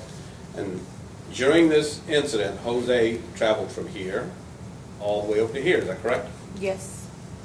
All right. During this incident, you did not see Mr. Briggs get up and move from here to Jose, correct? Correct. He actually stayed where he had been seated, correct? Correct. All right.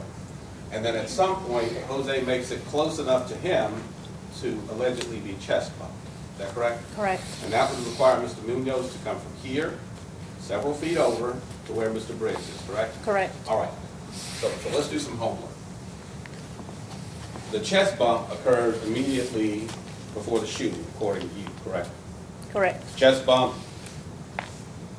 Mr. Munoz shoves him back into this bench. Yes. Then the shooting. Mhm. Is that correct? After the incident, the police, obviously, they show up to Olive Garden. And certainly that day was pretty emotional for you. But you recall police officers coming to the restaurant, correct? Correct. And you recall officers and detectives being there questioning people, correct? Correct. And you were present along with Jose Rodriguez and your sister Perla and your children. Correct. Is that correct? And at some point, the police come to you, to Mr. Rodriguez, and to to Perla, your sister, for an interview, correct? Correct. And they interviewed all three of you together, Correct. right? So you guys were standing next to each other, and you were listening to the questions that were being asked, correct? Correct. And you were listening to the answers. Correct. Is that fair to say? You recall Jose being asked the question to describe what happened, Correct. right? You were there with him, correct? Mhm. And you heard his response. Yes. Is that fair to say? Page 6 of the consolidated interview. Now, ma'am, do you recall Mr. Rodriguez, saying that Mr. Munoz got, he didn't like the fact that you were being disrespected, and he got in front of you, and then at some point he gets in front of the shooter, Mr. Briggs, and then he pushes Mr. Briggs, and then the shot was fired. Correct. You recall him saying that? Yes. May I approach you? You may. Ma'am, I'd like you to take a look at the highlighted section of the consolidated interview. And if you could, take a look at the highlighted section of that interview.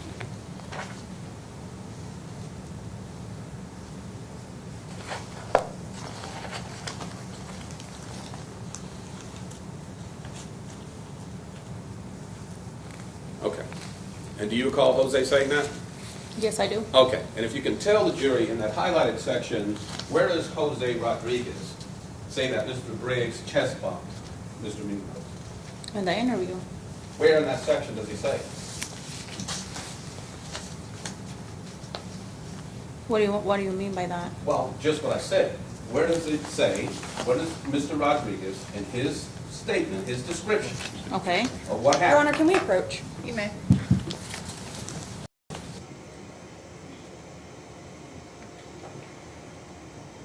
He's asking the witness. I'm so sorry.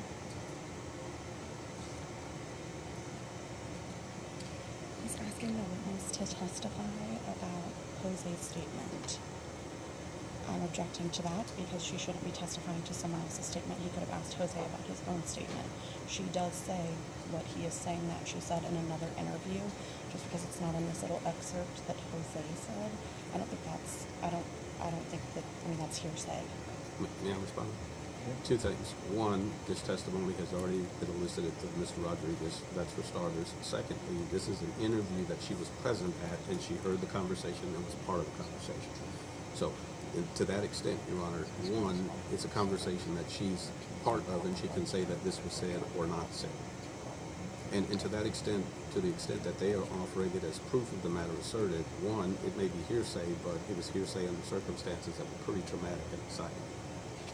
So Your Honor. even if it were hearsay, it would be admissible hearsay. It's a conversation she's part of. Your Honor, even if it is admissible hearsay, if they've already elicited this answer from Jose, which they said that they have, they've just said that, it's bolstering, it's unnecessary for them to get it out of this witness as well. Okay.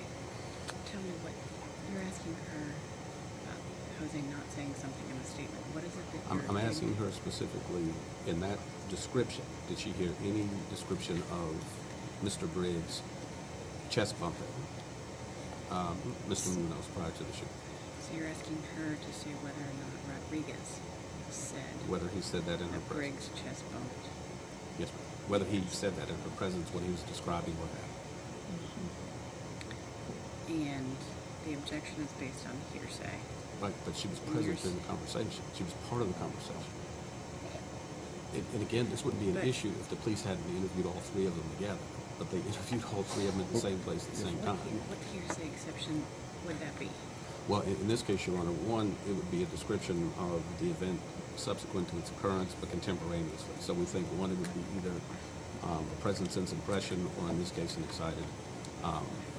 Well, no, it wouldn't be excited, but in this case, it would be a present sense We don't impression. object to the question, did you see the chest bump? Correct. That's fine. What he's doing is handed him another witness's statement and say, did he say, the other witness didn't say this, and here's a statement. It's improper attempt to bolster or impeach her with a statement that's not her own. Except she's there. But this witness was also able to testify, so you could elicit that from him. They interviewed them all You together. said that you did. Again, they interviewed them all together, Your Honor, and they're asking So what time did this, when did this interview occur? on scene at the time. This was immediately after the shooting. The police respond to the scene. They're taking witness statements. This had to be within minutes of the police arriving. Okay. The question, did someone else say that? Would be fine if they weren't there when it was said. So I'm looking at the excited utterance exception, which in my evidence manual discusses the stress of the startling situation can continue for a period of time after a startling event. So even if it's not made immediately after the startling event has occurred, And, it Your can Honor, still be admissible. and respectfully, I did ask her, I said, this was a pretty traumatic event for you that day, certainly emotional, and in this case, Your Honor, she was part of the conversation. And Mr. Rodriguez did testify, I think, repeatedly that he was under stress when he was making that first Right. statement because So his best then friend why- had just been shot and his Yes, Your Honor, so- fiance had postpartum and Yes, and I'm not disputing that at all, but what I am objecting to is that he is still having her testify to something that Jose said in an interview. Even though she was present for it, again, this was a traumatic incident. She may have said a couple things in this interview. She wasn't participating in this interview. This is an interview. I don't think that makes it, I don't think the fact that So she she may was not have present in the been. interview is an exception, but the excited utterance is the exception. I do think that is, do you think that that applies here? Even if she didn't hear it herself. What when she was there? She, I don't know that. Like this interview, it was like chaos at the scene. so on the scene. statement is, Jose's. a statement can be lack of a statement. That could be a Okay. statement under hearsay. So her not hearing that, I think, would also be under, she heard his statement. Right. His statement is an excited utterance. I do think that, I mean, I think that falls under the exception. Like they were literally together being interviewed. But how do we ask her? I asked her, I said, were you? I understand you did, but it's kind of impeaching her with somebody else's statement. Lack of a statement. For lack of- Well, Someone else's lack of a yes. statement. And it is in It is evidence, kind of- but it's And not he something. did already testify that he did not say that, so what is Right. it? Well, in this case, I'm also going to establish that she didn't correct it, that she was there, she went through the incident, and she heard the description, she didn't at any point stop the detective and say, no, he did this, or she didn't introduce this idea that somehow there was a chest bump. She didn't do that herself. She did in her subsequent interview because she was barely present for this interview, Your Honor. As they She is, pointed out. and she, assuming that she can testify to that if he asks that question.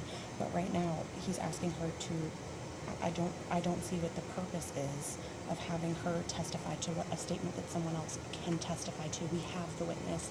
He already testified to it.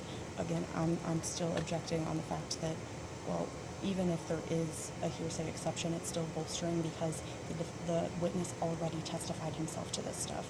The question could be phrased like, did you hear him say, instead of having her read it, it's his statement. It's not a statement that I she think made. what the point that's being made, from what I understand, is that she did not correct it, so she also. Yes, She and adopted the statement.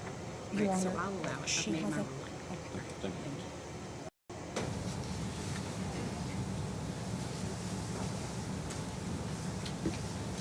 Okay, ma'am, do you recall the last question I asked you about Mr. Rodriguez's description of the incident? Yes. Okay. And in that highlighted section that you read, does Mr. Rodriguez say anywhere that Mr. Briggs chest bumped Mr. Rubin?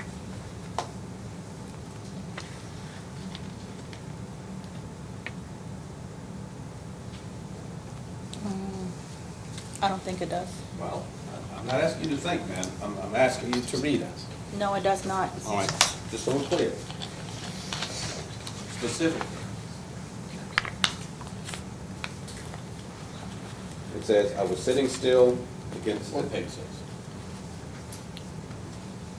Outline. Judge, one question. You may.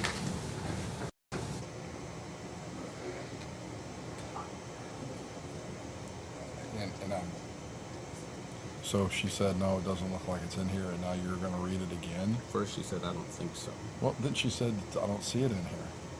I don't think so. Then you can't start testifying. Well, no, but I can read what was said and what the highlighted section that I showed her and gave her an opportunity to review and see whether she said it. First thing she says, well, I don't think so.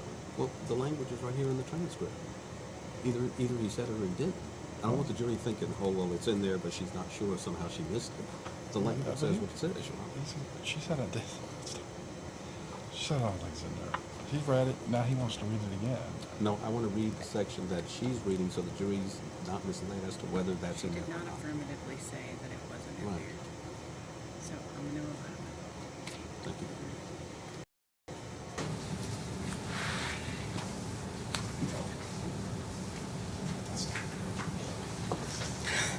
Ms. Flores, the language that I showed you. One other thing, I'm sorry. Yes.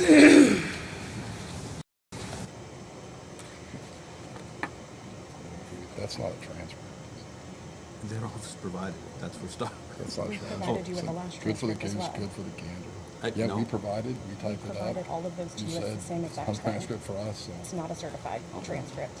I wouldn't disagree, but to the extent that it's not a verified transcript, they would waive that argument given that they produced it and provided it. I'm reading from what the Commonwealth provided, Your Honor. Well, This I isn't do want to something remind we you all, proposed. I overruled you. Well, I don't think y'all were listening to me, but I said, what law says that? I'm not aware of a rule that says that there has to be a certified Mark, transcript. Yeah, I don't know where that even came from, so because I used to type up my own transcripts sometimes, I know. so I overruled that objection when Mr. McGee made it. Okay, I don't Your Honor, think yes. he heard me, so I'm. That's okay. Okay.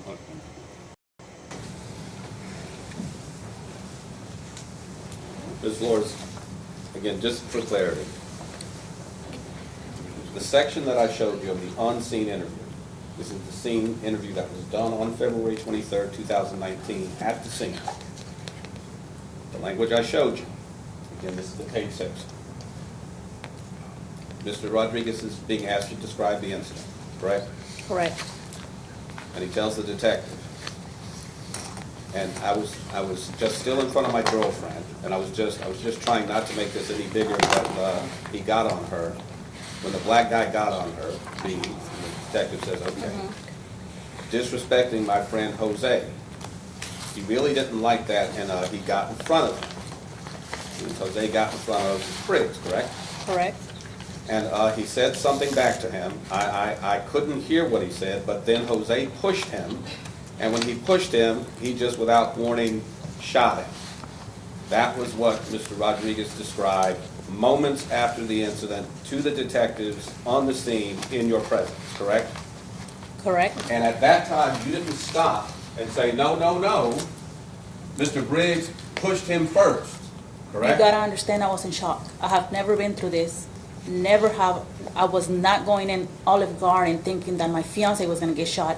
Nobody goes in there prepared to get interviewed. I was in so much shock. I was worried about my kids. My kids were nowhere to be found. And you want me to go in here and say, oh, wait a second. You know what? By the way, it was not like this. It was not like this. There was so much going through my head. Is Jose alive? Where are my kids at? Yeah, one more time, ma'am. Did you stop and say, no, I did not Jose stop. was hit first? I did not Now, that stop. would be a pretty important fact, wouldn't it? It would have, It would be yes. important on February 23rd, 2019, correct? It would It have. would have been important regardless of whether you were upset or in shock or otherwise, correct? Correct. It And was. this happened allegedly moments before you spoke to the detective. Yes, it Is that was. correct? So you're going to sit here and tell this jury that a few minutes later you couldn't remember that? No, I couldn't because I have two Approach. kids, like I said. Approach.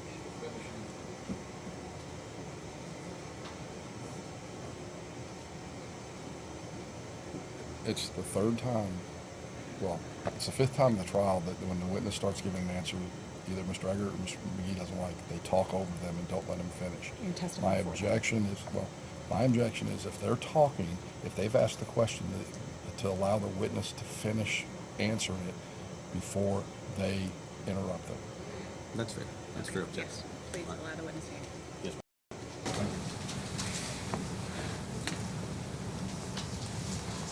So, ma'am, you're saying that within minutes of the incident, you couldn't remember that someone had allegedly struck your fiance? No, I did not. I was in shock, like I told you. Right. Okay. And it caused a memory lapse within those few minutes? Yes, I is that was. correct? I didn't know what I was thinking. I lost everything. I fainted, which Right. you probably don't care. Oh, ma'am, it's not about whether I care. I'm just asking It- for the jury to get the facts. Yeah, I didn't. My most important thing was my kids. I didn't know where they were at all. Yes, sir. Then I was gonna take care of the interviews. I see. And then at that time, it's clear you didn't correct what Mr. Rogers said? I did not. Correct. All right. Now, you said you were in shock, so there were some things you left out. That's according to you, is that Probably. correct? Did you leave out the fact that you had made the statement to Mr. Briggs? If you don't fucking like kids, go somewhere else. No, I think I did to that. No, you In my did, interview. but not until March 5th. Okay. It was 2 weeks later, correct? Like I told you, I wasn't shocked. Right. So the thing you were in shock about is the statements that you made to Mr. Briggs, correct? No, my fiance getting killed. Gotcha. All right. So after the incident and a couple of weeks later on March the 5th, you were interviewed again at your home. Is that correct? Of course. Right. And you were interviewed by two detectives, Detective Chrisman, who's with us today, and Detective Baker. Yes. Recall that? I do recall. Okay. And They came out for a follow-up interview, is that correct? Correct. And they basically asked you the same questions, is that correct? Correct. And they asked you to describe what happened, is that correct? Correct. And about 2 weeks later, then you talk about this chest bump, correct? Correct. Didn't talk about it that night because you were in shock. according to I you, was. Right? 2 weeks later, memory's clear. Could have been. Could have been, right? So there were things you could remember some 2 weeks later, correct? Possibly. In that 2 week time period, how many times did you discuss what happened with your sister Perla? I didn't get a chance to because I was too busy taking care of my kids.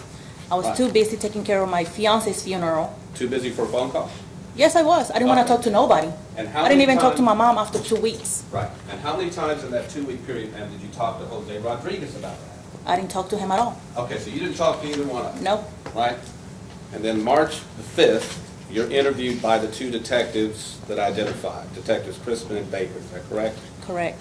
And they asked you to describe what happened, correct? Correct. And then you talk about the chest bump, et cetera, is that correct? Correct. All right. And then they asked you a question about whether or not you had made any statements I don't to recall. Mr. Briggs. You I don't recall. Okay. Page 14 of the March 15th. The non-certified. No. Certified. May I approach the witness, Your Honor? You may. Thank you. Line 18, Counsel. Ma'am, I'm going to ask you to look here on this transcript, starting here on line 18. I'm going to give you a chance to look at that.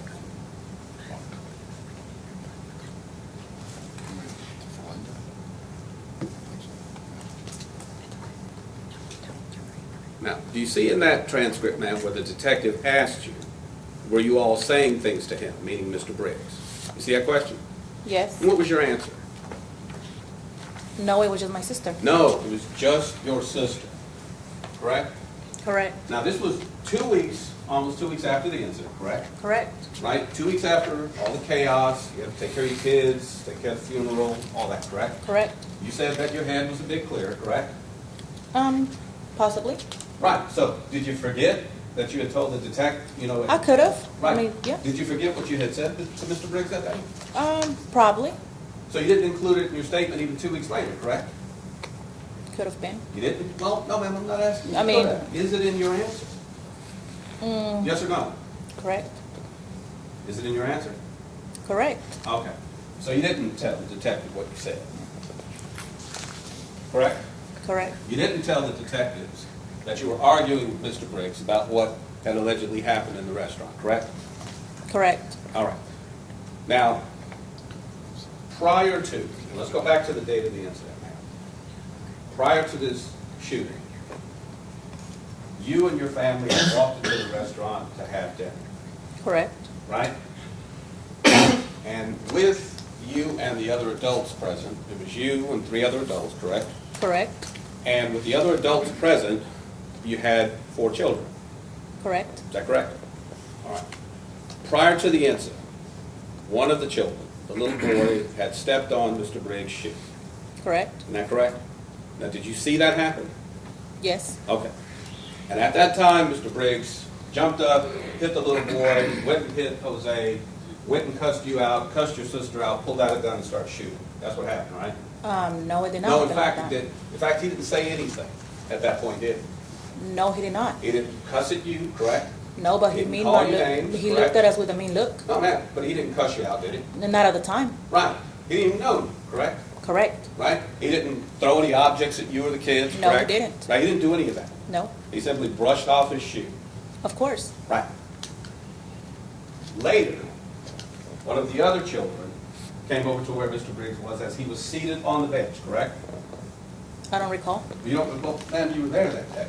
Yes, Where was Mr. but Briggs? I was too busy. I was with Jose. You were with I was Jose. with Jose hugging him the whole time.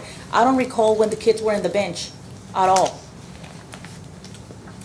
Page 14.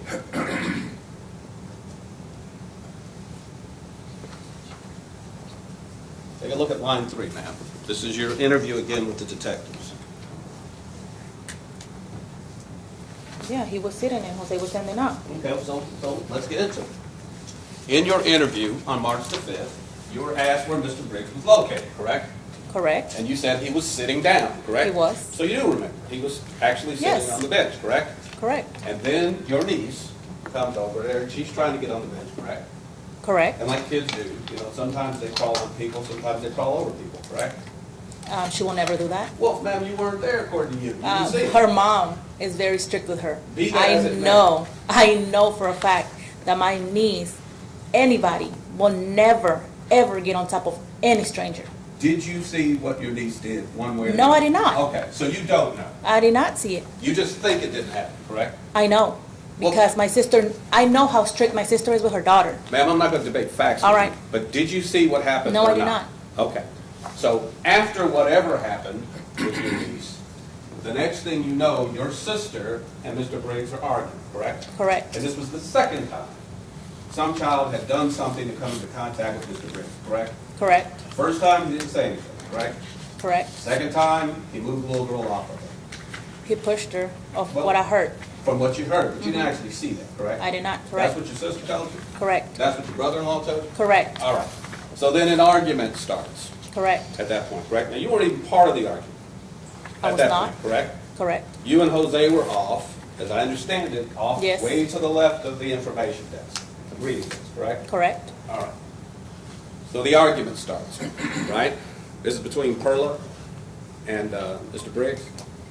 Yes. And Correct. did you hear the comments that were going back and forth? I don't recall. Okay, all right. So whatever happened during that conflict, at some point Jose Rodriguez got involved, correct? Correct. Because he wanted to keep Perla from approaching or going over to Mr. Briggs, Correct. right? Mr. Briggs is still sitting on the bench as far as you know? I don't recall. Okay. Manager comes over, correct? Manager talks to Jose Rodriguez and to Perla, trying to calm them down, correct? Correct. Doesn't say anything to Mr. Briggs, No. okay?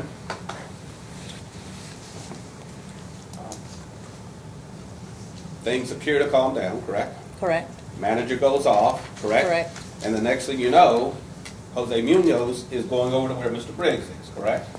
No. No? Can we put defense one up again?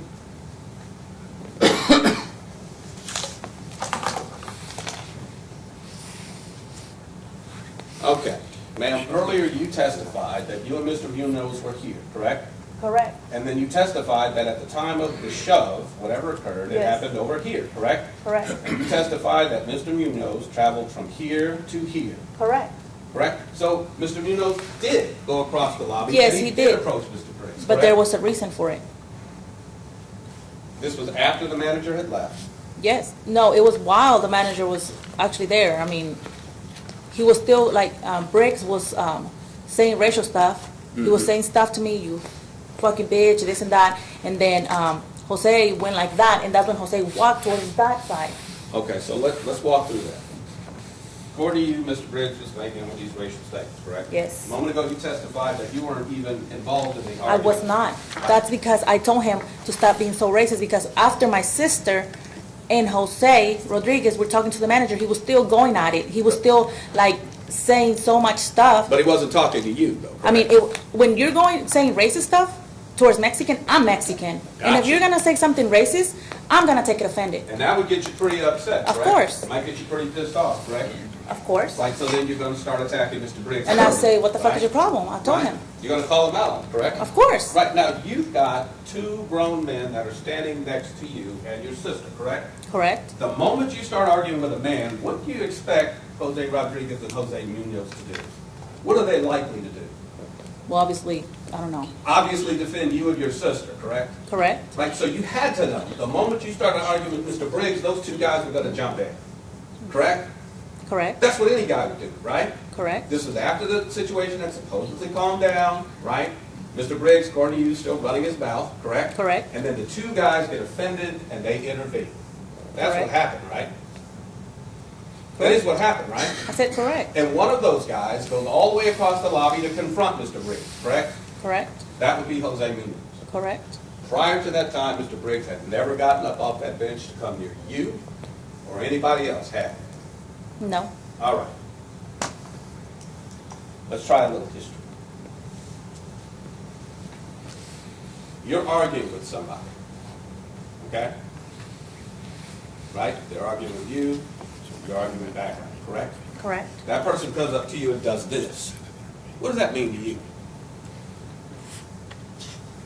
What do you think that means? Like, trying to start something, obviously. Exactly. Right? It means you're about to get into it, right? What's up? What do you got? That's what that means, right? Correct. Right, and that's exactly what Jose Munoz did when he went across the aisle in that lobby over to the bench where Mr. Briggs was seated and challenged him. That's what happened, correct? Correct. And he did it because you got upset and your sister got upset at the things that were being said. Correct. The issue with your niece, your niece wasn't crying at that point, was she? I don't recall. What about your nephew? My nephew. What about any of the kids? Were any of the kids crying? Not at the moment, no. Not at that moment. I don't recall, honestly. I got you.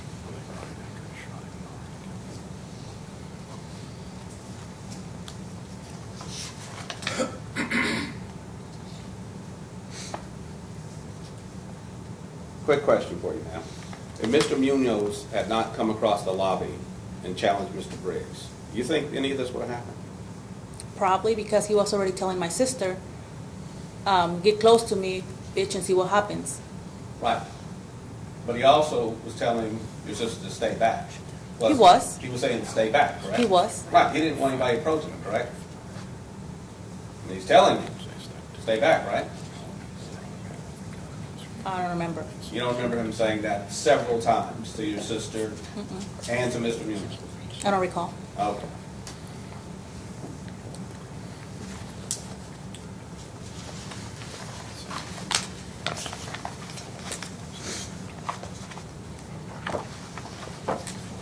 One second now.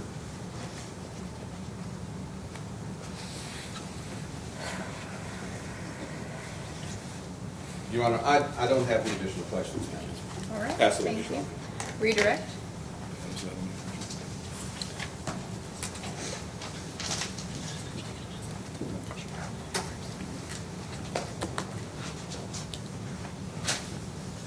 Linda, I know that defense counsel just asked you if the kids were crying, or if anyone was crying, when any of the kids were crying, and you said you didn't recall. Do you recall if the kids were crying, or who was crying, the kids, out of the kids, when the defendant shot and killed Jose Munoz? I'm pretty sure it was Marilyn. Only Marilyn was crying? Marilyn and Brian. And did you expect Jose to step in any type of argument involving you and anyone else? No. Or would you ever expect that? No. Okay. No further questions, Your Honor. Any No requests? All right, anything further needed of this witness? Ma'am, you may step down. Thank you. Counsel, please approach.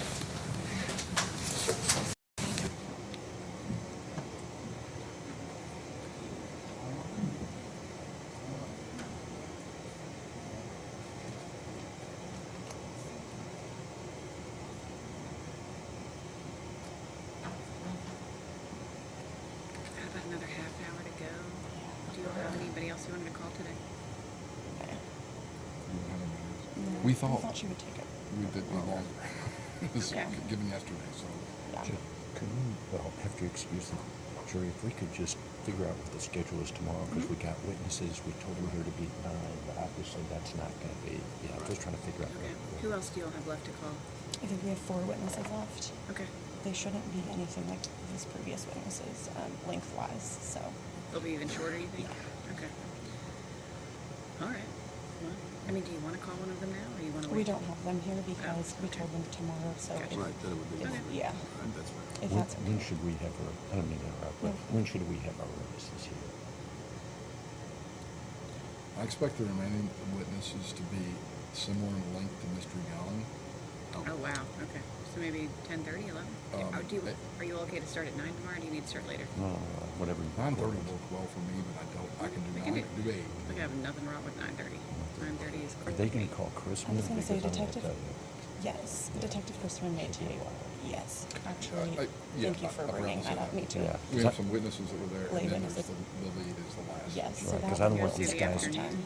Yeah, I what would time say do you not want? tomorrow for What? your all's witnesses. I would say not tomorrow. Probably Not Friday. even Yeah, tomorrow. because Detective Crispin will take a long time. I'm sure we'll have a bunch of questions for her too. So I think she'll take. So we'll have our witnesses here 9 o'clock or 9:30 Friday morning. Okay. I'm gonna have to end Friday at like 3, so just keep that in mind. I don't know if we'll need to do closings on Monday, but. That may be We wrote better that than down. going Did you out. say at 3? Mhm. What if I have a question, Jimmy, at 2:30, would that be offensive? Yeah, we could end at 12 if you want. So she's got a child, a daughter's, I think, sporting event. I have no objection, having been through that, for him to be My wife can early take her to see it. to Nashville. Seriously. We could start on I Monday. agree. Yeah. Before lunch on I agree. Friday No, if no, you want. no, I would still make it if we ended at 4, driving straight there, but she has to be there early, and my wife's driving her, and We we're have all no trying to go objection. together. We don't object. 2:30 is fine. Okay, that's fine. Yeah. Earlier if you are feeling crazy. All right, everyone. We are going to break for the day, so it's about 3:35, but we are finished with proof for the day. We're going to start at 9:30 tomorrow again instead of 9. So if you all could please gather outside the courtroom at 9:30, and then we will proceed with trial. Same admonition applies tonight. Do not discuss this case with anyone, including each other. Do not do any independent research about this case, and do not form any opinions about this case. And thank you all. We will recess until tomorrow. All rise for the jury.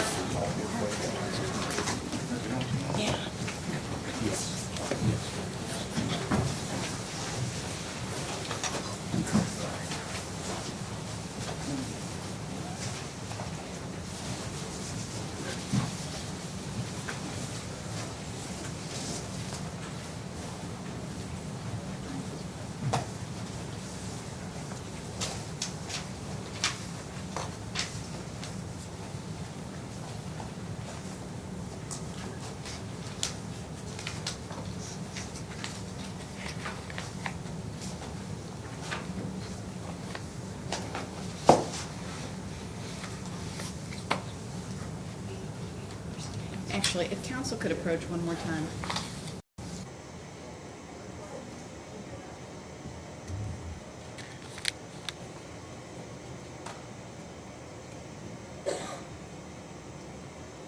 I'm just scared I'm going to forget to say this, but the same juror number 12 was sleeping through Ms. Flores' cross-examination.